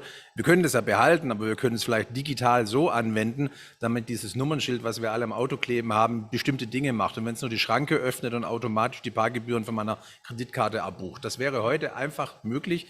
Da sind wir heute leider nicht. Und zu dem Beispiel mit den PDFs, das ist ja bei uns in der Company tägliches Brot, ne? Formulare zu modellieren, digitale Dinge zu substituieren oder PDFs, gedruckte Dinge zu substituieren, die wir digital abbilden. Und da möchte ich vielleicht 2 oder 3 Elemente nennen, die da ganz wichtig sind. Auch nochmal zu dem Thema Gaia-X. Es muss am Ende einfach sein. Die Komplexität ist immer schnell da, wenn man uns auch so zuhört. Es wird sehr schnell komplex, sehr viele Buzzwörter. Wir brauchen Schnelligkeit, wurde auch gerade schon genannt. Schnelligkeit ist heute eine neue Währung. Und da müssen wir in dem globalen Wettbewerb uns wirklich mal warm anziehen, damit wir die Schnelligkeit auch auf die Straße bringen. Und der dritte Punkt, den ich überall sehe, ist, es muss irgendwo ein Mehrwert auch drin stecken, was du auch gerade gemeint hast mit dem Nummernschild. Ne? Brauche ich das wirklich noch? Gibt es mir einen Mehrwert oder kann ich irgendwas auch ersetzen? Und wenn man die 3 Parameter zusammennimmt, dann kriegt man in der resultierenden, glaube ich, eine sehr schöne Darstellung von dem Thema Digitalisierung, wenn wir es einfach machen, wenn wir einen Mehrwert drin haben und wenn wir schnell dabei sind. Ich wollte nur kurz noch da vielleicht anknüpfen, was du vorhin gesagt hast mit dem QR-Code oder du auch. Mir ist so aufgefallen, also so im Kleinen, in der Heimautomatisierung oder so, da geht so viel mittlerweile mit, wenn man sich sowas betrachtet, dass die Garage automatisch öffnet und dies und das, und im Großen, selbst wenn es ein bisschen größer wird schon, selbst wenn man sagt, okay, kriege ich da eine Ladesäule hin, das scheitert dann immer an Dingen, und was du auch gemeint hast, Medienbruch, ist jetzt in dem Fall kein Medienbruch, sondern halt so ein kleiner Bruch von dem Rechtsraum oder so. Ne? Ich meine, schon früher darf ich zum Nachbarn ein Kabel legen, so ohne weiteres nicht. Und das sind so die Schwierigkeiten, die uns da, glaube ich, an vielen Stellen behindern, einfache Lösungen zu bauen, die eigentlich auf der Hand liegen. Also ich sag mal, warum kann ich nicht mit meinem Handy die Bundestagswahl wählen? Warum brauche ich nur einen Ausweis? Wozu einen Ausweis drucken? Ich meine, ich habe doch ein Handy. Ich meine, Impfausweis brauche ich jetzt schon nicht mehr. Vielen Dank dafür. Aber ich trage noch haufenweise Kreditkarten mit mir rum, seit Apple Pay deutlich weniger. Aber ich sag's mal so, also ich glaube, da gibt's viele Möglichkeiten, die wir nutzen könnten, die auch viel bringen können, die wir uns aber auch selbst zum Teil verbauen durch diese ganzen unsäglichen Datenschutz, sonst die Verordnungsthemen. Und die haben natürlich alle ihre Daseinsberechtigung, aber die machen schon auch viel kaputt. Was jetzt hier meine Vorsprecher alle erwähnt haben, das sind alles neue Ideen, die entwickelt werden, alle neue Sachen, die wieder die Brücke IT hinzukriegen, die ein weiteres Wachstum in dieser Cloud-Ebene natürlich mit beinhalten. Das wird ja alles digitalisiert und das muss irgendwo stehen, das muss irgendwo als Datenhaushalt genommen werden oder ähnliches. Das heißt, der Markt wird weiter steigen. Wir werden keine 12 Milliarden im Jahr haben, vielleicht werden wir demnächst 20 Milliarden allein in Deutschland in diesem Bereich haben. Das heißt, es ist ein sehr, sehr stark wachsender Bereich in der Richtung. Und jetzt komme ich wieder zu meinem Ursprungsthema. Wie gestalten wir oder wie schaffen wir es, dass es quasi in Deutschland hergestellt, in Deutschland produziert und mit deutschen Steuergeldern das wieder aufgebaut oder gemacht werden kann, sodass der Mehrwert bei uns ist und wir auch da auch unsere Steuern zahlen können, das Allgemeinwohl davon wieder lebt, etc. etc. Wie schaffen wir es, dass wir klar das wohin kriegen, dass es bei uns ist? Da habe ich vielleicht eine Anregung, die kam ja gerade, als du drüber gesprochen hast, das ist das Thema Datenschutz. Also wenn wir in Deutschland da was wirklich gut können, ist es das Thema Datenschutz, nicht zuletzt durch die Entwicklungen der GDPR oder DSGVO-Verordnungen. Wir kennen uns da, meine ich, in Deutschland ganz gut aus. Das liegt an unserer Kultur, an unserer Eigenschaft, mit solchen Themen umzugehen. Und wenn wir das jetzt mal nehmen würden und vielleicht auch als globalen USP herausarbeiten, dass wenn irgendwo Daten liegen, sie in Deutschland wirklich sicher liegen und wir in Deutschland, wir sind ja davon überzeugt, dass es so ist, auch Stichwort Frankfurt und so weiter, das hat sogar einen Impact auf den globalen Markt, so ist es meine Erfahrung. Und wenn wir dann sogar noch in die Lage uns versetzen würden, unsere Kompetenz, Datenschutz in einen globalen Markt zu vermarkten, mit dem Know-how, was wir haben, dass wir vielleicht auch amerikanische Unternehmen beraten, wie Datenschutz gut funktionieren kann oder auch andere.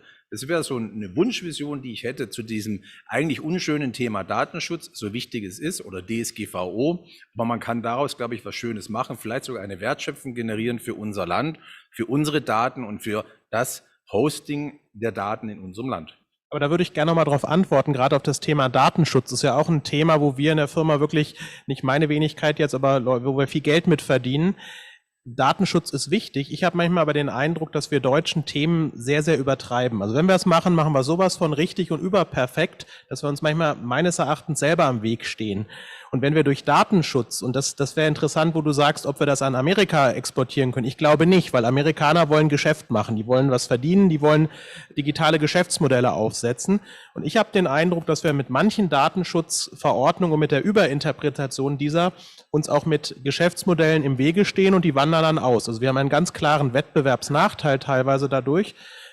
Und es soll ja nicht sein, dass die Daten, ja, dass die veruntreut werden oder müssen wir schon aufpassen. Aber wenn man es zu sehr übertreibt, es sind eigentlich bestimmte Sachen bei uns quasi unmöglich. Und da würde ich auch für plädieren, dass wir das mal überdenken. Und ich will vielleicht noch einmal, weil wir jetzt gerade Wahlen noch hatten und auf die Covid-Geschichten zurückkommen. Wir haben ja auf alle Grundrechte haben wir ja verzichtet, oder nee, genau, alle haben wir eingeschränkt, alle Grundrechte, nur den Datenschutz nicht. Mir persönlich ist das nicht erkenntlich gewesen und ich meine, Datenschutz sagt ja auch, ich muss zustimmen. Wenn ich zustimme, dass meine Daten wofür verwendet werden, dann ist das ja in Ordnung und ich hätte zugestimmt zu manchen Sachen. Ja, das bringt uns jetzt aber trotzdem zum Schlusswort auch, dass ich dir übergebe.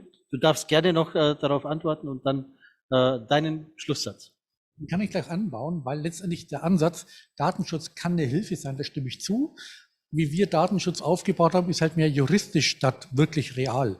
Also wir haben ja einen riesen Papierkram draus gemacht mit 1000 Dingen, aber einen realen Datenschutz haben wir verzichtet, indem wir jeder jetzt seinen Cookies alle ja klickt und etc., weil es einfach nicht mehr was nervt. Das heißt, es hat eine Kontraproduktivität in gewissen Teilen der Richtung. Das heißt, wir haben im Prinzip nicht den wirklichen Datenschutz im Kopf, wir haben zu viel juristischen Datenschutz aufgebaut. Das ist meine These. Und da hast du schon recht, ob man nicht aus diesem Grund gar noch gewisse Geschäftsmodelle verhindern. Und da muss man irgendeinen Weg finden dazwischen, wie man wirklich vernünftige Lösungen wieder hinkriegt und gleichzeitig einen realen Schutz für unsere Daten im Endeffekt haben. Und das ist vielleicht wirklich der Ansatzpunkt, wo man sagt, lass doch das lieber in Europa oder in Deutschland hosten, weil da hast du zumindest die Garantie, dass der komplette Missbrauch nicht stattfindet. Und wir haben Modelle, wo die Kunden auch verwenden oder der Enduser verwendet, weil der Enduser, wie ich vorhin schon erwähnt habe, legt dann fest, wenn jeder die Cookies, nimm alle, ich nehme alles an, anklickt, dann ist der Datenschutz obsolet. Und das haben wir jetzt damit ein bisschen erreicht, wer im Internet ein bisschen rumsurft. Das war schon. Das ging jetzt aber schnell drum. Ja, manchmal geht schnell. Perfekt. Ja, ich bedanke mich wieder an diese Runde. Wieder sehr viele spannende Themen, die wir weiter diskutieren müssen vor allem. Und ich glaube, nicht nur diskutieren, sondern auch gewisse Dinge einfach mal tun und machen. Ich glaube, das ist aber ganz wichtig. Daher aber vor Machen kommt der Dialog, damit wir die Idee haben und dann setzen wir es um. Herzlichen Dank, Norris Network, an diese Runde. Herzlichen Dank an den Exportclub Bayern und auch an dich von der Firma Straight. Und wir freuen uns jetzt dann gleich auf unsere Staatsministerin Judith Gerlach, die uns ein paar Impulse geben wird. Ich hoffe, wir hören Dinge, die uns in die richtige Richtung führen und sehen uns dann um 14 Uhr hier wieder. Also bis gleich. Servus, ciao und baba. Tschüss auch aus Nürnberg. Danke.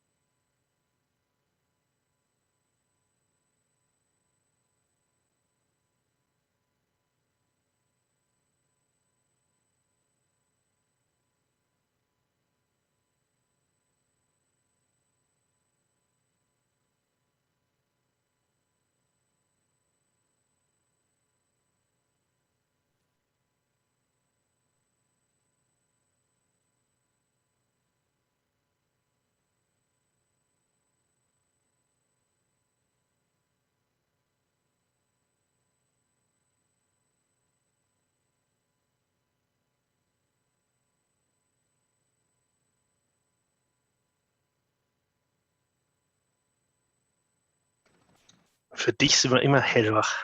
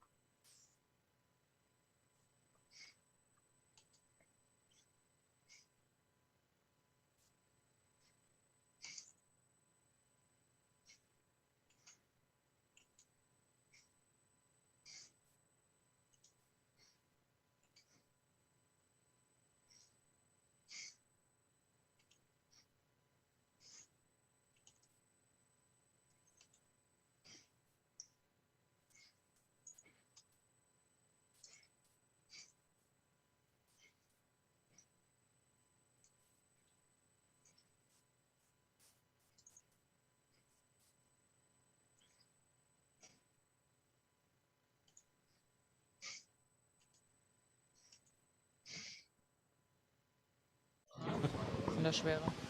So.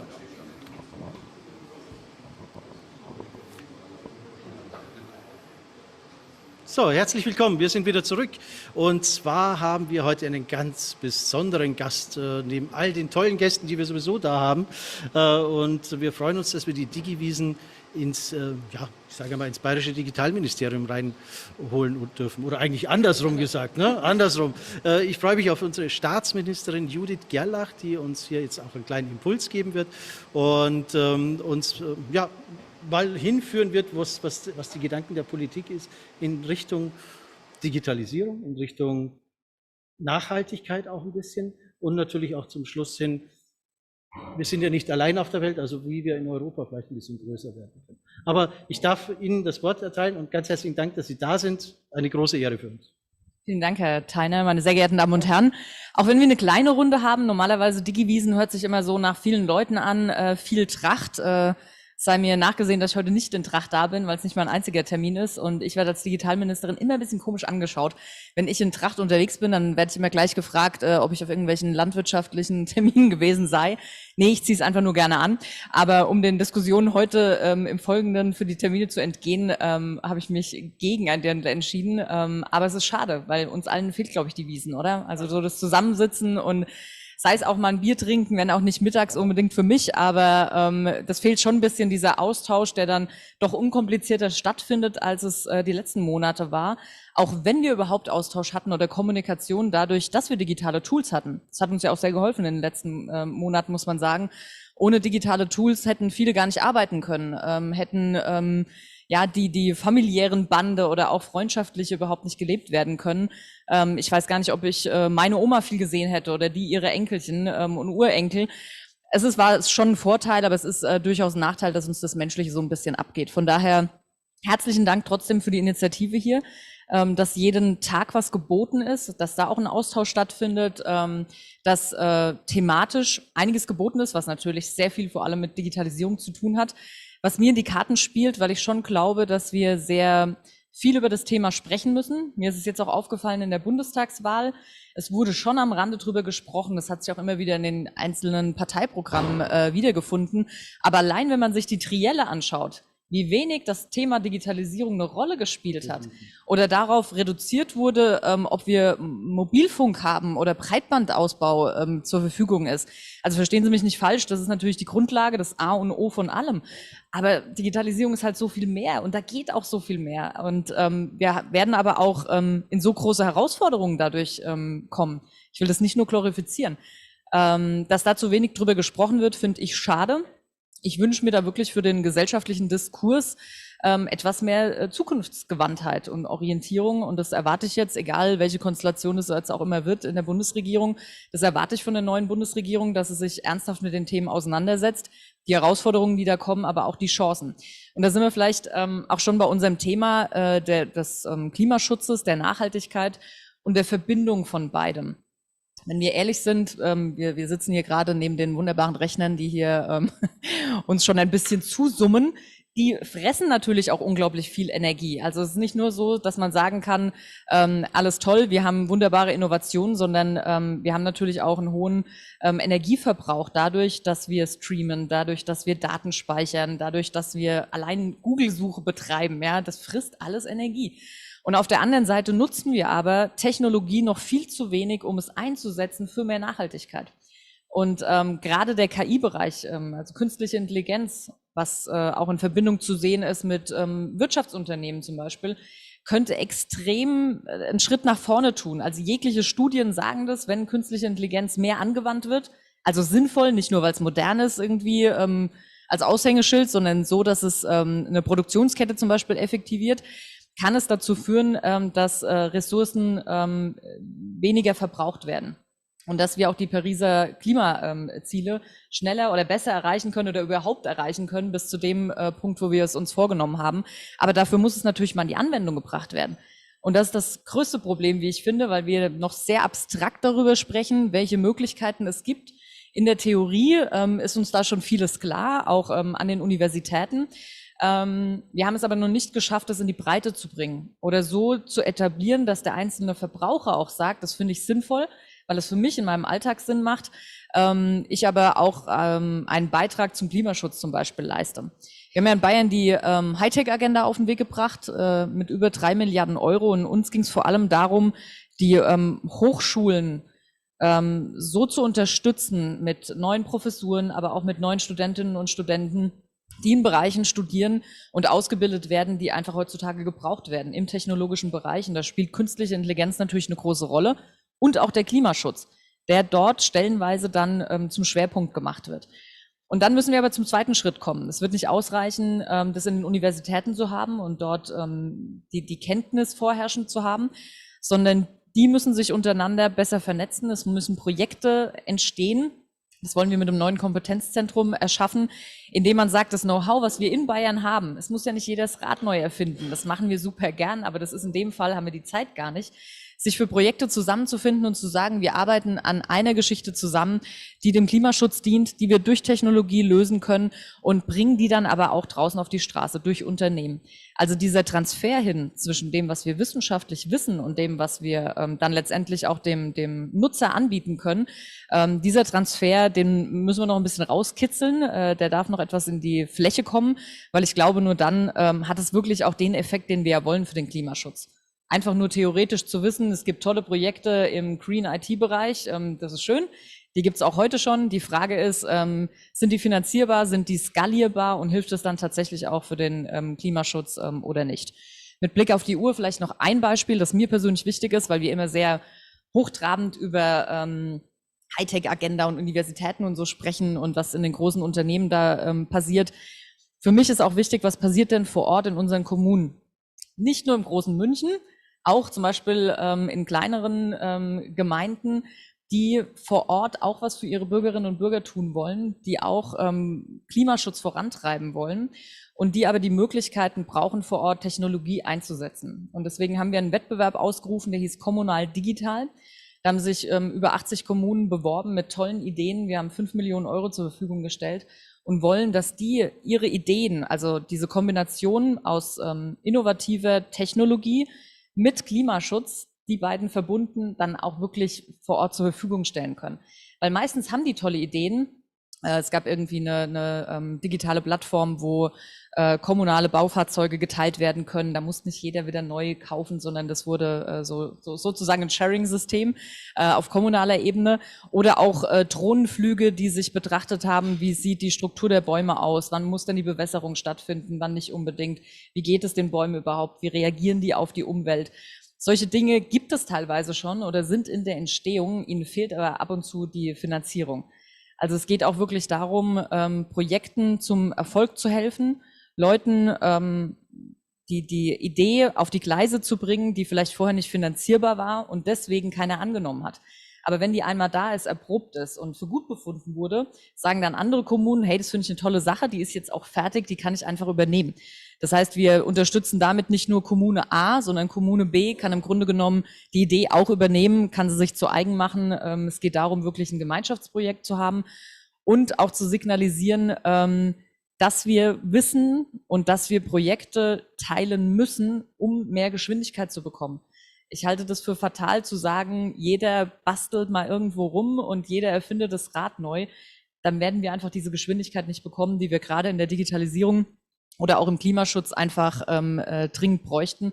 Und deswegen machen wir immer wieder solche Aktionen, um das anzustoßen. Und gerade diese beiden Themen sind vielleicht auch ein bisschen Herzensthemen von mir. Als Digitalministerin versteht sich von selbst. Aber auch der Klimaschutz, gerade nicht nur für die jüngere Generation, ein Riesenthema, weil dies natürlich am allermeisten betrifft, sondern die Zahlen sprechen eine ganz deutliche Sprache, dass wir da viel mehr tun müssen. Das kann nicht bei Technologie bleiben, das allein wird es nicht retten, aber es kann eine große Rolle spielen und ich finde, die sollten wir einfach viel mehr nutzen. Perfekt, Dankeschön. Ja, bin ich also absolut d'accord. Ich bin auch der Meinung, dass wir durch Digitalisierung viel mehr erreichen können in einer anderen Geschwindigkeit. Meine Frage ist dann natürlich auch in der Richtung hingehend, wenn wir jetzt hier die Regionen sehen und in die Kommunen hineingehen, ist ja die ganze gleiche Frage auch Richtung Europa, also in die andere Richtung. Wie stark ist da die Zusammenarbeit der Digitalministerinnen und Minister? Wie eng seid ihr da im Austausch? Also mit den einzelnen europäischen Staaten ist es sehr unterschiedlich. Ich gebe mal ein Beispiel, weil ich mit denen angefangen habe, mit den Österreichern. Wir haben ja häufig gesagt, in Deutschland oder auch in Bayern, so ja, wir sind da vorne dran und wir wissen da ja alles total gut im Gegensatz zu anderen. Bis ich mir mal genauer angeschaut habe, was machen denn andere Länder im europäischen Kontext, aber auch darüber hinaus und gesehen habe, dass die Österreicher extrem pfiffig da unterwegs sind und Dinge haben, die wir einfach noch nicht haben. Und auch da gilt dasselbe, wie ich das für andere predige, auch für uns, das Rad nicht immer neu zu erfinden. Die Österreicher haben eine tolle App, mit denen die Bürger mit dem Staat in Kommunikation kommen können, Verwaltungsdienstleistungen abrufen können. Und ich habe gesagt, wir brauchen das dringend auch bei uns. Ja, warum haben wir das nicht? Warum? Also erstens mal, unsere digitale Verwaltung ist ohnehin noch, ich sage mal, ausbaubedürftig. Aber wir sollten auch gleich anfangen, auf das zu setzen, was ohnehin häufig genutzt wird. Das ist das Mobile Phone. Ja, also die meisten Menschen haben eben ihr Smartphone in der Tasche, wickeln dort auch die meisten Dinge ab. Also muss ich natürlich das Smartphone auch viel mehr integrieren. Und wir haben mit den Österreichern geschaut, wir haben dies gemacht, wie ist die beste Lösung für uns hier in Bayern und haben die Bayern-App damit auf den Weg gebracht. Das ist vielleicht so ein Beispiel, wo wir uns ein bisschen was abgeguckt haben und das dann versucht haben, für uns umzusetzen. Frankreich ist vielleicht noch als Beispiel im Startup-Bereich. Macron hat ja mit unserem Ministerpräsidenten Söder ja so eine Art 10-Punkte-Plan, wo es eigentlich darum geht, wie können wir, gerade was den Technologiebereich anbelangt, stärker zusammenarbeiten. Und es wurde ein besonderer Schwerpunkt auch darauf gelegt, dass der Austausch zwischen den Startups funktioniert, dass auch Bayern in Frankreich gründen, Franzosen in Bayern gründen können, dass sie dort unterstützt werden, dass sie Ansprechpartner haben. Manchmal ist es nicht nur eine Barriere der Sprache, sondern schlichtweg auch der Bürokratie oder des fehlenden Anstoßes, vielleicht in einem anderen Land aktiv zu sein oder zumindest in Gemeinschaft zum Beispiel ein Startup auf den Weg zu bringen und technologisch enger zusammenzuarbeiten. Das passiert zum Beispiel mit Frankreich. Und wenn Sie allgemein die europäische Ebene ansprechen, die ist extrem wichtig für uns. Weil, sind wir mal ehrlich, wir können hier Akzente setzen in Bayern, wir können hier dafür sorgen, dass die Rahmenbedingungen ordentlich sind, dass unsere Unis gut finanziert sind, dass wir den Unternehmen auf die Sprünge helfen. Aber wir können nicht das große Rad auch der Gesetzgebung drehen für den europäischen Rahmen. Natürlich nicht. Also wird es die Aufgabe des Parlaments bzw. der Kommission sein, die ja jetzt Regelungen für die KI-Regulierung vorgelegt hat. Und da haben wir uns schon stark eingebracht und werden das auch in Zukunft tun, weil ich absolut der Meinung bin, dass es sinnvoll ist, KI zu regulieren. Wir aber immer schon auch schauen müssen, dass wir vor lauter Freude zur Regulierung nicht dafür sorgen, dass die Startups und Unternehmen, die sich mit KI gerade beschäftigen und Wertschöpfung auch generieren wollen, dadurch hemmen, dass wir Begrifflichkeiten zu eng fassen oder zu weit fassen, je nachdem, welcher Bereich es ist. Also sie so stark regulieren, dass die Innovationsfreude, ich sag mal, etwas getrübt wird durch regularische Rahmen. Da muss man ein gutes Zwischenfeld finden und da bringen wir uns ganz stark in die Diskussion mit ein. Sehr schön. Ist auch gut so. Ich hatte die Woche, letzte Woche mit Linda Hofstedt und mit Margarete Schramberg, was Sie gerade angesprochen haben, auch schon einen spannenden Dialog. Also es war ein toller Austausch. Wir haben auch heute noch ein paar Grußworte, die kommen später noch dazu. Also dementsprechend, wir fördern auch den Dialog, auch vom German Mittelstand, und freuen uns, dass wir diesen Dialog hier mit Ihnen auch weiterführen können und dürfen. Meine Frage ist so Richtung Schluss hin geht natürlich um die Digiwiesen. Seit vielen, vielen Jahren organisieren wir ja die Digiwiesen, und vor 4 Jahren haben wir schon mit Michi Käfer und mit Doro Bär schon darüber gesprochen, wie digital ist denn das Oktoberfest? Was ist denn jetzt euer Plan? Wie viel Digitalität verkraftet denn ein Oktoberfest?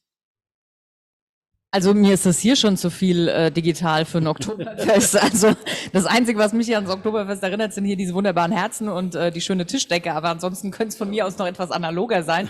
Die schönsten Dinge im Leben sind analog. Ja, das sage ich selbst als Digitalministerin. Es ist einfach so. Von daher soll die Wiesn, wie sie ist, wie die Menschen sie erleben, durchaus analog bleiben. Alles, was außenrum ist, Bezahlsysteme, die Logistik, alles, was dort organisiert werden muss, das wird natürlich immer digitaler. Das wissen Sie besser als ich. Ich denke auch zu Recht, und es hilft ja auch, viele Routinearbeiten werden auch einfach abgenommen, die ansonsten nur nervig sind oder im Zettelsalat enden. Von daher macht es schon Sinn, gewisse Sachen zu digitalisieren, aber nicht das am Tisch setzen, das gemeinsam trinken, das miteinander sprechen. Das machen wir ja im Grunde nur aus der Verlegenheit heraus, dass Corona es uns nicht anders gestattet momentan. Es gibt aber andere Ansätze, die ein bisschen, finde ich, ähnlich sind zu den Wiesen oder zumindest mit Alkohol zu tun haben. Also ich habe noch eine andere Leidenschaft, das ist die für Wein und das Winzertum in Unterfranken. Und wir haben mit der Universität in Würzburg zusammen schon mehrfach gesprochen und haben ein Projekt zusammen, auch mit Bienen zum Beispiel. Aber an der Universität Würzburg wird über Satellitendaten, die ausgewertet werden mit künstlicher Intelligenz, kann sehr parzellengenau für den Winzer bestimmt werden, wie er am also ressourceneffizientesten und mit nur so viel Wasser wie nötig die Bewässerung vornehmen kann in seinem Weinberg. Aber auch Prognosen möglich sind, welche Rebsorte ist denn diejenige, die überhaupt noch angebaut werden kann die nächste Zeit, die nächsten Jahre, wie verändert sich unser Klima? Unser Bacchus zum Beispiel, ich weiß nicht, wie lange der noch angebaut werden kann bei uns in Unterfranken, ob die Situation des Klimas das überhaupt noch zulässt oder ob es irgendwann doch dann Richtung italienischen Rotwein bei uns geht und für Unterfranken. Also man weiß es noch nicht genau, aber das sind solche Dinge, wo man Prognosen machen kann und vor allem den Winzer sehr genau sagen kann durch Satellitendaten, wie er Bewässerung vorzunehmen hat. Und das macht natürlich einen ganz praktischen Effekt in der Praxis durch Digitalisierung. Könnte ich mir übrigens auch für den Hopfenanbau vorstellen, was dann wiederum mit Bier zu tun hat, und dann sind wir wieder bei den Wiesen. Hopfen und KI, das ist so die Symbiose, die wir jetzt brauchen, die vielleicht von unseren Partnern auch getrieben wird.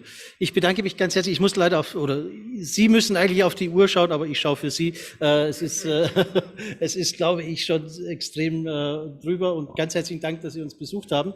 Freut mich wirklich, und bis zur echten Wiesen nächstes Jahr. Sehr gerne, sehr gerne. Bin gern gekommen. Vielen Dank für die Einladung. Viel Spaß noch, und nächstes Jahr treffen wir uns dann richtig analog. Genau. Mit Servus. Digitaler Übertragung. Ganz herzlich Dankeschön. Gerne.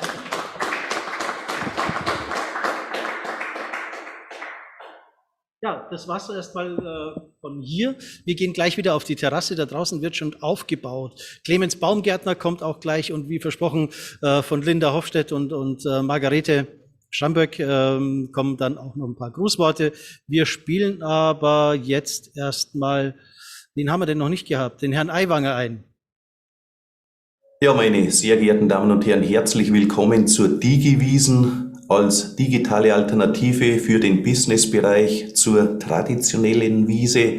Leider fällt sie heuer wieder aus, nachdem wir letztes Jahr schon Corona-bedingt das Oktoberfest absagen mussten.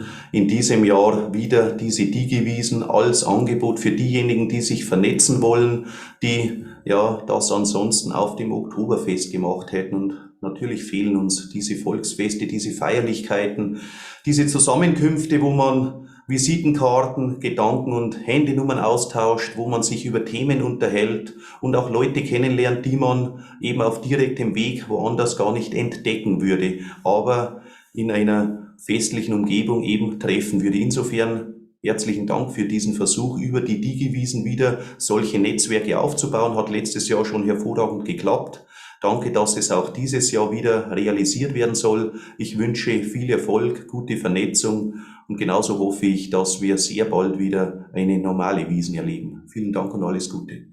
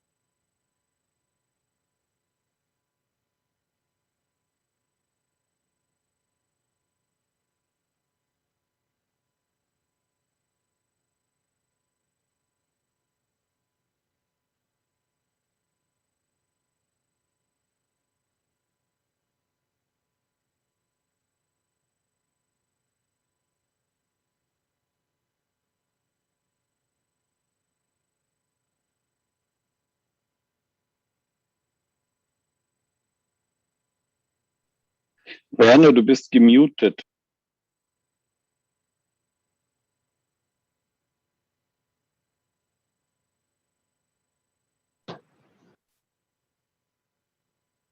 Werner, du musst dich unmuten.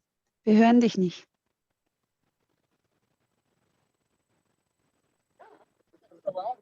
Danke. Jetzt. Wunderbar. Also nochmal, der Profi hat es wieder geschafft. Wir haben hier auf der Dachterrasse von Huawei schon ein kleines Stell dich ein. Es sind schon ein paar Leute hier.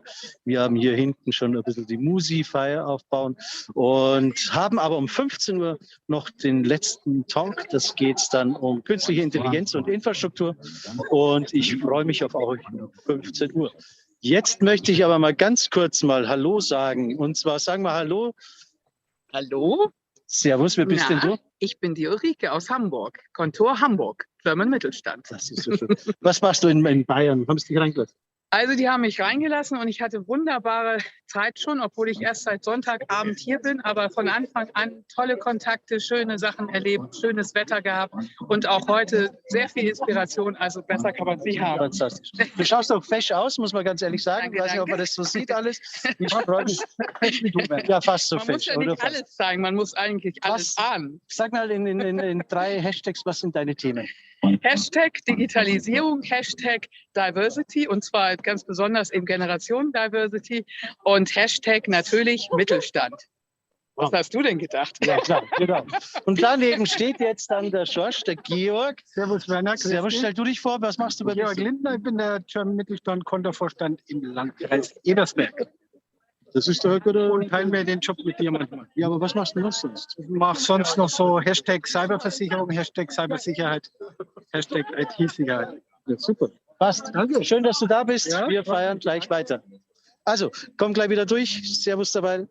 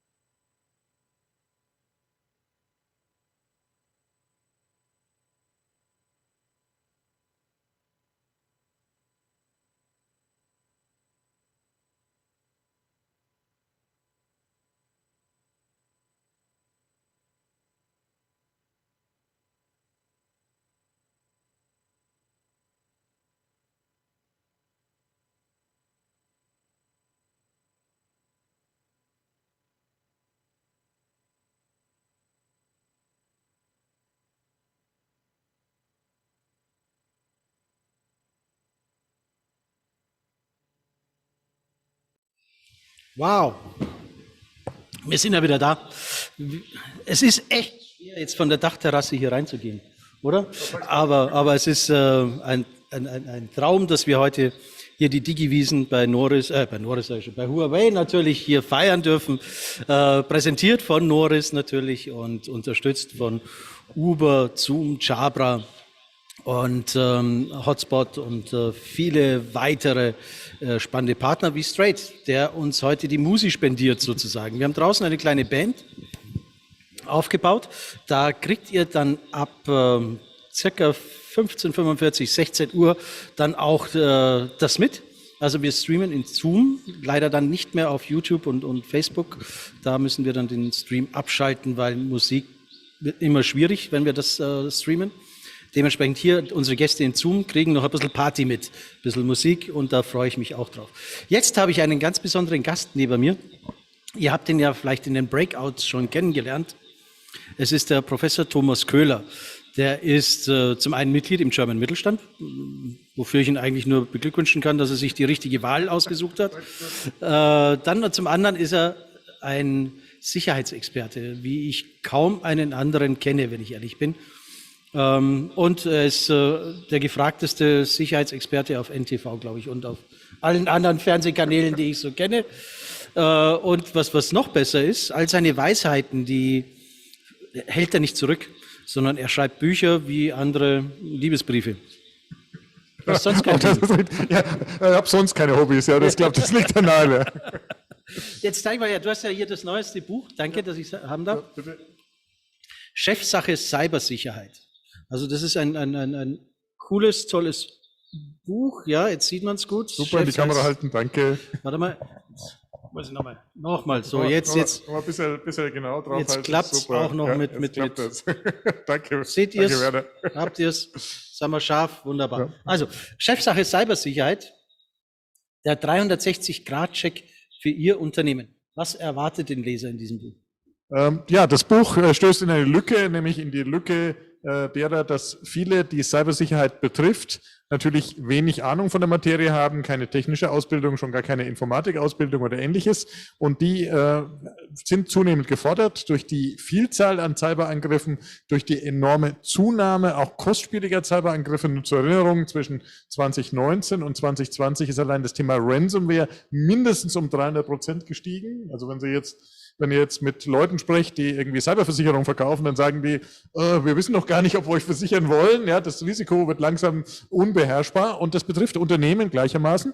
Und das trifft dann auf, ich sage jetzt mal, natürlich wenig technischen Know-how, woher auch, und dann auch am Markt auch viel Halbwissen. Und in diese Lücke stoße ich rein und versuche sozusagen neutral Aufklärung zu leisten, durchaus auch sehr kritisch mit der Sicherheitsbranche umzugehen, weil es dort auch viele Produkte gibt, die einfach unsinnig sind, und zu sagen, okay, das ist wichtig, das musst du schützen mit den und den Maßnahmen, und so solltest du auf dein eigenes Unternehmen schauen, damit es in Zukunft auch noch dein eigenes Unternehmen ist. Ich weiß jetzt gar nicht, ob der Ingolf Brauner zuschaut oder aktiv ist. Ist der Präsident vom Mittelstand. Ah, doch, ja, sauber. Wir sehen ihn. Ja, du verfolgst uns ja. Ich erwarte allerdings gleich einen Anruf, aber solange der nicht kommt, kann ich mit euch reden. So, 3 Sekunden nur mit dir. Wir sprechen über das Thema Chefsache Cybersicherheit. Du bist ja als Präsident des Mittelstand in Bayern und natürlich auch als Vize beim German Mittelstand e.V. ja immer am Puls der Entscheider sozusagen. Wie wichtig nehmen die denn überhaupt das Thema Cybersicherheit? Naja, der Puls schlägt spätestens dann extrem stark, wenn die erste Cybererpressung aufgeschlagen ist. Also ich würde sagen, es hat sich da in den letzten Monaten schon ein bisschen was getan in Sachen Ernstnehmen. Das war in der Vergangenheit nicht unbedingt so, gerade die kleineren Firmen. Da ist es heute noch so, dass die es immer noch nicht so ganz gerafft haben, was alles passieren kann. Aber unabhängig davon, man überblickt auch teilweise gar nicht, wo Fallen sind. Also zum Beispiel diese Homeoffices, die ja jetzt durch Corona sehr intensiv genutzt wurden. Das sind ja förmliche Einfallstore für irgendwelche Cyberattacken. Und ich glaube, das ist tatsächlich vielen noch nicht bewusst. Also man beschäftigt sich mehr damit, um es zusammenzufassen. Das Bewusstsein steigt. Aber dass man tatsächlich kontinuierlich dranbleiben muss und nicht sagen kann, jetzt kaufe ich mir mal eine Firewall und das war's dann, sondern dass das ein kontinuierliches Thema ist, das auch kontinuierlich Ressourcen benötigt, dieses Bewusstsein ist gerade bei kleineren Mittelständlern noch wenig vorhanden. Und so schwer, diese Message, diese wirklich wichtige Message an den richtigen Punkt zu bringen. Ja, wir haben ein Kernproblem bei allem, was Investitionen in Sicherheit angeht. Es rechnet sich nicht oder man kann es schwer rechnen. Natürlich rechnet es sich, wenn man einen Angriff verhindert, aber man kann es eben nicht berechnen. Den ROI, den Return on Investment, den man als Unternehmer immer im Blick hat, sagen, ich gebe jetzt die Summe X aus, dafür kaufe ich mir eine Maschine, da kommen so und so viel, sagen wir mal, Bleistifte raus und ich weiß, jeden Bleistift kann ich irgendwie für 15 Cent verkaufen und davon bleiben mir 5 Cent über. Damit weiß ich, die Maschine ist bezahlt in 1,5 Jahren und damit weiß ich, es ist ein gutes Investment. So. Und das habe ich in Cybersicherheit nicht. Ich kann es nicht rechnen. Ich weiß hinterher, im besten Falle ist nichts passiert und ich weiß letztendlich nicht, welche Maßnahme dabei geholfen hat. Also insofern ist diese Art von, ich sage jetzt mal, Entscheidungsblindheit mitursächlich dafür, dass im Zweifelsfall nichts passiert. Das ist natürlich auch ein bisschen ein ähnliches Problem, wie wenn jetzt jemand mit Anfang 20, ja, vielleicht gerade Erstwähler an diesem Wochenende, der denkt jetzt auch nicht über die Rente nach, ja, weil es ganz einfach zu weit weg, das ist zu abstrakt, das Risiko ist zu abstrakt, was passiert denn da? Nichts Genaues weiß man nicht und da muss man rein und da muss man sich einfach mit den Grundlagen beschäftigen, dann kommt man von selber drauf, dass man was tun muss. Ich denke schon, dass man es rechnen kann. Entschuldigung, weil ich noch mal da reingrätsche. Ich denke schon, dass man es rechnen kann. Und zwar, man muss sich nur mal bewusst machen, was man verlieren könnte.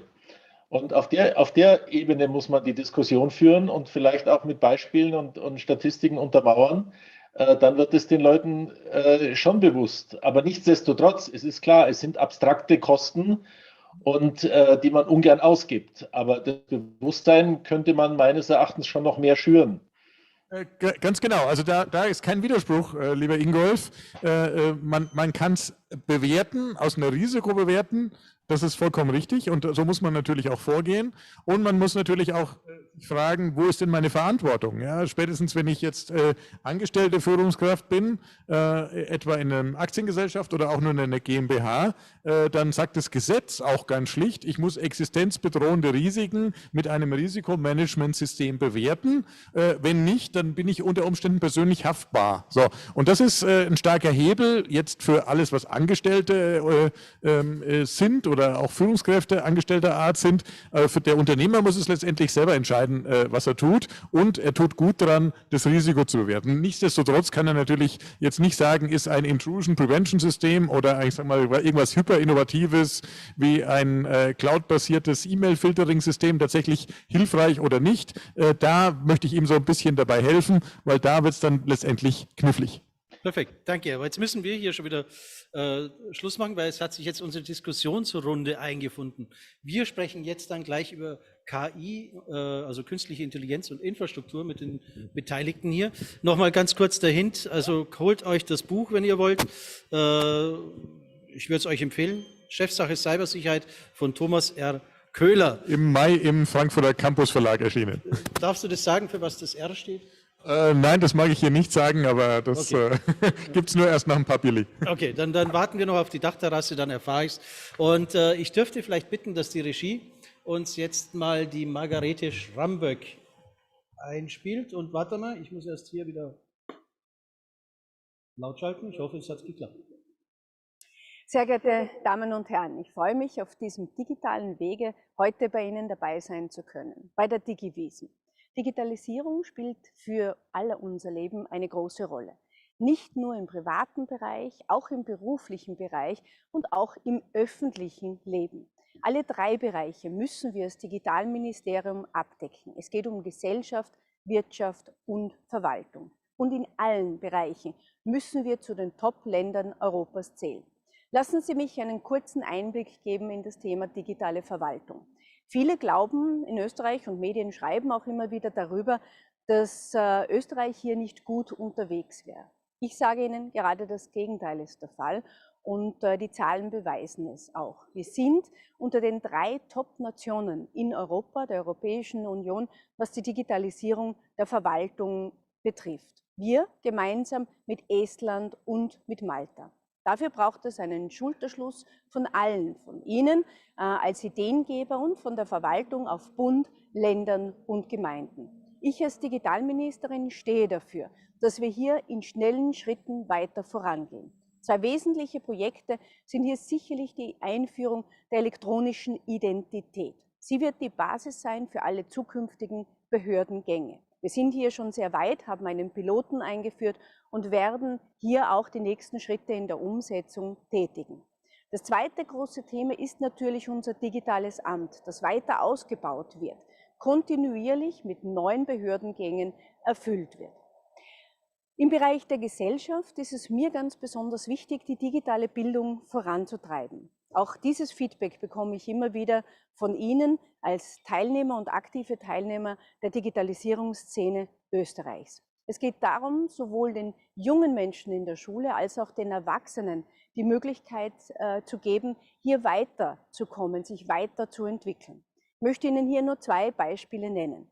Viele von Ihnen kennen sicherlich die Plattform Fit for Internet. Hier geht es darum, alle Menschen in Österreich fit für die Digitalisierung zu machen. Ein Schwerpunkt ist da ganz klar im Bereich Cybersicherheit. Ein zweites wesentliches Thema sind mir die Lehrlinge. Ein zweites wichtiges Thema sind für mich die Lehrlinge Österreichs, die Fachkräfte der Zukunft. Jeder Beruf muss hier mit digitalen Inhalten ausgestattet werden. Und das tun wir. Wir haben bereits 85 Berufe überarbeitet und auch neue geschaffen, wie Coding und E-Commerce. Hier gilt es, dran zu bleiben und gemeinsam mit Ihnen weiterzuarbeiten. Der dritte große Bereich sind die Unternehmen. Es geht um die österreichischen KMUs. Mir ist es wichtig, dass sie Anlaufstellen haben für Innovation und Digitalisierung. Deshalb habe ich die Innovation Hubs in Österreich geschaffen. 6 gibt es dazu bereits mit Schwerpunktthemen wie KI und Cybersicherheit. Ich freue mich, dass Sie sich heute bei dieser DigiWiesen so intensiv mit diesem Thema wieder auseinandersetzen und bin gespannt auf die Ergebnisse. Ich wünsche Ihnen viel Erfolg und ich freue mich, wenn ich Feedback von Ihnen bekomme. Herzlichen Dank. Jetzt. So, dann auch noch den richtigen Knopf treffen. Das ist in der Form der Digitalisierung für mich schon schwierig. Ohne Brille Knöpfe treffen. Wann kriegen wir denn die selbst einstellende Pupille sozusagen? Das wäre mal, aber das ist Future Thinking. Ingobert, wir haben gerade gehört, Hubs, ganz großes Thema in Österreich. Digitalisierungshubs und dort die Unternehmer, die Menschen auch mitzunehmen. Wie stark ist sowas denn bei uns in Deutschland? Schon auf dem Weg oder umgesetzt? Also ich würde mal sagen, in Deutschland haben wir auch eine starke Kultur von Hubs, von Plattformen, wo sich da die Szene zusammentut. Von der Bundesregierung oder von der Regierung Merkel ja vor vielen Jahren gegründet, der Digitalgipfel, der ja auch mal sozusagen mit solchen Themen losgestartet ist. Dann haben wir eine nationale Plattform KI jetzt. Es gibt, glaube ich, eine Enquete-Kommission, um die ethischen Fragen da zu erarbeiten und zu bewerten. Und dann gibt es beispielsweise Verbände wie den Bitkom, die haben auch so Hubs über Deutschland verteilt. Da geht es um Mobilität, aber auch um KI. Also da gibt es schon eine ganze Menge. Es gibt beispielsweise auch im Saarland eine Menge, wo im Bereich Cybersecurity passiert. Da haben wir jetzt auch kürzlich einen Center gegründet und eröffnet, wo wir den Mittelstand adressieren, und zwar wo wir den Mittelstand an KI und KI-Lösungen heranführen, um mit denen gemeinsam zu eruieren, wo die das in ihren Prozessen einsetzen können, um dafür zu profitieren. Was ich aber eigentlich sagen will, ich glaube, da sind ein paar gute Grundsteine gelegt, aber es ist schon noch eher partiell. Also es ist schon noch eher so eine Kennerszene. Ich würde jetzt mal sagen, Buzzword ist jetzt KI oder AI, wie man es auch immer bezeichnet, schon relativ präsent. Wenn man jetzt sich die einschlägigen Berichte in den Zeitungen und so weiter anschaut, da ist eine Menge. Wenn man aber jetzt quasi mit den Leuten draußen spricht, wenn man mit den Unternehmern spricht, den Mittelständlern, auch mit den Schülern, um ein bisschen tiefer zu gehen, was ist jetzt KI, was bedeutet das und was hat das eigentlich für Konsequenzen, im Guten, aber auch wie im Schlechten, dann glaube ich, ist es noch ziemlich unterbeleuchtet. Sprich, weil es eher so eine Buzzword-Berührung ist und weniger eine intensive Auseinandersetzung mit dem Thema. Und da würde ich jetzt schon noch einige Hausaufgaben sehen. Also das eine, was sich daraus eigentlich ableitet, was ich sage, ich glaube, wir müssen es wirklich in die Schulen, in die digitale Bildung reinbringen, was das bedeutet, was sind die Grundprinzipien, wie funktioniert ein Algorithmus, ja, was ist ein Coding, weil das ist so das Einmaleins, um das zu verstehen, ja. dann muss das natürlich genauso in die Universitäten gebracht werden. Und das Gleiche gilt natürlich auch in die Industrie. Und da würde ich jetzt mal sagen, die größeren Unternehmen, die haben dann natürlich die Kapazität, sich selber da Abteilungen, Experten, Labs und so weiter aufzubauen. Aber der Mittelstand, der ja auch hier stark im Fokus steht, durch das Engagement des German Mittelstand, die haben natürlich nicht diese Möglichkeiten. Und da ist schon die Frage, wie kann man die da reinbringen? Ja? Und ich glaube, da haben wir schon noch einiges zu tun. Wir müssen es zum einen erklären, aber natürlich auch ein bisschen aufzeigen von der Anwendung her. Zum einen vielleicht auch mal in andere Regionen gehen, wie zum Beispiel nach China oder natürlich auch in die USA. Im Silicon Valley passiert eine Menge, in Shenzhen, wo wir herkommen, was man da eigentlich schon alles machen kann, ja, um mal ein Gefühl dafür zu bekommen, wo da die Reise hingeht und wo eigentlich das Potenzial drin ist. Und diese Dinge, die, glaube ich, da haben wir schon noch ein bisschen, ich will nicht sagen Nachholbedarf, aber da muss es jetzt wirklich mal losgehen in Deutschland, weil das ist ganz klar, wo die Zukunftsmusik spielt. Wo unsere Stärken sind, das ist, glaube ich, klar. Und da gibt es auch mittlerweile einen europäischen Prozess. Wir sind sehr gut in ethischen Betrachtungen. Da haben wir sehr viel Know-how und Kompetenz. Da gibt es jetzt ja auch erste Zertifizierungen, beispielsweise auch was eine vertrauenswürdige KI ist. Ja, da beschäftigt sich das BSI auch stark mit.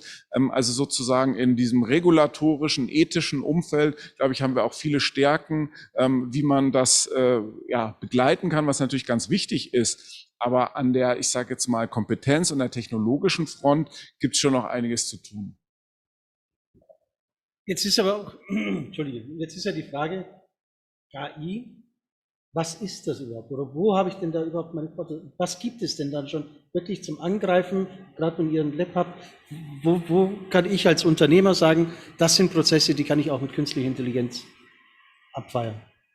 Also ich würde mal sagen, es gibt so ein Spektrum von KI-Lösungen, die ganz einfachen Anwendungen bis zu total sophisticated. Und die ganz einfachen, wir haben es gerade noch auf der Terrasse sozusagen beim Bier diskutiert, es kann helfen bei einer Entbürokratisierung. Ja? Wenn Standardabläufe in einem Büro, wo bestimmte Dinge immer wiederkommen und das Gleiche sind und dann adressiert werden müssen, ja, bis zu haben wir gerade gesprochen über Prozessklagen etc. Also immer wo Dinge wiederkehren, dann kann das natürlich jede KI machen. Ja, das kann man auch mit neuen Möglichkeiten. Wir haben eine bessere Sensorik, maschinelles Sehen, solche Dinge. Da kann also sozusagen besser erfasst werden, was da gerade passiert. Und die KI dahinter kann die Prozesse dann eigentlich selbstständig steuern, weil man ihr vorher gesagt hat, wenn das der Fall ist, dann bitte löse den und den Prozess aus. Also das kann man total einfach machen. Das kann der sozusagen Bäcker bei seiner Brötchenproduktion schon einsetzen, über Großunternehmen, die da etwas komplexere Prozesse haben. Ja? Und ein bisschen komplexer wird es dann beispielsweise im medizinischen Bereich, E-Health, ja? Da hilft AI und entsprechenden Algorithmen jetzt bei der Diagnostik. Ja? Da können die einfach durch eine Rechenleistung schneller ermitteln, ob jetzt beispielsweise hier bestimmte Symptomatiken vorliegen. Ja? Also da würde ich sagen, das ist jetzt so ein Zwischendrin. Und dann kann man natürlich eine KI irgendwann mal einsetzen, um Autos in einem komplexen Verkehrsgeschehen komplett autonom fahren und steuern zu lassen. Also da haben wir eigentlich alle Möglichkeiten und ich würde mal sagen, da wird es wie immer im Leben wahrscheinlich inkrementell kommen. Ja? Es wird nicht sozusagen jetzt in 6 Monaten geht's los mit KI in Deutschland, sondern das kommt so sukzessive. Und wir alle wissen, dass in vielen Dingen schon KI drinsteckt. Ich hatte es vorher schon mal gesagt, Social Media, sämtliche Anwendungen laufen auf der Basis von KI, wie die Daten da sozusagen gefiltert, ausgenutzt werden. Wie gewisse, zum Beispiel in unseren Rechenzentren, ja, haben wir schon auch KI drin, um die Kühlungsabläufe zu optimieren. Also das sind Dinge, da steckt schon KI in vielen Sachen drin. Das ist uns nur gar nicht so klar. Vielleicht auch an Per Stemmler gerichtet. Dazu? Ja, also ich kann gerne ein paar Beispiele geben. Also mir sind da richtig viele sofort eingefallen eben. Ja, wir kennen alle die Kameras unserer Eltern im weitesten Sinne, wo so ein großes Objektiv drauf war. Jetzt fragt man sich doch, wenn man keine Ahnung hat von KI, warum hat das iPhone eigentlich kein Objektiv, wo ich dran drehen muss? Weil das mittlerweile alles von Programm gesteuert wird. Das Programm macht das Bild scharf in Wirklichkeit. Und wo hat das bei uns natürlich in meinem Umfeld Einfluss? bei den Videokonferenzen. Wir kennen uns alle aus. Wir waren mal in einem Videokonferenzraum bestimmt, wo drin eine Kamera war, die von so einem Stellmotor hoch und runter und zur Seite gedreht wurde. Das haben wir alle schon mal gesehen. Ist nicht mehr Stand der Technik. Komplett vorbei. In Wirklichkeit ist das mittlerweile so, dass nur noch eine feste Linse da ist oder 3 manchmal. Die sind auf jeden Fall fest und eine KI rechnet genau aus, wer spricht gerade, aus welchem Element des Raumes kommt der Sound und dann wird berechnet, ob dieser Mensch scharf gesehen wird. Ja, das gibt es auch für die Mikrofone mittlerweile. Das ist alles künstliche Intelligenz. Wir kennen die berühmten Panacast-Kameras beispielsweise von Jabra. Wir haben auch vorhin eine da eingesetzt. Da funktioniert das schon seit 2-3 Jahren. Ja, das ist so. Das ist wirkliche künstliche Intelligenz. Im Zoom-Umfeld, ja, wir probieren sowas aus mit zum Beispiel Hundebellen. Ja, wenn ein Hund im Hintergrund bellt, filtern wir das mittlerweile raus, wenn wir erkennen, dass es ein Hundebellen ist. Türklingel filtern wir raus mittlerweile, weil das als Störgeräusch wahrgenommen wird. Wenn zum Beispiel jemand öfter hustet und nicht gemutet ist, kriegt er einen Pop-up nach dem Motto, willst du dich nicht lieber muten? Das ist alles künstliche Intelligenz. Oder, das berühmteste ist ja, wie gesagt, jemand spricht und ist gemutet. Ja, und dann, wir kennen alle, früher gab es jetzt die T-Shirts, wo drauf stand, you are muted. Das konnte man dann hochhalten. Kann man immer noch kaufen im Zoom-Shop. Ist auch immer noch ein Verkaufsschlager.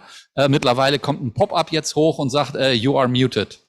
So, damit derjenige, der eben spricht, und das ist ja sogar in der Werbung jetzt gerade, wird das aufgenommen. Ich weiß gar nicht in welcher Werbung, aber da ist es auch so, da spricht einer und ist die ganze Zeit gemutet und das soll dann der Witz sein. Das ist künstliche Intelligenz at its best. Ich wollte noch einen kurzen was zur Digitalisierung eines Landes, nämlich Österreich, was wir eben gesehen haben, sagen. Also weltweit das allererste Land, wo das Justizministerium gesagt hat, wir machen jetzt mal eine Hardcore Super Speed sozusagen Digitalisierung, war Österreich. Die haben gesagt, sie wollen das Justizministerium, Alma Čadić heißt die kroatische Justizministerin, die hat gesagt, naja, also Corona, wir wollen die Gerichtsverfahren nicht absagen. Wir machen das jetzt alles über Zoom. Wir machen das über eine Verfügung. Wir prüfen gar nicht, ob das sicherheitstechnisch okay ist oder wie viel das kostet, sondern jeder Richter kriegt eine Zoom-Lizenz. Und dann haben die festgestellt, das hat noch viel weitere Vorteile, nämlich, wenn man zum Beispiel einen Gefangenen aus einem Gefängnis nicht mehr ins Gericht transportieren muss, dann spart das sogar Kosten. Ist logisch. Ja, Wahnsinn. Das haben die erst danach ausgerechnet und jetzt überlegen die, ob die in Zukunft nicht alle Gefängnisse mit Videokonferenzen, also mit richtig Räumen, wo eine Videokonferenzanlage drin ist, ausstatten und alle Gerichte, die machen das schon sehr rudimentär, aber sehr gut, viel besser als alle anderen. Ich bin sicher, das ist genau das, wo wir hinkommen. Und auch da wird dann wieder künstliche Intelligenz eingesetzt werden. Das Dolle ist, wie schnell das bei denen ging. Bei denen ging das ungefähr so in, ich sag mal, 2,5 Wochen. Ja, das Spannende, was du jetzt erzählt hast, es ist natürlich, glaube ich, keine künstliche Intelligenz, darauf zu kommen, dass man sozusagen Angeklagte auch per Videokonferenz interviewen bzw. verhören könnte. Das ist, glaube ich, noch menschliche Intelligenz an der Stelle. Aber müssen wir nicht möglicherweise, und die gebe ich vielleicht mal an den Gregor weiter, eine Frage, aufpassen, dass wir nicht bei der künstlichen Intelligenz einen ähnlichen Fehler gemacht haben, wie wir ihn teilweise bei der Digitalisierung immer noch machen. Nämlich, ich kenne viele Unternehmer, die sagen, ja, ich bin schon voll digital, wir haben E-Mail. Ja? Und so sehe ich es auch manchmal beim Thema KI. Da werden ja ein Toaster, der eine WLAN-Verbindung hat, wird ja schon als mit KI ausgestattet angeboten. Also ich bin ja ein bekennender Werber und Marketier und ich liebe meine Zunft, aber manchmal übertreiben wir dann doch schon ein bisschen und bezeichnen Dinge als mit KI ausgestattet, die irgendwelche ganz doofen Algorithmen drin haben. Müssen wir da nicht ein bisschen aufpassen, dass wir uns dann nicht wieder selbst die Butter vom Brot nehmen, weil wir jetzt viel zu früh aufhören, weil wir sagen, haben wir doch schon. Das waren jetzt ganz viele Fragen und bevor ich die Frage beantworte, ein kurzer Kommentar zum Peer, der schon angedeutet hat, was wir mit KI machen. Und natürlich sind wir Produktfirma und sehen KI ganz stark darin, dass sie, sagen wir mal, Muster erkennt und Abläufe unterstützt. Und ich glaube, wir haben hier ein ganz gutes Beispiel, wie Formate, die wir vor 2-3 Jahren nicht hatten. Wir haben hier 8 Leute am Tisch sitzen und das haben wir oft in den Unternehmen auch. Es sitzen 6, 7 Leute in einem Raum und andere wählen sich ein. Und dann geht es darum, die Dynamik in so einem Raum auch nach außen zu übertragen. Jetzt haben wir hier den Luxus, wir haben 3 High-End-Kameras, wir haben 4 High-End-Leute, die Kameras bedienen und immer dann genau hinzoomen können, wo es gerade sinnvoll ist. Und das versuchen wir in die Produkte einzubauen. Und wie machen wir das? Über künstliche Intelligenz. Jetzt bin ich bei dem Thema, so künstlich ist er eigentlich dann auch wieder nicht. Es ist eigentlich eher Mustererkennung. Und wir trainieren die Produkte in unseren Laboren in Kopenhagen.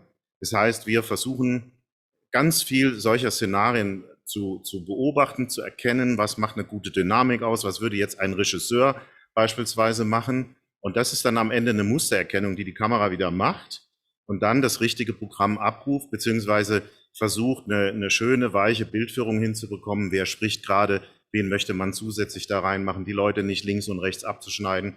Und dann macht es sehr wohl Sinn und dann ist es auch schon etwas mehr, als jetzt nur, sagen wir mal, A und B zu vernetzen.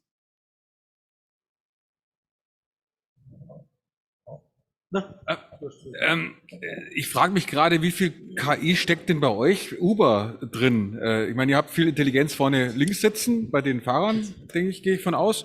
Aber ihr setzt ja dann wahrscheinlich in der Vermittlung oder wo geht's denn auch noch weiter? Stichwort Uber Eat. Wo habt ihr die Fallbeispiele oder vielleicht auch die Zukunftsszenarien? Also ich gehe sicherlich davon aus, dass wir auch bei den Fahrgästen viel Intelligenz haben, also viel insgesamt im Auto, aber nein, Spaß beiseite, es ist natürlich an ganz vielen Ecken und Kanten ist es ein Riesenthema, wenn wir es nicht gerade notgedrungenermaßen abschalten müssen, weil das Gesetz aus den 30er Jahren zuletzt modernisiert im März diesen Jahres ist uns leider nicht ermöglicht, aber da komme ich gleich zu. Nein, wir haben eine Sache ist zum Beispiel Pooling. Wir machen ja vor der Pandemie haben wir sehr viel Pooling schon betrieben, dass wir also versuchen, Fahrtwünsche zu bündeln. Also wenn beispielsweise nach dieser wunderbaren Veranstaltung spät nachts die Menschen sagen, sie wollen nicht mehr selbst nach Hause fahren, lenkend, weil man ja vielleicht nachher nicht nur alkoholfreies Bier getrunken haben möchte, und dann viele vielleicht in die gleiche Richtung, in die gleiche Stadt fahren, können Pooling-Algorithmen das intelligent verbinden und eben durch selbstlernende Systeme dann auch immer weiter optimieren. Und da kann man eben unglaublich viel natürlich auch herausholen, nicht nur für Kundenzufriedenheit, Sicherheit, Fahrtgeschwindigkeit und günstige Preise, sondern letzten Endes auch wieder durch eben hocheffizientes Zusammenbauen der Routen auch natürlich auch viel ökologischen positiven Effekt generieren. In die Zukunft gedacht, natürlich auch, es wurde auch heute in manchen der Breakout-Sessions schon angesprochen, wird die Zukunft ja sicherlich, die Frage ist immer wann und in welcher Phase wann, aber eines Tages auch in diese vollautonomen Fahrsysteme hineingehen. Und da wird das natürlich dann ganz intensiv auch eine Rolle spielen. Aber last but not least, für uns auch ein sehr, sehr wichtiges Thema in der tagtäglichen Anwendung, wenn wir doch viele Millionen Fahrten am Tag weltweit vermitteln, kommen natürlich auch unglaublich viele Interaktionen mit unglaublich vielen Menschen zustande, von denen auch sehr viele über KI gesteuert beantwortet werden, sodass die allerwenigsten dann auch direkt über einen Agent auch behandelt werden müssen. Also ganz, ganz viele Anwendungen und ich glaube, da sind wir ohnehin überall erst am Anfang. Jetzt musst du uns aber noch mit einweihen, was du meintest mit dem, was da kommt und was noch nicht so funktioniert, weil es euch verboten wird. Ja, das ist das beliebte Thema der Rückkehrpflicht, die wir in Deutschland haben. Also in einem Land, wo wir allesamt doch der festen Überzeugung sind, vielleicht bei unterschiedlichen Wegen, die man sich vorstellt, aber doch, dass wir das Klima schützen wollen und Emissionen vermeiden wollen, gibt es in Deutschland eine Regel, die gerade erneuert wurde, wonach Fahrzeuge leer nach jeder Fahrt, solange kein Folgeauftrag vorliegt, leer durch die Stadt wieder fahren müssen. Ein modernes Gesetz aus dem Jahr 2021 in der Bundesrepublik Deutschland.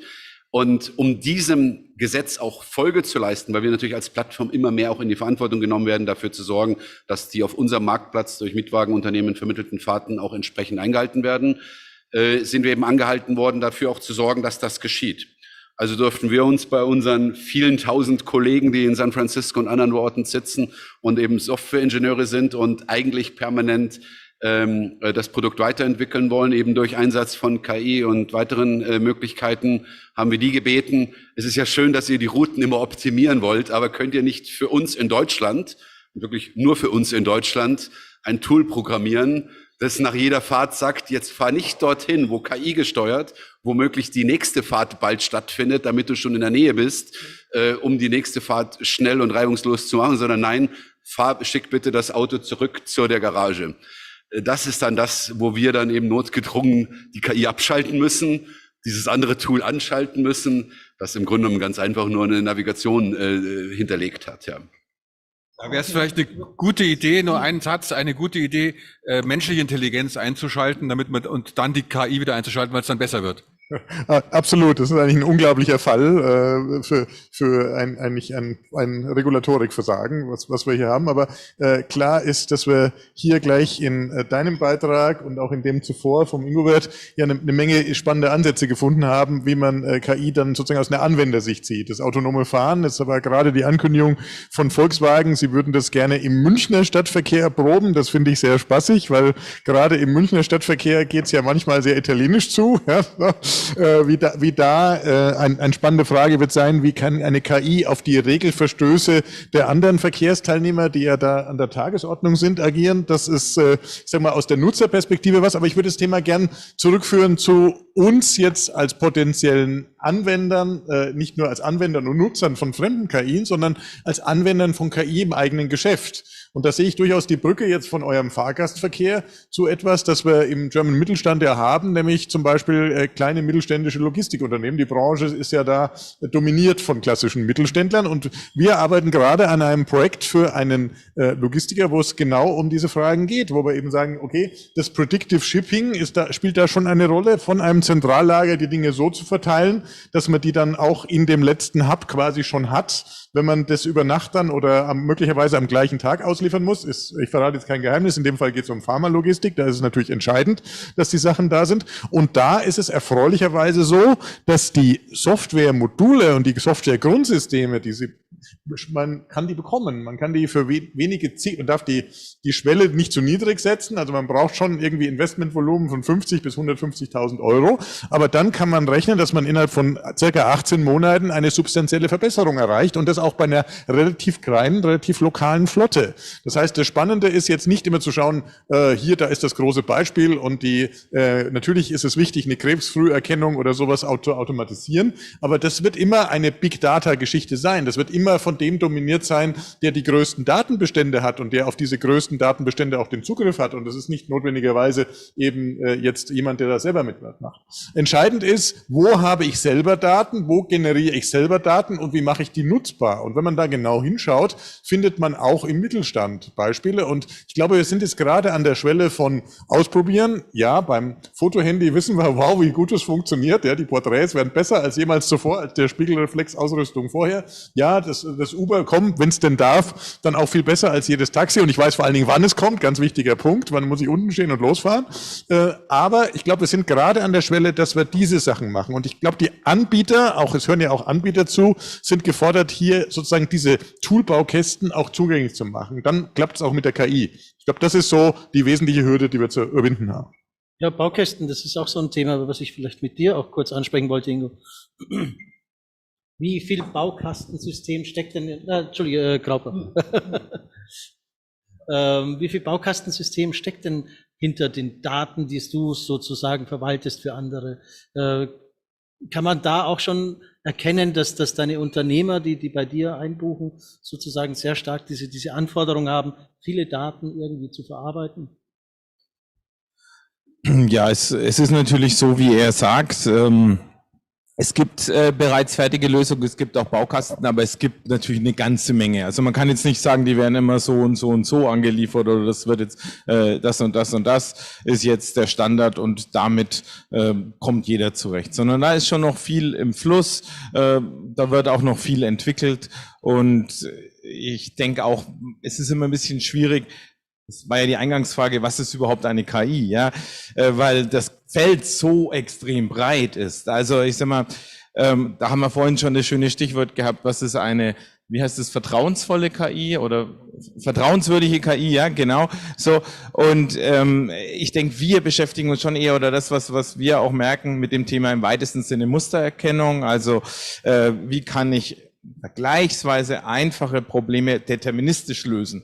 Und KI, wenn man es als künstliche Intelligenz wirklich versteht, bedeutet ja tatsächlich, ich fordere von so einer Maschine, sie soll bitte auf neue Lösungen kommen, sie soll hinzulernen, sie soll bitte irgendwas Neues erfinden. Und das ist natürlich nochmal eine ganz andere Schwierigkeit. Ja, aber hilft das beim Daten aufbereiten oder beim Datenhosten auch? Also, weil wir ja auch sprechen, wie viel Intelligenz kann in einen Datenhousing sozusagen drinstecken, auch im Hinblick auf Nachhaltigkeit oder sonst irgendwas. Wir haben es ja vorhin schon gehört, das Wesentliche ist auch heutzutage das Thema Big Data. Also wenn man halt wirklich gute Ergebnisse will, heutzutage, man braucht also Millionen von Autofahrten, Millionen von Kamera, Videodaten, um dann am Ende irgendwann mal daraus rauszubekommen, okay, so ein Auto kann tatsächlich, ohne irgendwo anzustoßen, prinzipiell da durch diese Straßen von München fahren. Ja, darum geht's ja letztlich, dass so ein Auto sowas mal kann. Und das ist tatsächlich jetzt schon eine ganz extrem hohe Herausforderung, weil da kann auch mal was man vorher noch nicht,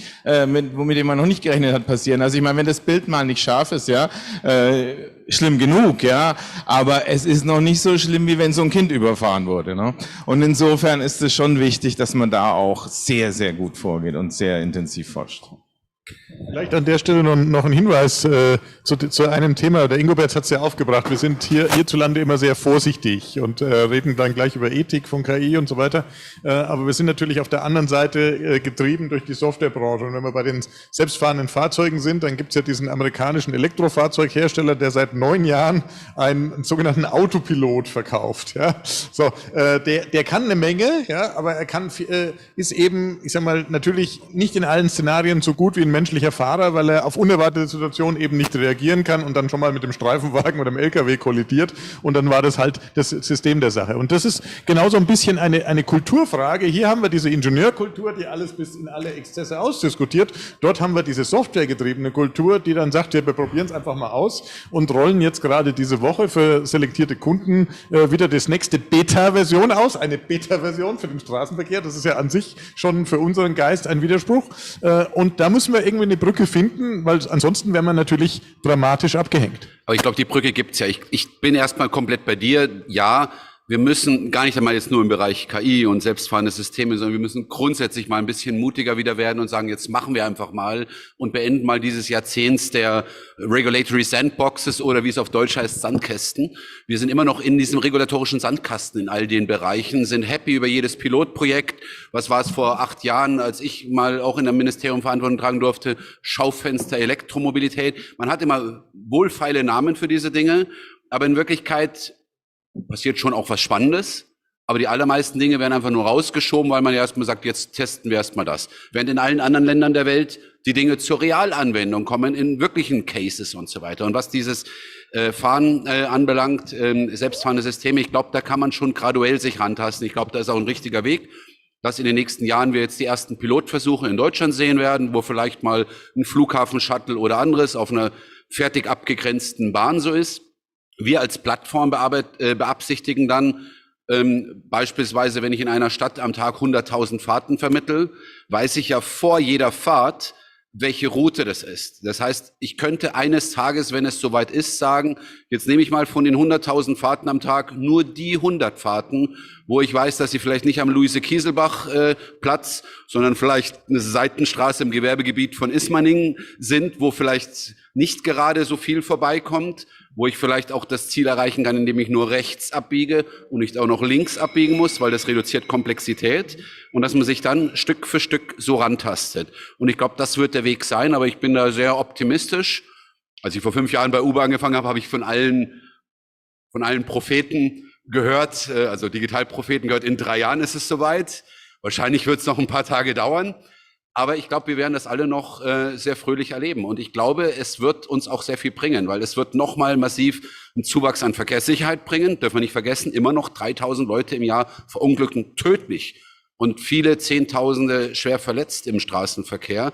Und wenn man eines Tages die Systeme so hat, dass sie Faktor 1000, Faktor 10.000 sicherer sind als Fahrerinnen oder Fahrer getriebene Fahrzeuge, gelenkte Fahrzeuge, dann glaube ich, wird das kommen und dann plötzlich auch sehr rasant womöglich. Ich glaube, wenn die Jabras, Huaweis, Zooms dieser Welt KI machen wollen, dann sind sie dazu wahrscheinlich in der Lage, haben Mitarbeiter dazu, haben möglicherweise auch das Know-how dazu. Aber reden wir jetzt mal von der Breite des Mittelstands. Nehmen wir den Bäckermeister, der KI einsetzen möchte, um möglicherweise herauszukriegen, wann er am besten wie viel Semmeln oder Brot produziert, ohne sozusagen viel wegschmeißen zu müssen. Könnte er sich helfen lassen. An wen wendet er sich denn, wenn er da sagen würde, da würde ich gern weiterkommen? Ich hätte die beiden gefragt, aber ich frage natürlich auch. Also ich kann dazu was sagen, das ist ganz witzig. Ich habe einen Bruder, der kommt aus der IT, war früher CIO eines Mittelständlers. Und wo arbeitet er heute? In der IT einer Bäckereikette in Norddeutschland. Und die bezeichnen sich selber als die IT-Abteilung mit angehängter Bäckerei. Und zwar haben die Auslieferungsstellen, das ist über Franchise haben wir das meiste gehört, den selber. Wozu benutzen die KI? Erstmal zum Prinzip her, die haben 3 Bäckerei, würde ich mal sagen, Fabriken. 2 davon sind in Mecklenburg-Vorpommern und eine ist in Schleswig-Holstein.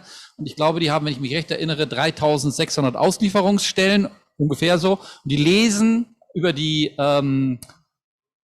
Kassen jede Bewegung ein. Also jedes Teilchen wird da eingelesen. Was kaufen die dazu? Wetterprognosen kaufen die dazu. Die kaufen Feriendaten natürlich dazu und lassen das alles erstmal in deren ERP-Systeme und in deren Rezepturen einfließen. Da kann man sich leicht vorstellen, es wird mehr Eis verkauft bei gutem Wetter an der, was weiß ich, Ostseeküste oder sowas. So, wofür benutzen die KI? Die versuchen, sozusagen, also erstmal, die haben eine Rolle, dass sie nachhaltig arbeiten wollen, dass sie nichts abends wegschmeißen.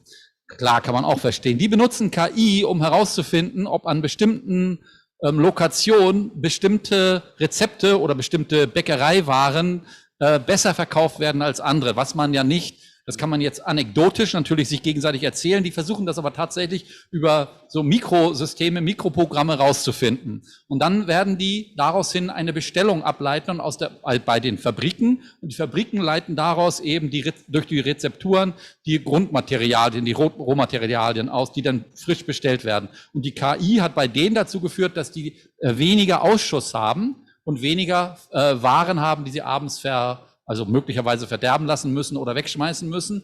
Und die werden, ein Großteil deren Investition ist in KI tatsächlich. Die kaufen Mikroprogramme von Spezialisten dazu, probieren die aus und setzen die dann in die ERP-Programme und in die Kastenprogramme ein.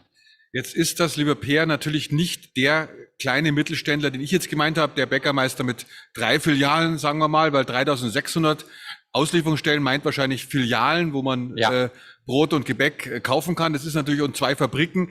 Das ist, verzeih mir, nicht mehr ganz kleiner Mittelstand. Das ist dann schon ein richtiges Unternehmen.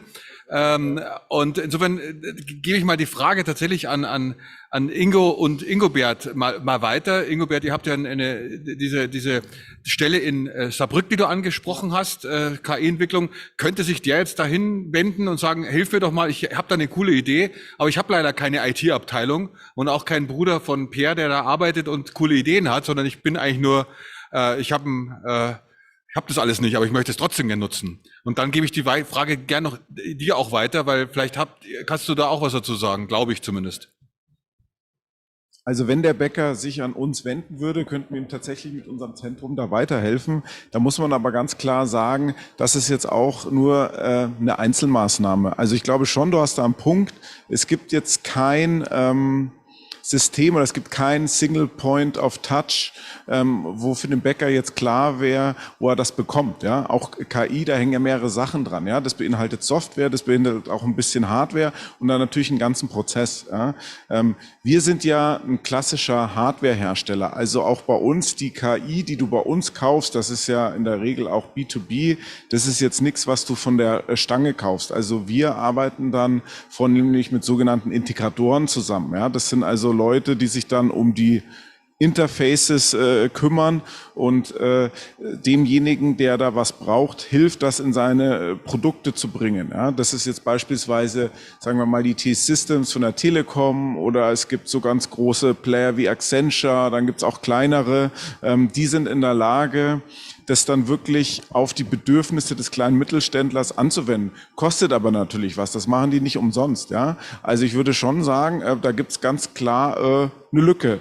Es gibt dann etwas standardisierter vielleicht Kompetenzzentrum Mittelstand, die haben auch einen Schwerpunkt für KI, da kann ich aus Erfahrung sagen, die machen ein paar ganz gute Sachen. Die haben auch zum Beispiel IT-Schwerpunkt in Potsdam, da sammeln die verschiedene Probleme, die im Mittelstand auftreten und versuchen da sozusagen den Pattern der Probleme rauszufiltern, um dann da Lösungen anzubieten, die dann sozusagen alle Mittelständler, die das gleiche Problem haben, einsetzen können. Ist aber auch so, und dahinter steht ja letztendlich das BMWI. Es gibt sicherlich in Bayern auch so ein paar KI-Kompetenzprogramme, die ich jetzt gerade nicht überblicke. Das hilft vielleicht auch ein bisschen, ist aber sicherlich auch noch eher bürokratisch. Ja.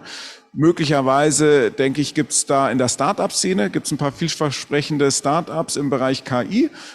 Die sind da vielleicht schon etwas agiler und auch nicht so kostenintensiv.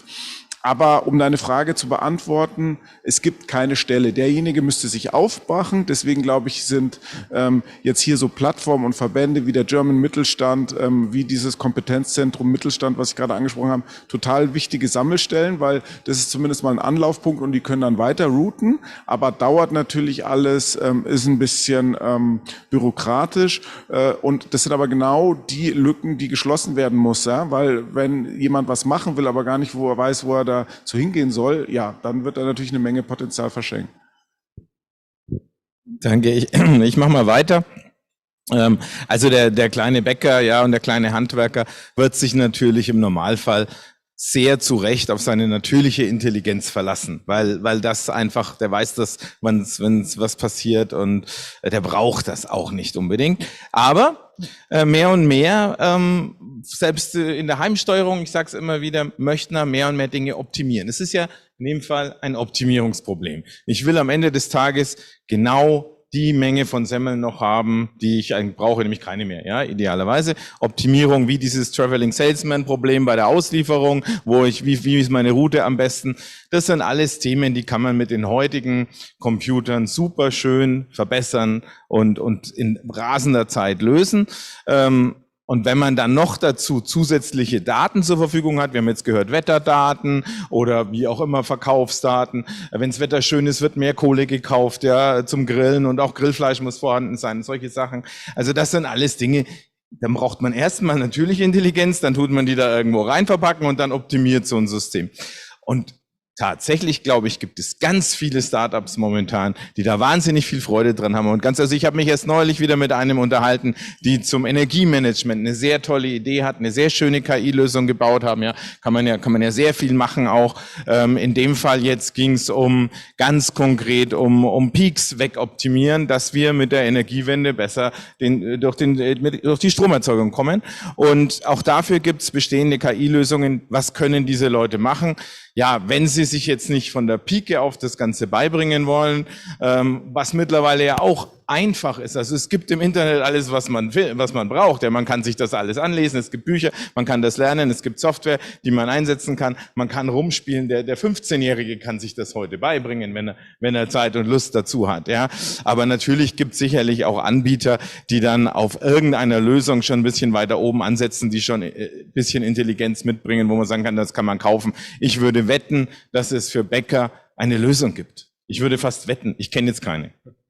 Also ich würd mir das genauer anschauen, und auch wenn wir jetzt wir müssen von diesem Bäcker weg. Ich glaube, ich bin da komplett bei dir. Du hast es vorhin schon gesagt mit dieser, Entschuldigung, Backfabrik. Ich finde es schauderhaft. Ich darf das, glaube ich, hier sagen, die sind weit weg in MacPom. Ich finde es schauderhaft. Ich glaube, wenn ich heute in diesem Bäckergeschäft wäre, würde ich auf die Qualität setzen und schauen, wie es der Meierbäck zum Beispiel in Gmund am Tegernsee macht. Er hat in unmittelbarer Nähe 2 andere Bäckereien, die es seit Jahrzehnten gibt, und hat trotzdem innerhalb von einem Jahr komplett den Markt aufgerollt. Das hat er nicht mit KI gemacht, sondern mit einer Schaubäckerei, mit richtigen Backen, also nicht mit polnischen Backwaren irgendwo in der Tankstelle in den Ofen geworfen und dann irgendwie heiß gemacht, sondern mit richtigen Backen und mit Freundlichkeit des Personals. Und das geht tatsächlich, Entschuldigung, das muss ich jetzt in der Runde mal sagen, mit künstlicher Intelligenz nicht besser. Und das auch die Freundlichkeit und den Servicegedanken des Fahrers von Uber, den werden wir durch künstliche Intelligenz nicht ersetzen. Aber es gibt natürlich, ich hatte es ja vorhin gesagt, auch und gerade im Mittelstand schöne Anwendungsfelder. Und da müssen wir dann vielleicht mal in andere Branchen gehen. Wir müssen das Handwerk gar nicht verlassen. Klar ist, wenn man es kurz den Bäcker noch abschließen und sagen, okay, ab einer gewissen Zahl von Filialen geht diese natürliche Intelligenz der Bäckersfrau oder des Bäckersmanns dann auch verloren und dass ich weiß, wie viel das sozusagen da ist, sondern das muss ich dann irgendwie einsammeln und da lohnt sich dann so ein Investment in solche Technologien, weil das dann industriell gedacht ist. Aber es gibt auch kleinere Bereiche, wo es sich lohnt. Ich kenne ein schönes Beispiel, eine Firma, die Fassaden von historischen Gebäuden saniert und die früher immer Gerüste aufgebaut hat und dann mit der Fotokamera hochgegangen ist und Fotos gemacht hat und also tagelang beschäftigt war, das zu dokumentieren und hinterher Angebote zu schreiben, was jetzt alles zu renovieren ist. Da kam der Sohnemann, in dem Fall der Nachwuchs, in dem Fall mal der Sohn, vielleicht ist irgendwann die Tochter, auf die Idee und sagt, Mensch, Papa, wir kaufen uns mal so eine Drohne und schauen mal, wie weit wir da kommen. Mit so der Consumer-Drohne kam man da nicht weit, aber man konnte sozusagen dann mit einer etwas besseren Equipment vierstellig zumindest die Kartografie machen und hat jetzt eine Software gefunden, die mehr oder weniger automatisch aus einer solchen Riesendatei, die dann eine ganze Fassade darstellt, die man ja gar nicht mehr sinnvoll auf einem Bildschirm, selbst auf dem neuesten Huawei-Bildschirm passt das nicht drauf, wenn ich das den Sponsor mal erwähnen darf, darstellen kann, einfach sucht, wo sind denn die Stellen? Und da gibt es tatsächlich taugliche Sachen, die in der Bilderkennung so simpel sind, dass sie bezahlbar sind und so weit trainiert werden können, dass sie für diese spezielle Anwendung, die doch sehr speziell ist, Fassadensanierung, auch trainiert werden können. Und ich glaube, da müssen wir hin. Da brauchen wir eher, ich sage jetzt mal Discovery. Die Lösung kam nämlich übrigens von einem Startup, diese Mustererkennung sozusagen so weit zu standardisieren. Da brauchen wir eher eine Lösungs-Discovery, da brauchen wir eher so eine Stelle, die dann so ein Mittelständler sagt, pass auf, da drüben gibt's was. Weil darauf kamen die per Zufall und nur, weil der Nachwuchs so motiviert war zu sagen, du Papa, so wie du möchte ich in Zukunft nicht arbeiten, ich möchte es irgendwie klüger machen. Ja? Und das ist gerade, glaube ich, das Geheimnis und vielleicht hilft uns das, darüber nachzudenken, dass wir in die Zukunft schauen können. Das ist ein schönes Wort sozusagen, aber ich möchte jetzt nämlich die Linda Hofstedt zu Wort kommen lassen, die uns auch noch einen kleinen Impuls aus Norwegen rüberschickt. Können wir das Video bitte haben von... Dear Werner, thank you for inviting me. It's a pleasure to participate here today. I'm also very honored and happy for the opportunity to address all the members in German Mittelstand. In Norway, we have an open and highly digitalized economy. For instance, a Norwegian citizen may apply for a bank loan just by doing a few clicks on their smartphone.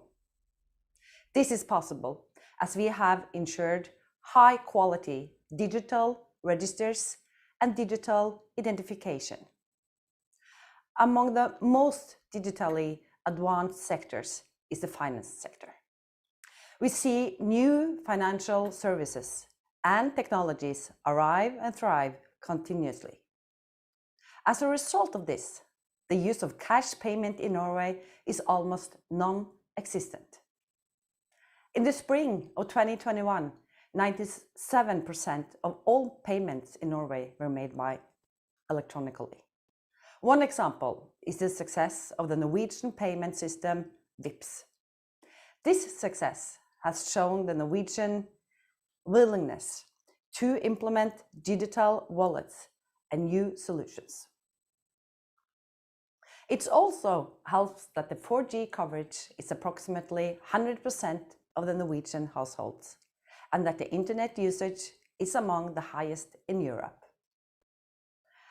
And I think we have all seen the value of the digital society when coping with the pandemic.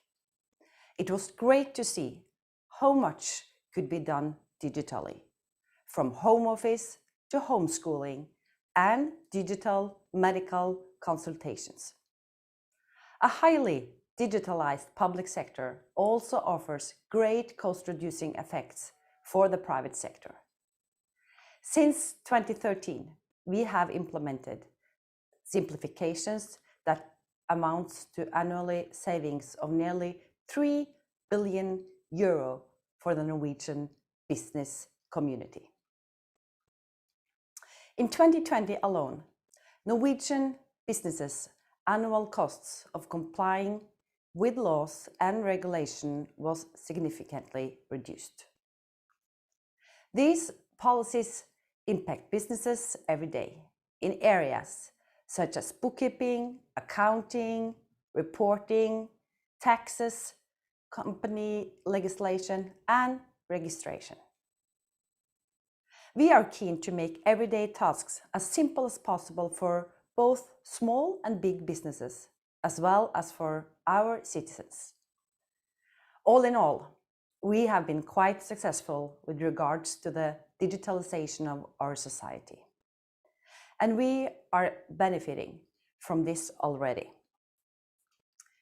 But the potential profits of digitalization going forward are even bigger. But to achieve these benefits, we need to work together with our best partners. And Germany is certainly one of them. Widely known for your engineering and your great industry, there is no doubt you have a lot to teach us. In short, let's work together. And thanks again for inviting me today. I would also like to welcome you all to Norway. We would be very happy to share some more of our thinking and also to discuss and learn from you. So, I hope to see you all in Norway soon. And thank you so much. Sehr schön, danke sehr. Das bringt mich jetzt zu unserer, mehr oder weniger zu unserer Schlussrunde. Und zwar, was können wir denn von unseren Nachbarn lernen? Wir haben jetzt die österreichische Digitalministerin gehört, wir haben jetzt die norwegische Digitalministerin gehört, wir haben unsere bayerische Digitalministerin gehört. Was sind so die Message, die Kernmessage-Aussagen sozusagen und wo können wir uns ein bisschen mehr Drive, ein bisschen mehr Power abschauen und möchte mal die Runde beginnen, vielleicht bei dir drüben, lieber Per. Ja, mein Schlusswort wäre ja einfach, lass uns viel mehr ausprobieren und lass uns nicht alles überengineeren und überregulieren. Lass uns genau das machen, was die erfolgreich sind, machen, nämlich irgendwie was beginnen und wenn es scheitern, ist es auch, haben wir was gelernt, fertig. Kann ich mich voll anschließen. Hatte ich heute vormittags auch schon mal gesagt, ich würde sagen, wir müssen jetzt einfach mal machen. Die Kompetenz ist eigentlich da, die Technologien, jetzt muss es umgesetzt werden. Vielleicht noch konkret auf deine Frage. Also mich hat sehr beeindruckt, ich bin ja auch ein bisschen beschäftigt mit dem Thema E-Government, da hatte ich dann auch schon intensiver was über Österreich gehört und also wo die mich total überzeugt haben, als ich von deren App erfahren habe, die sie haben. Also du kannst auf einer App, auf deinem Smartphone in Österreich deine Steuererklärung machen, das funktioniert. Und das ist ja in Deutschland mehr oder weniger undenkbar nach wie vor, das auf dem Handy zu machen. Und wenn wir so eine Anwendung haben, ja, für so eine zentrale Nutzung jetzt im E-Government-Bereich, ja, dann würde das natürlich erheblich Dinge erleichtern, würde auch die Akzeptanz der Bevölkerung erhöhen. Und deswegen brauchen wir wirklich viel bessere E-Government-Anwendungen, weil das so ein bisschen auch einen Messenger-Effekt hat für das Thema Digitalisierung. Ja, ich glaube, wir brauchen gar nicht so viel ins Ausland zu gucken. Es gibt unglaublich kreative und innovative Unternehmen aller Unternehmensgrößen hier in Deutschland oder in unseren direkten Nachbarländern. Und man muss einfach mit offenen Augen da durchgehen und dann kann man ganz viel lernen, wie man kreative Ideen hat, wie man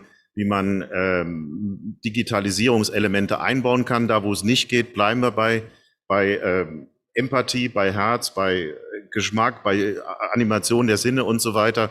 Und klar, dass man solche Sachen, die doof, langweilig und umständlich sind, digitalisieren muss. Ich glaube, das ist offensichtlich. Also ich glaube auch, wir brauchen einfach wieder mehr Mut und Tatkraft. Digitalisierung nicht nur, so sehr ich die Digitalminister und Ministerinnen schätze, die wir im Land haben und vielleicht hoffentlich auch bald im Bund. Aber ich glaube, es muss wirklich für alle top auf der Agenda sein, dass es nicht nur in einem Bereich ist, sondern dass wirklich wir uns das als wirklich Zukunftsaufgabe allesamt jetzt verschreiben. Ich hoffe auch die neue Regierung, dass wir wirklich überall in jedem Bereich, ob es Mobilität ist, ob es Gesundheit ist, ob es alle anderen Wirtschaftsbereiche sind, Schule, was heute früh ja schon ein Riesenthema war, wirklich sagen, jetzt lasst uns mal wirklich das richtig machen und nicht nur schon wieder alles irgendwie in die Länge ziehen, um zu warten, bis die nächste Krise kommt. Ja, ich werde mal ein bisschen Optimismus verstrahlen und sage, ist ganz gut, wenn man sich das auch mal bei den kleinen Ländern anschaut. Man muss ja nicht in jeden Fehler reintapsen und dann, wenn man dann sagt, so, jetzt haben wir aber gesehen, der macht das so, der macht das so, jetzt wissen wir eigentlich, wie es geht, dann muss man mit Macht und mit Größe das durchsetzen und allzu lange Zeit kann man sich dann damit auch nicht mehr lassen. Ja, ich darf das mal mit den Worten des bayerischen Philosophen Karl Valentin sagen. Es ist schon alles gesagt, nur noch nicht von allen. Deswegen mein letzter Aspekt dazu, lassen Sie uns wirklich auf die kleinen Länder schauen und speziell mit Österreich, mit der Frau Schomburg durfte ich auch schon diskutieren, eben jene Themen schauen. Und dort stellen wir fest, wenn wir genau hinschauen, wenn wir ganz genau hinschauen, wie die Lösungen sind, Sie haben Komplexität rausgenommen. Und das ist, glaube ich, ein Thema, wovon wir noch eine Menge lernen können, bei selbst so simplen Dingen. Wir erinnern uns alle an die Pandemie und diejenigen, die berufsbedingt als Pendler trotzdem nach Österreich mussten. Wie viel einfacher ist diese österreichische Einreiseanmeldung gegenüber der deutschen? Der Informationsgehalt ist ähnlich.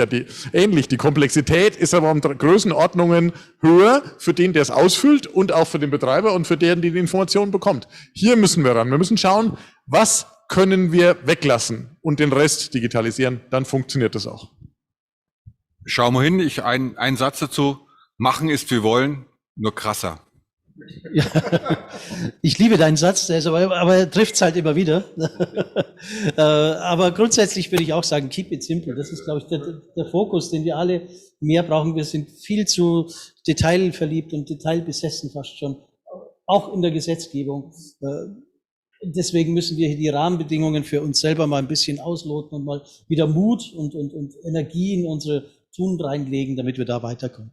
Ja, also ganz herzlichen Dank hier in diese Runde. Wir machen eigentlich auf der Terrasse weiter. Wir warten noch auf Clemens Baumgärtner, den Stadtminister, der jetzt was gesagt, den Wiesenchef sozusagen. Wenn der noch kommt, schalten wir uns dann gleich wieder live. Jo, ich sehe den Achim noch, der noch winkt. Der darf auch noch was sagen. Komm. Ich wollte gar nichts sagen, bloß nochmal Tschüss in die Runde sagen.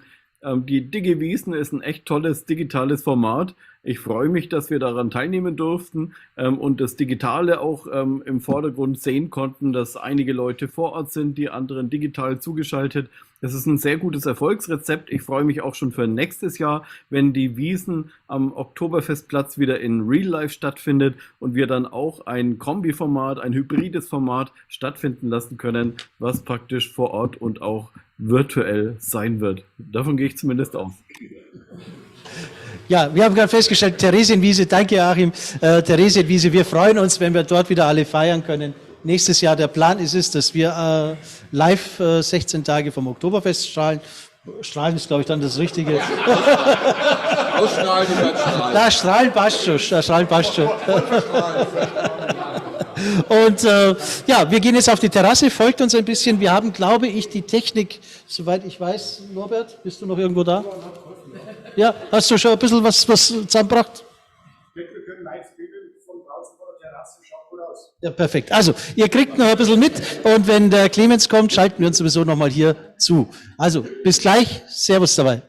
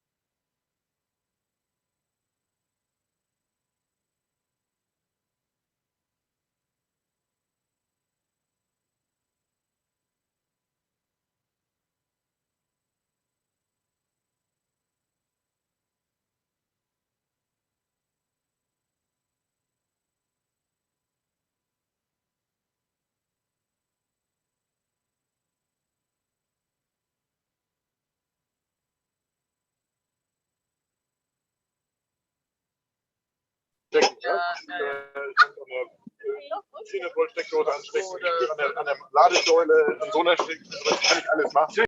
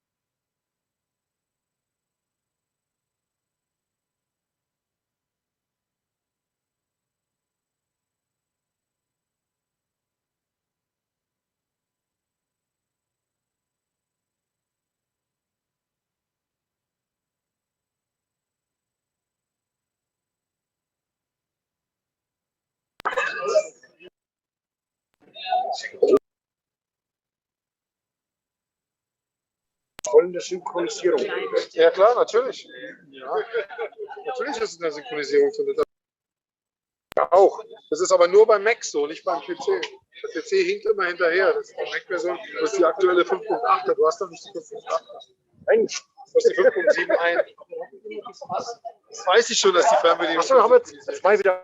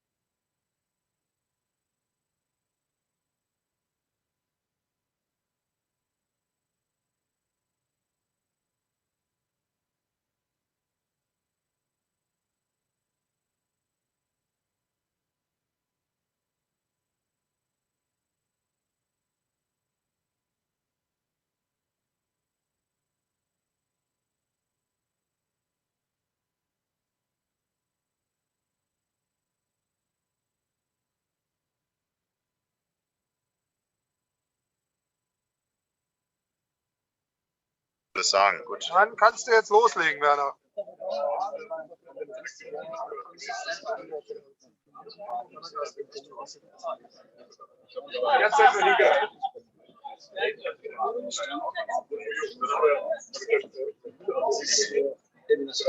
Schauen wir mal kurz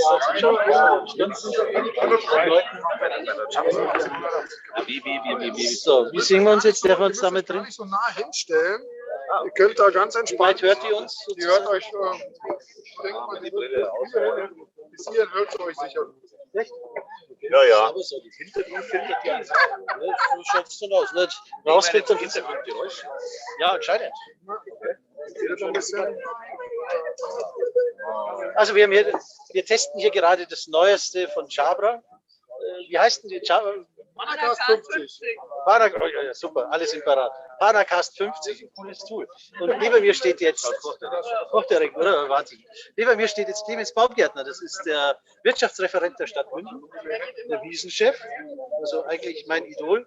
Und ja, in beiden, ne? Wirtschaftlich gesehen, aber genauso auch wiesenmäßig. Danke, dass du bei der DigiWiesen vorbeischaust. Wir sind hier zu Gast bei Huawei, beim Ingo und dazu. Servus. So, und dazu, genau. Und wir sprechen heute hier den ganzen Tag schon über Digitalisierung und wir können es jetzt nicht mehr hören, aber wir wollen trotzdem wissen, wie bringt Bayern und München sozusagen uns mit Nachhaltigkeit in irgendeiner Form in die Wirklichkeit wieder zurück? Wie kommen wir wieder auf den Boden der Tatsachen und sagen, was passiert jetzt in München sozusagen mit neuesten Ansprüchen Richtung Digitalisierung und Nachhaltigkeit?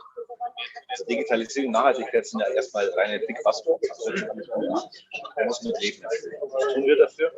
Wir haben eine Exzellenzuniversität, die sich ausschließlich mit dem Thema Technik beschäftigt, die auch als Fortsatz des TU Unternehmertum hat, die die 2.0-Industrie auf die Straße bringt.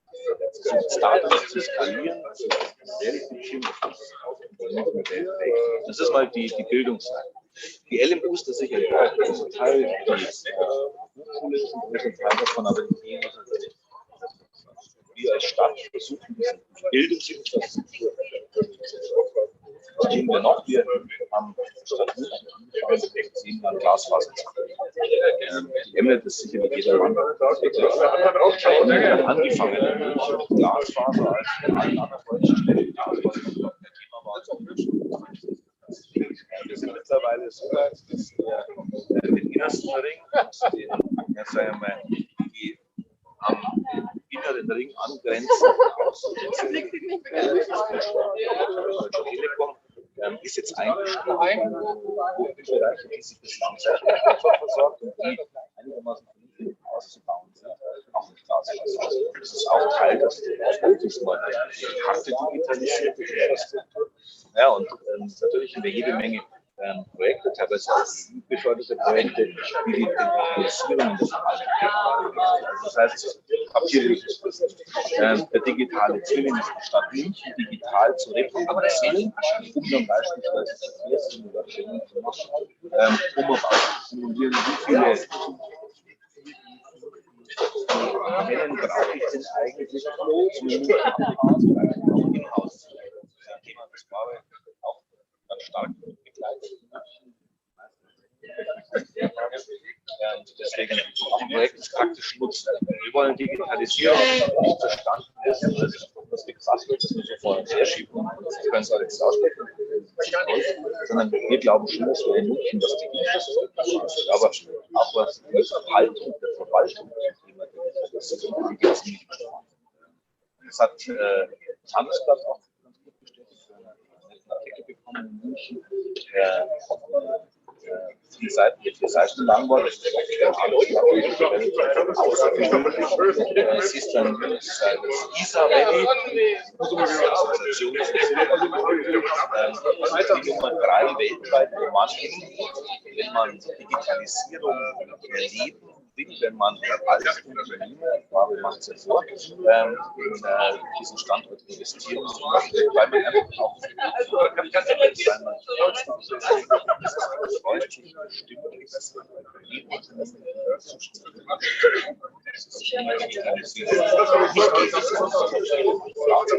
das sind aber nur so die großen Themen, die München, Bildungsinfrastruktur, auch die Verkehrsinfrastruktur,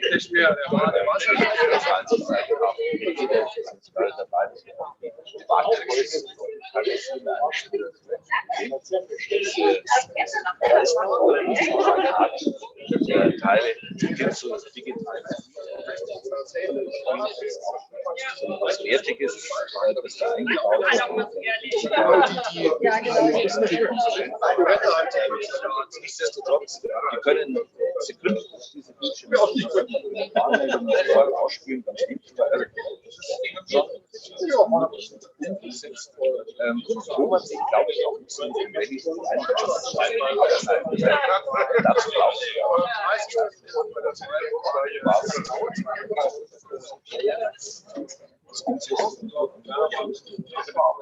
wir haben die üblichen Microsoft, Google, Amazon Web Service, Apple investiert auch in den Standort. Diese Firmen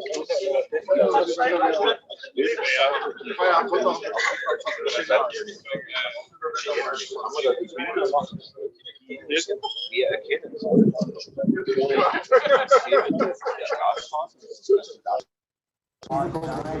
Was wäre der größte Interessent nach München zu kommen als Mitarbeiter, die man irgendwann einstellen kann? Was ich damit sagen will, ist, wir reden nicht über Digitalisierung und halten es wie so eine Abstraktion, sondern wir praktizieren das. Wie schaut es aus? Soweit, dass wir jetzt München digitalisieren.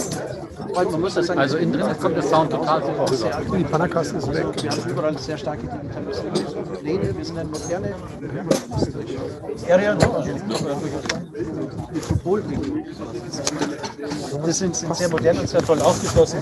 Also dementsprechend finde ich es super, dass du heute auch da bist. Meine Frage nächstes Jahr auf der Oktoberfest. Podcast ist nicht mehr da.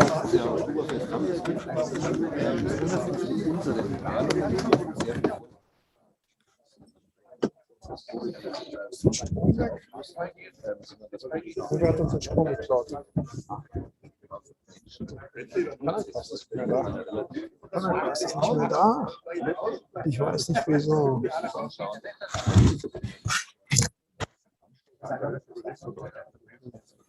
Komisch. Wir werden wahrscheinlich immer Scanner und Überträgdeutsch. Man versteht absolut gar nichts. Ja, weil die Panacast nicht mehr da ist. Ich weiß nicht wieso, die Panacast ist nicht mehr da. Ich weiß. Die Panacast ist nicht mehr da. Du kommst zurecht oder soll ich? Ich kämpfe im Moment, es liegt es ist auch ein Problem mit der Panacast. Also mit der Kamera. Ich arbeite mit Hochdruck dann. Ich weiß nicht genau, was sie hat. Steht da rum, was wir mal machen. Wir hatten die ganze Zeit gutes Bild. Soll ich nochmal ganz ausschneiden? Alles gut, lass mal. Okay, fang mal, komm gleich mal aufräumen. Ich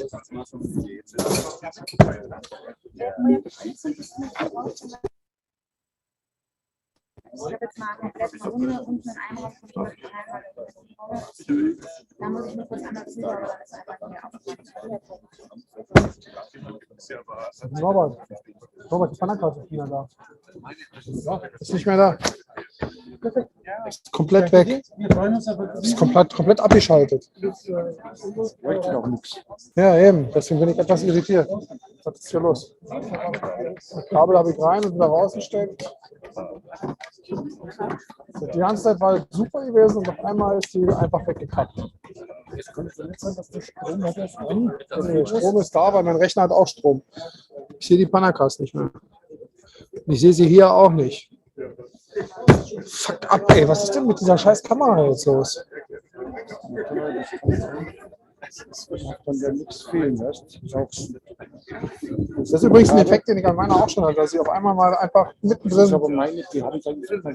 Ja, ich glaube das, aber ich weiß nicht, was sie hat. Warte mal, wir machen mal was anderes. Hast du den, da ist kein Hub dazwischen, oder? Hast du nicht? Ich habe hier den Hub dazwischen, klar, das ist das hier, aber der hat die ganze Zeit funktioniert. Also der übernimmt. Ah ja, jetzt hat es jetzt ist überhaupt da. Also die war, der Hub ist nicht das Problem. Also. Weiß ich jetzt wieder. Jetzt habe ich so viel andere Seite genommen. Lass mich checken. Das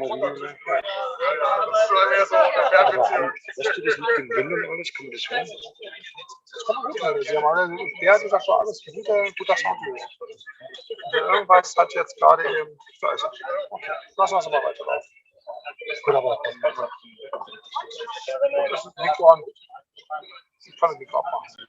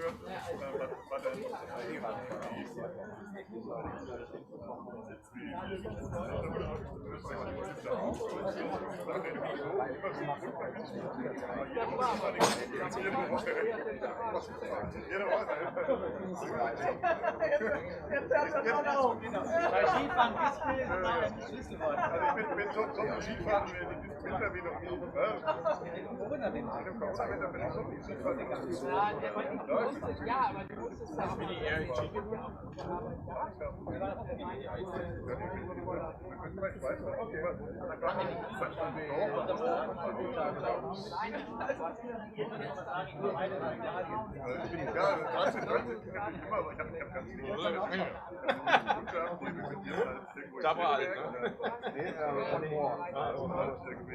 ein Arbeitsauftrag.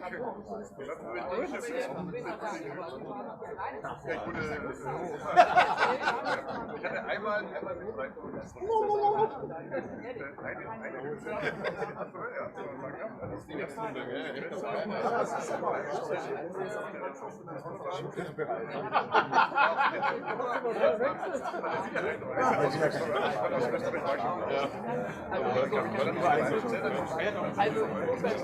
Genauso ist es. Es war niemand sonst da. Abends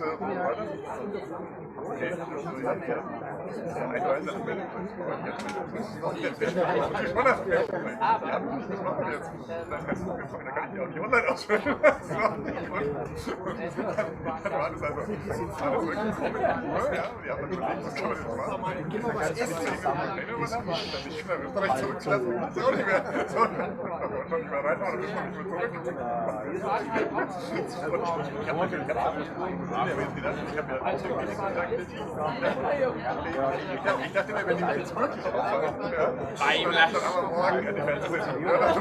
dann machen wir morgen wirklich die Fernsehsendung. Das kenne ich gar nicht schon. Dann gucken sie Deutschland. Das ist so jung.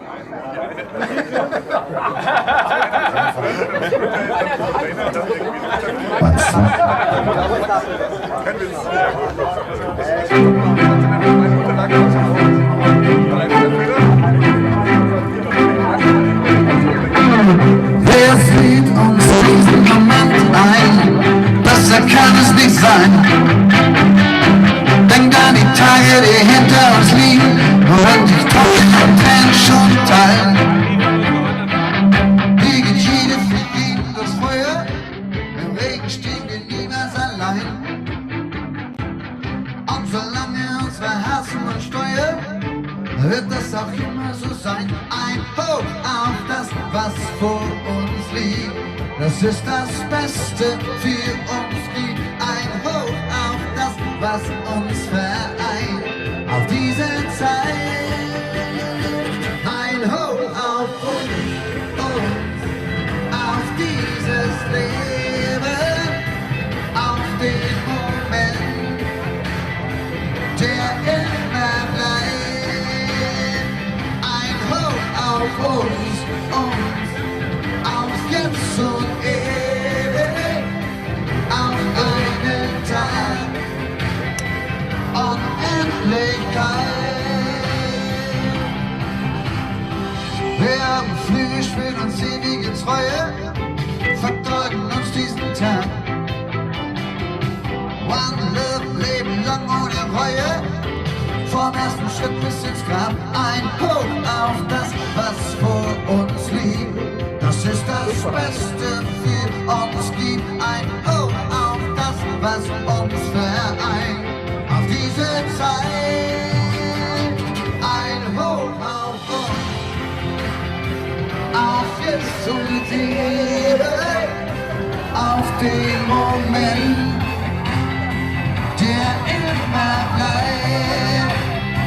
Ein Hoch auf uns, auf jetzt und ewig, auf einen Tag, Unendlichkeit. Ein Feuerwerk aus der Luft,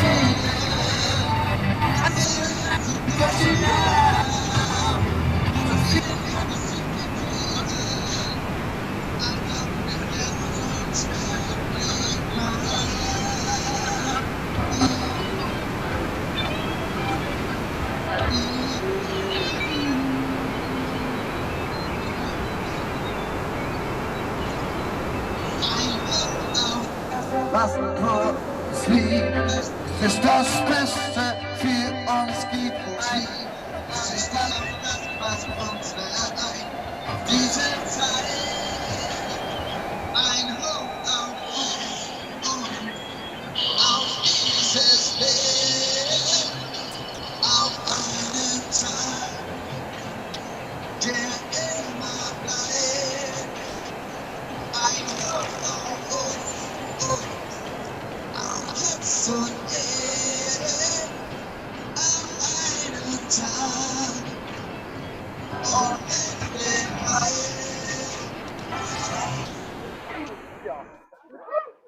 Dankeschön! Servus, Bedankt, grüß euch gut, herzlich willkommen, liebe Freunde, zum Fest der Feste.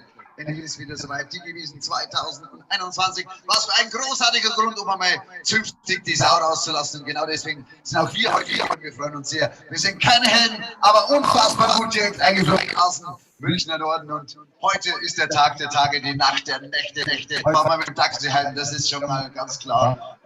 Und wir lassen gepflegt die Sau raus, wie es sich gehört. Und machen miteinander ein bisschen Musik und haben eine gute Zeit. Wir machen einen Ausflug nach Österreich, würde ich sagen. Das passt immer. Und zwar in die Steiermark. Das passt auch immer. Und schauen mal, wie gut wir alle miteinander im Singen beieinander sind, oder? Das wird man schon testen. Weil wir haben ja Österreicher da. Ausgewählte zwar nur, aber wir haben sie da. Achtung, wir machen Strichlisten. Eine Drohne. Achtung! Langsam fehlt der Zeit und die Nacht beginnt. In der Kärntner Straße da singt einer. Okay, also, wir haben schon viel Schwaches gehört, aber noch nie so was. Du warst super, aber der Rest, die Latte liegt sehr niedrig, muss ich sagen. Die reißen wir auf jeden Fall, das probieren wir gleich nochmal. Das war ja furchtbar. Wir probieren es. In der Kärntner Straße, da singt einer. Okay.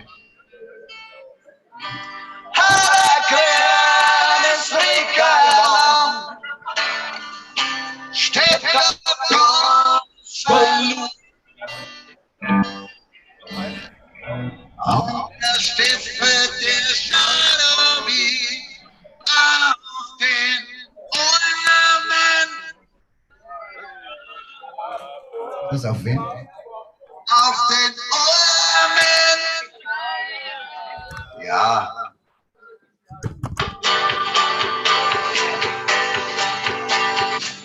Wochenlang stehst du da, wochenlang plag ich mich an. Ich spiel mir die Finger wund, aufs Wetter kommt es auf. Doch es ist so narrig schwer, keiner will mich singen hören. Langsam krieg ich wirklich nur. Ich frag mich, was hier zu abgeht. Ich will wieder heim. Ich fühl mich groß und alt. Ich brauch keine große Welt. Ich will haben den besten Weg. Hey!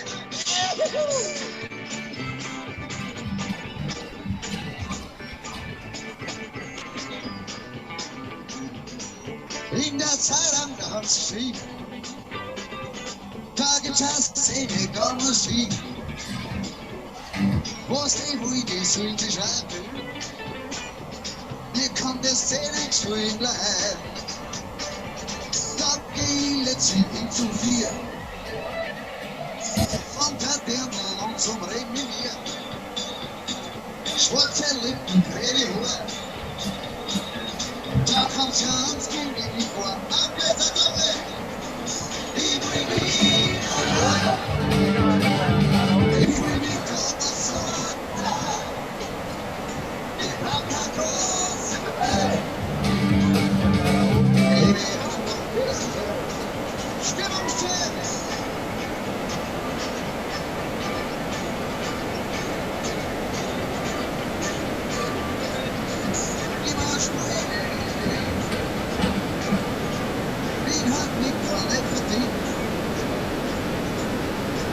jetzt das neue Gras. Stimme mit Klicken und Stimme aus. Ich brauch kein Glück, ich brauch keine Liebe. Ich hol schon den ganzen Marie. Ich brauch nur das bisschen Geld für was.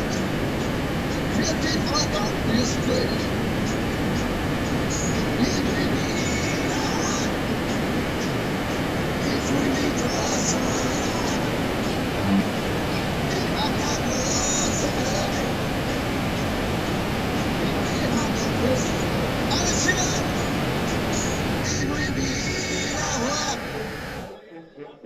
Fui mich doch so allein. Racacosele, 2, 3, 4. Fui Hamburg-Küste.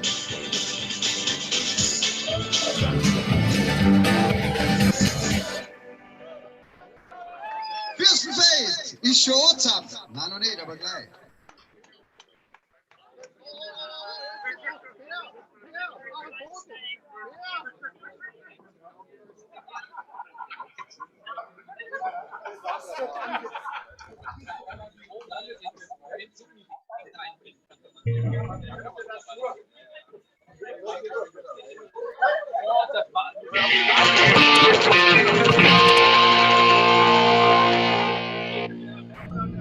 Frühstart. Frühstart. Oh!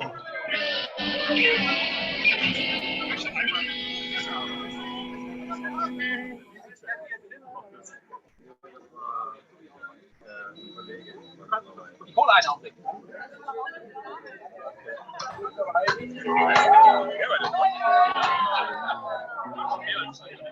Nicht so eine Landeautomatik.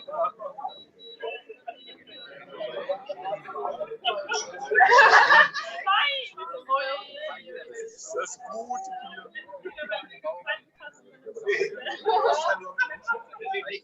Wir bleiben beim Wein.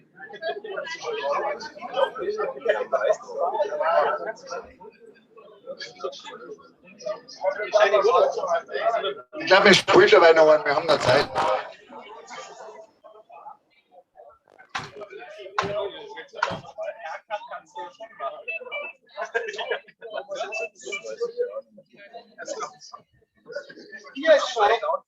Wir spielen noch einen. Auto nach Wien, der Kommissar geht um, auf geht's. Schlagzeuger!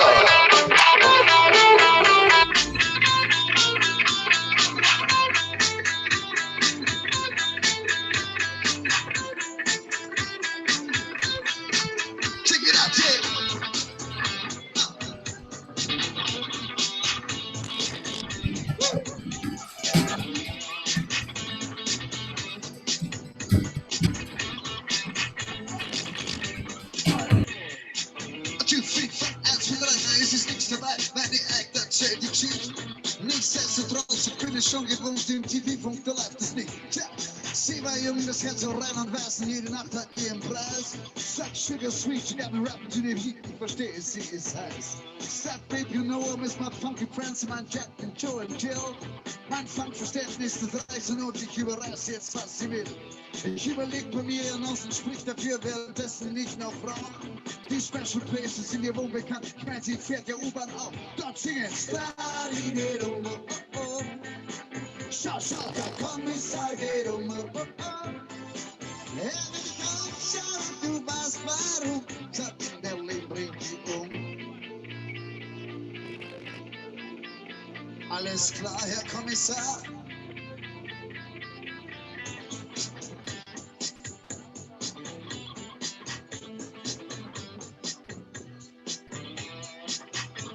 Hey man, wanna buy some stuff, man?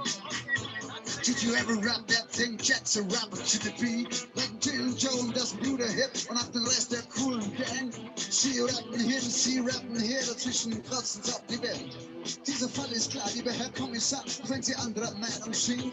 Den Schnee, auf den wir alle talwärts fahren, kann halt nicht jedes Kind jetzt das Kinderlied. Schau, schau, der Kommissar geht Er hat die Kraft, du bist ein kleiner und dumm. Und dieser Frust macht uns stumm. La, la, la.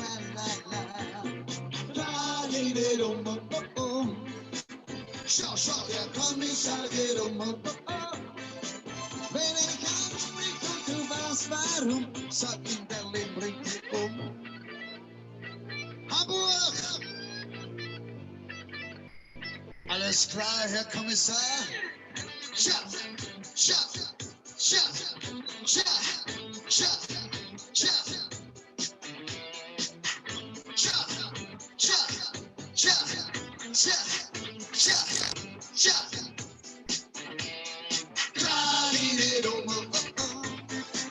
Schau, schau, der Kommissar geht oh, oh. Wenn er dich anschaut und du weißt warum, sag ihm, Berlin macht dich dumm. Na, na, na, na, na.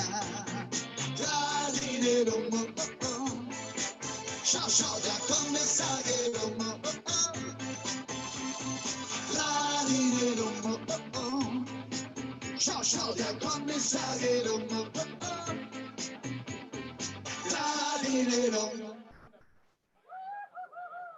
Dankeschön. Ja, vielen Dank, ihr Lieben. Der Applaus ist völlig gerechtfertigt. Wir sind keine Helden, aber unfassbar gut. Direkt eingeflogen aus München. Heute gibt es Musik um die Ohren. Bis ca. 27:78 Uhr haben wir so circa alles dabei, was man so braucht, außer einem frischen Bier. Aber das ist in Kürze soweit. Ja, naja, wir scharen schon mit den Hufen. Apropos scharen mit den Hufen. Ich würde sagen, höchste Zeit für eine Weltreise. Das ist eigentlich... Auf geht's.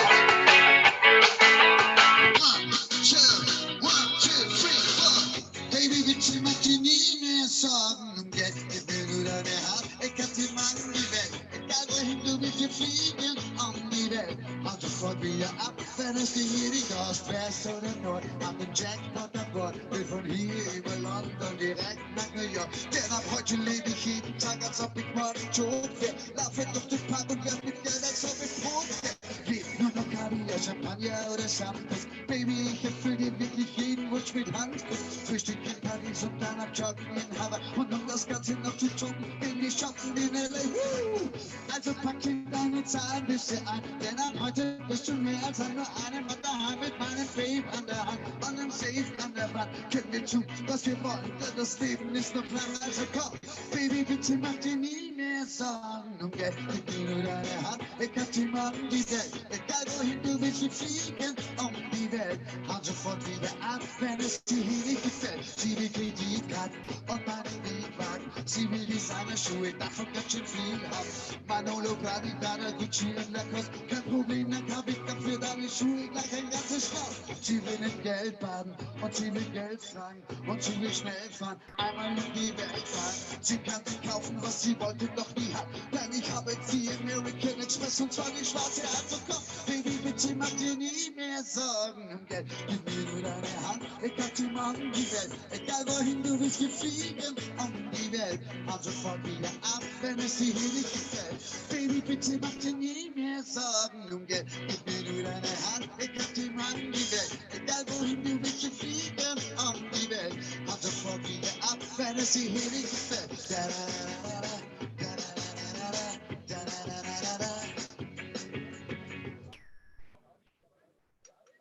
Einmal um die Welt, danke sehr. Vielen Dank.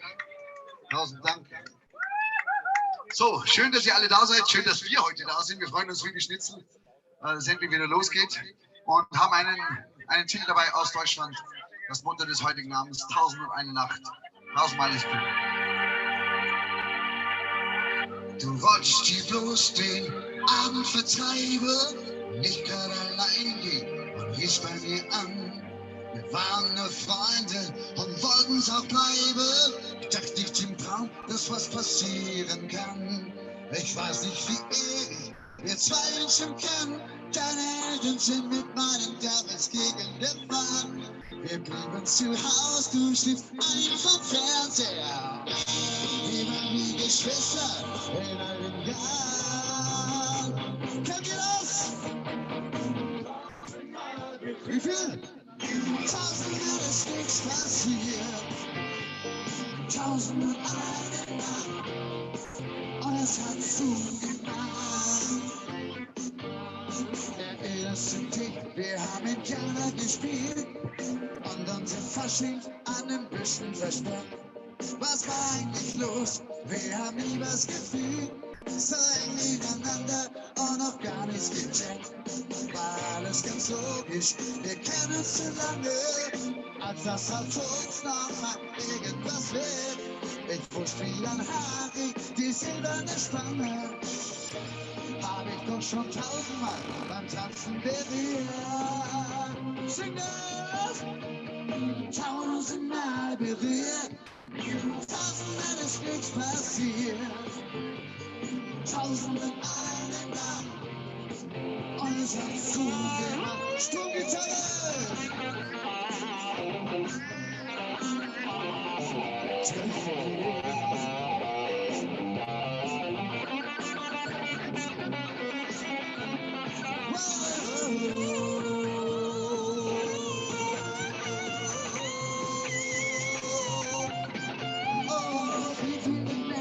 Wusste ich nicht, was gefehlt hat, wenn ich auf dich komm. Denn das, was ja du, wenn ich dir von meinen Problemen erzählt hab, hätte ich nie geglaubt, du wärst der Schlüssel dazu. Doch so aus wie wir hab ich dich nie gesehen. Du liegst neben mir und ich schau mich fast dabei. Was war bloß passiert, die wollten tanzen gehen. Alles war so vertraut und jetzt ist alles neu. Jetzt ist alles neu. Tausendmal berührt, tausendmal ist nichts passiert. Tausend und eine Nacht und es hat zugemacht. Tausendmal berührt, tausendmal ist nichts passiert. Tausend und eine Nacht und es hat zugemacht. Tausendmal berührt, tausendmal ist nichts passiert. Tausend und eine Nacht und es hat zugemacht. Dankeschön! Das Motto des heutigen Abends, tausendmal berührt, tausendmal ist nichts passiert, liebe Freunde.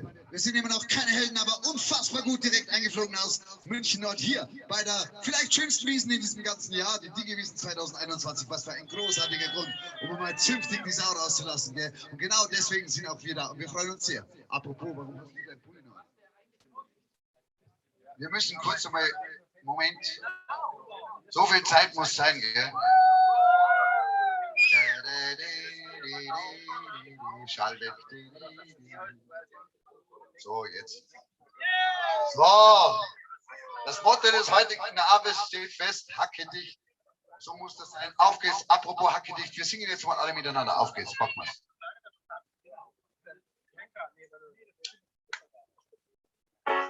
Unser bester Mann, der Keyboarder.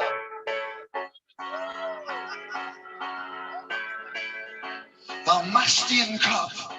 Wovor hast du Schiss? Was gibt's da zu grübeln? Was hast du gegen dich? Ich versteh dich nicht. Oh yeah. Immer siehst du schwarz und brennst dich damit aus. Nichts ist gut genug, du haust dich selber raus. Wann hörst du damit auf? Wie ich dich sehe, für die Kunden begreiflich. Komm, ich zeig's dir. Ich lass Konfetti für dich regnen. Ich schütt dich damit zu, ruf dein Mörder soll wachsen. Der beste Mensch bist du, ich roll den roten Teppich aus. Ruf die Stadt bis vor dein Haus. Du bist das Ding für mich, servus. Und die Chöre singen für dich. Oh, oh, oh, oh, oh. Wo seid ihr? Und die Chöre singen für dich.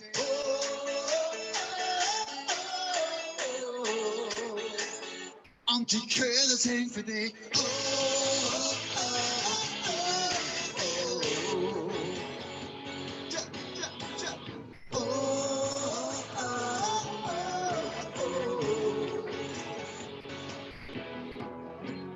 Hör auf dich zu wehren, das macht doch keinen Sinn. Du hast nur noch Konfetti in der Falte ab der Stirn. Warum willst du nicht kapieren? Komm raus deiner Deckung, ich seh schon wie es blitzt. lass es mich kurz sehen, hab fast vergessen, wie das ist. Du mit Lächeln im Gesicht. Wie geschieht für dich unbegreiflich, komm, ich zeig's dir. Ich lass Konfetti für dich regnen, ich führ dich damit zu, wirf einander sein Boxen. Was willst du? Ich roll den roten Teppich auf, doch die Stadt ist vor dein Haus. Du bist das Ding für mich und die Chöre singen für dich. Oh, oh, oh, oh, oh. Und die Chöre singen für dich. Oh, oh, oh, oh. Und die Chöre singen für dich. Oh,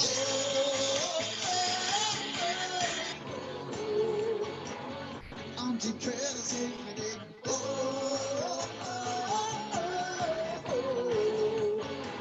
und die Trompeten spielen für dich. Oh,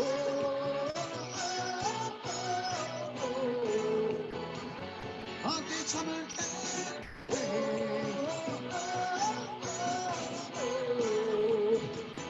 und die Chöre singen für dich. Oh, oh, oh, oh.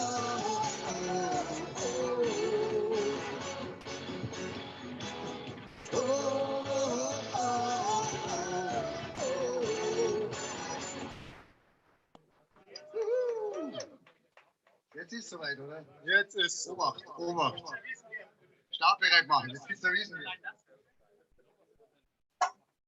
So, anschnallen.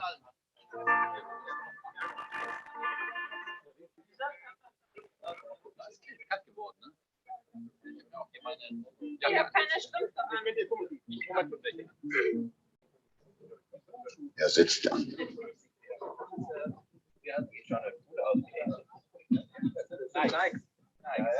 Ist der Kunde vor uns.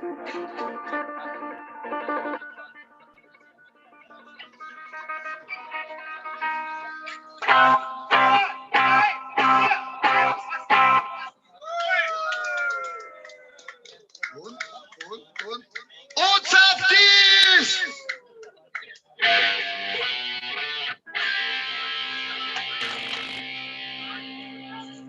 Hat's doch noch geklappt, gell? So, jetzt, saftig, jetzt geht's los. Endlich gibt's ein wunderbares Augustiner. Apropos Augustiner, auch jetzt eine wahre Geschichte.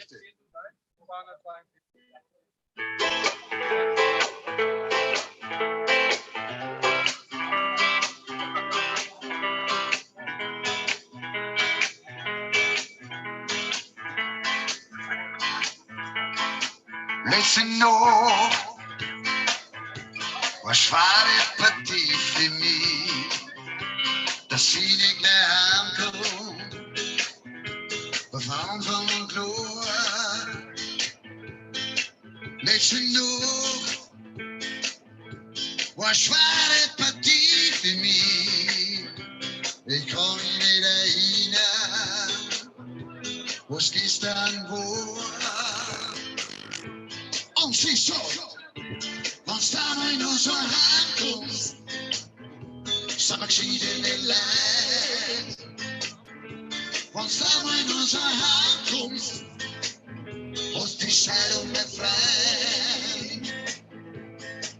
Letzte Nacht, was war die Partie für mich? Alle haben's mich eingeladen. Und das sagt man nicht, na, letzte Nacht, was war die Partie für mich, um mich gut unterhalten, und na, da geht man nicht heim, und sie sagt, wenn's da mal in unser Heim kommst, sag mal geschiedene Leid. Wann's da mal in unser Heim kommst, hast die Scheidung mal frei. Letzte Nacht war keine schwere Partie für mich. Bin um 8 Uhr daheim mit Blumen und Sekt. Letzte Nacht war doch keine schwere Partie für mich.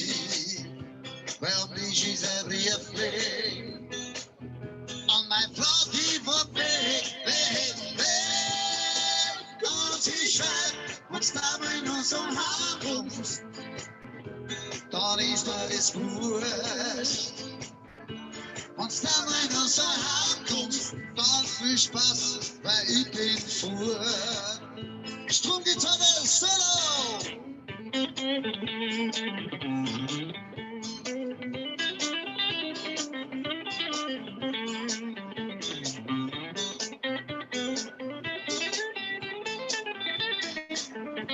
Jetzt was du heute ist, sag schiedene Leid, die Kinder kriegst du, in nächster Zeit, Alkohol hat Vorrang, den Hund den kriegst du alle, und das Haus, das gehört mir, und Haus, das nicht klar kann, der steht am Scheidungspapier, ihr, schwarzer Fest, wenn's da mal zu mir heimkommt, ruf die Polizei. Wenn du einmal zu mir heimkommst, dann sperrst du die ein und es geht da-di-da-da, da-di-da-da, es geht da-di-da-da, was wieder da-da, da-di-da-da, es geht da-di-da-da, es geht da-di-da-da, was wieder da. Eine wahre Geschichte, wenn du da mal nur so heimkommst. Dann ist mir das wurscht, Seiler und Speer.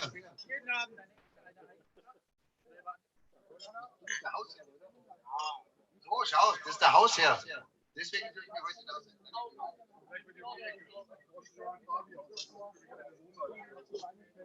Alles, was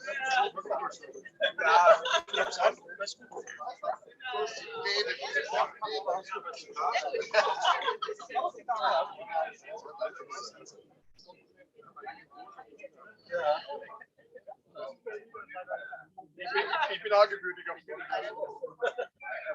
was ist das neue Tastenstück?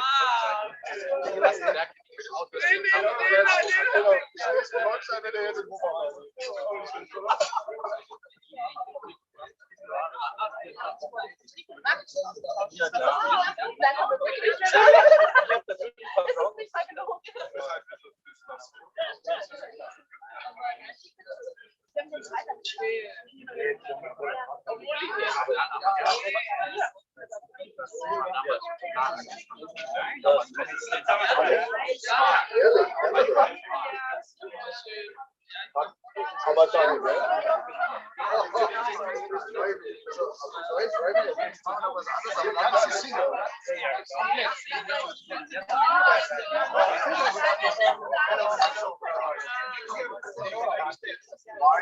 so, meine Damen und Herren, wir haben wieder die unmoralischsten Musikwünsche heute, die es überhaupt gibt. Das ist ja ganz verwegen, was da heute alles daherkommt. Jetzt machen wir aber erstmal einen Titel, der sehr exotisch ist, der vor ein paar Jahren, einer der Wiesen, die zwar aus Vorarlberg in Österreich kommt. Es versteht keine Sau, aber es ist trotzdem geil, weil es groovt irgendwie. Und deswegen machen wir den jetzt mal miteinander. Auf geht's. Wir singen alle miteinander.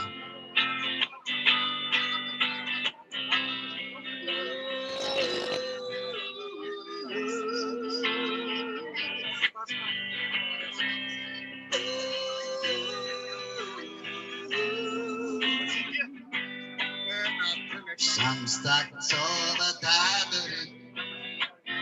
der wird mal halb verrückt. Was so 3, 4, 5, 6, 7 Glasle sind, was Zwiebeln sind, glaub ich kann nichts dafür. Noch ein letzter Glück, da bin ich alle zu, hoch zu, dass ich oder 12 war sehr. Glückkehr, und schon hat er mich sehr, kunne sei, dass du jetzt weiter bitte, nimm zu mir leid. From Melobisky shopping now, Berlin Lover, to send my way down. From Melobisky shopping now, Berlin Lover, to send my way down. Way down, way down, way down. To send my way down. Way down, way down, way down. To send my way down. Usus preach up for the cash, Stadel Hannes, Warte bis ein Karakut, 1, 2, 3, 4, 5, 6, 7 Gläsle sind fast viel gewesen. Glaub ich kann nix dafür. Der hat der deutsche Koch, Chef. Ich kann dich mitnehmen bis nach Mellau. Von da an musst du schauen, wie du selber weiter kommst. Und jetzt steig ein und mach das Fenster auf, es stinkt. Ja, regt dir nicht auf zu fix. From Whisky shopping up in the to Shimmer way down. From Whisky shopping up in the to Shimmer way down. Way down, way down, way down. Shimmer way down. Way down, way down, way down. Shimmer way down. Blasenkern, vis, blasenkern, kop. Så blir det i trådet, i sig der short. Og så var det halve 4, vetters sin. Mama is so frexing. She say, ey Bruder, wo bist du wieder gesehen? Alle Mann an Zufall, das kann es doch nicht sein. Das kann es doch nicht sein. Ey Vater, sag mir jetzt. Wir lassen machen. Weet je wie ze was doen? From Whisky shopping up in the club, Shimmer way down. From Whisky shopping up in the club, Shimmer way down, way down, way down, way down. Shimmer way down, way down, way down, way down. Shimmer way down, way down.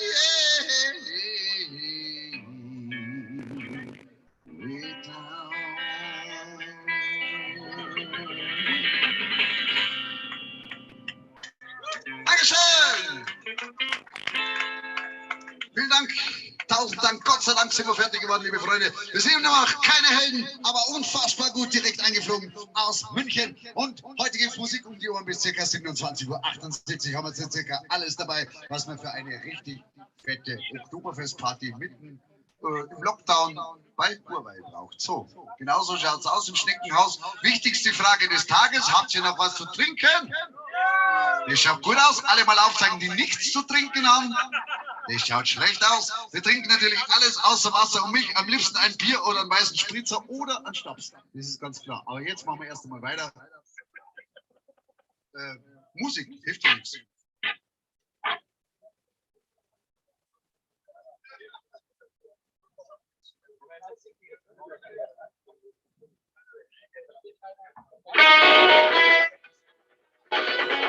Don't you dare look back, just keep your eyes on me. I said you're holding back. She said, shut up and dance with me. This woman is my destiny. She said, ooh, shut up and dance with me.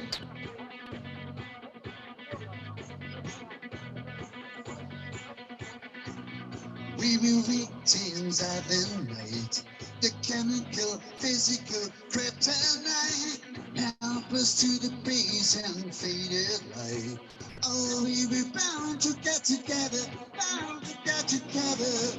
She took my arms, I don't know how it happened. We took the floor and she said, hold on together, just keep your eyes on me. I said, yes, hold him back. She said, shut up and dance with me. This woman is my destiny. She said, ooh, shut up and dance with me. I packed this dress and Beatrice. My discotheque to the 1818s. Felt it in my chest, I should let that be. I knew we were bound to be together, bound to be together. She took my arms, I don't know how it happened. We took the floor and she said, hold on together, just keep your eyes on me. I said, you're holding back. She said, shut up and dance with me. This woman is my best on me. I said, ooh, shut up and dance with me. Shut up and dance.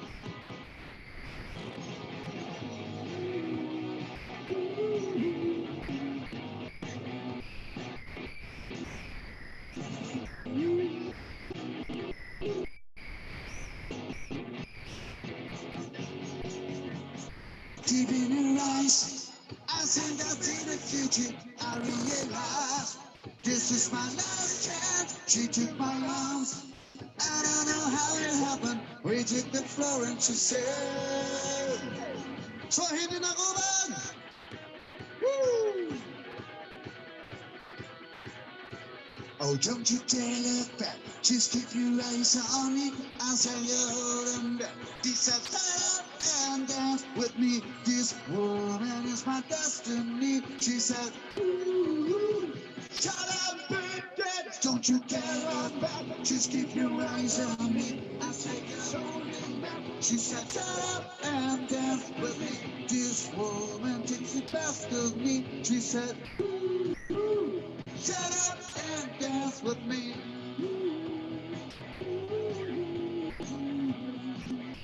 Shut up and dance with me. Shut up and dance with me.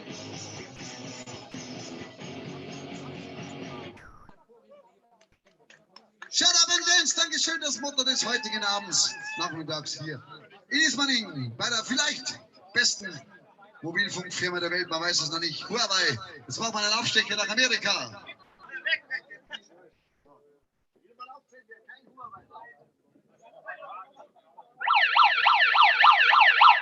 So, weiter geht's.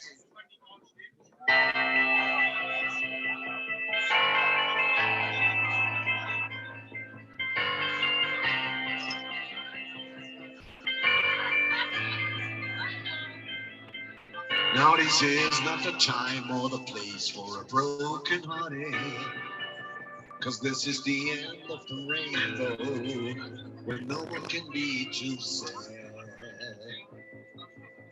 No, I don't wanna leave, but I must keep moving ahead, 'cause my life belongs to the other side, behind the great ocean's waves. Bye bye, Hollywood Hills, I'm gonna miss you. Wherever I go, I'm gonna come back, walk the streets again. Bye bye, Hollywood Hills.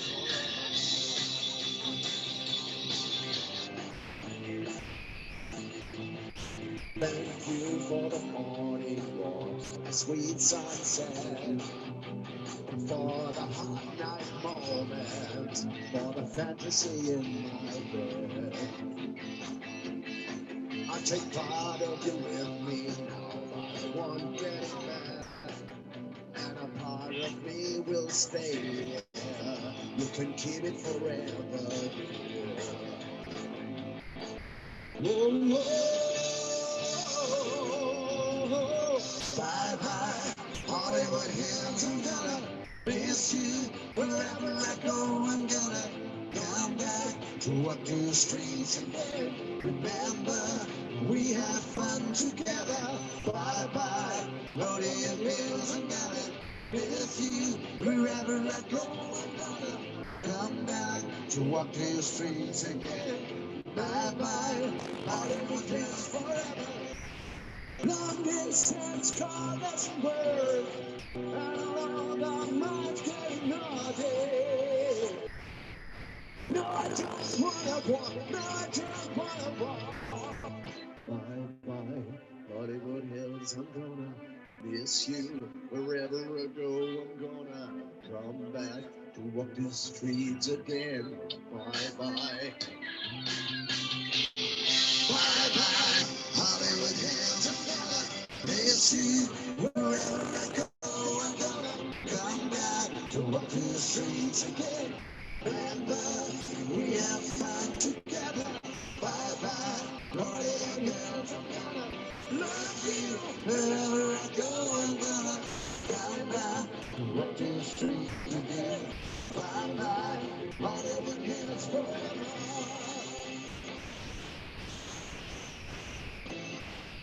Hollywood Hills forever.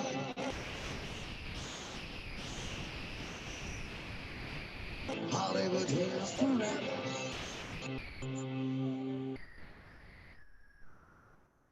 Hollywood Hills, vielen herzlichen Dank. Danke sehr.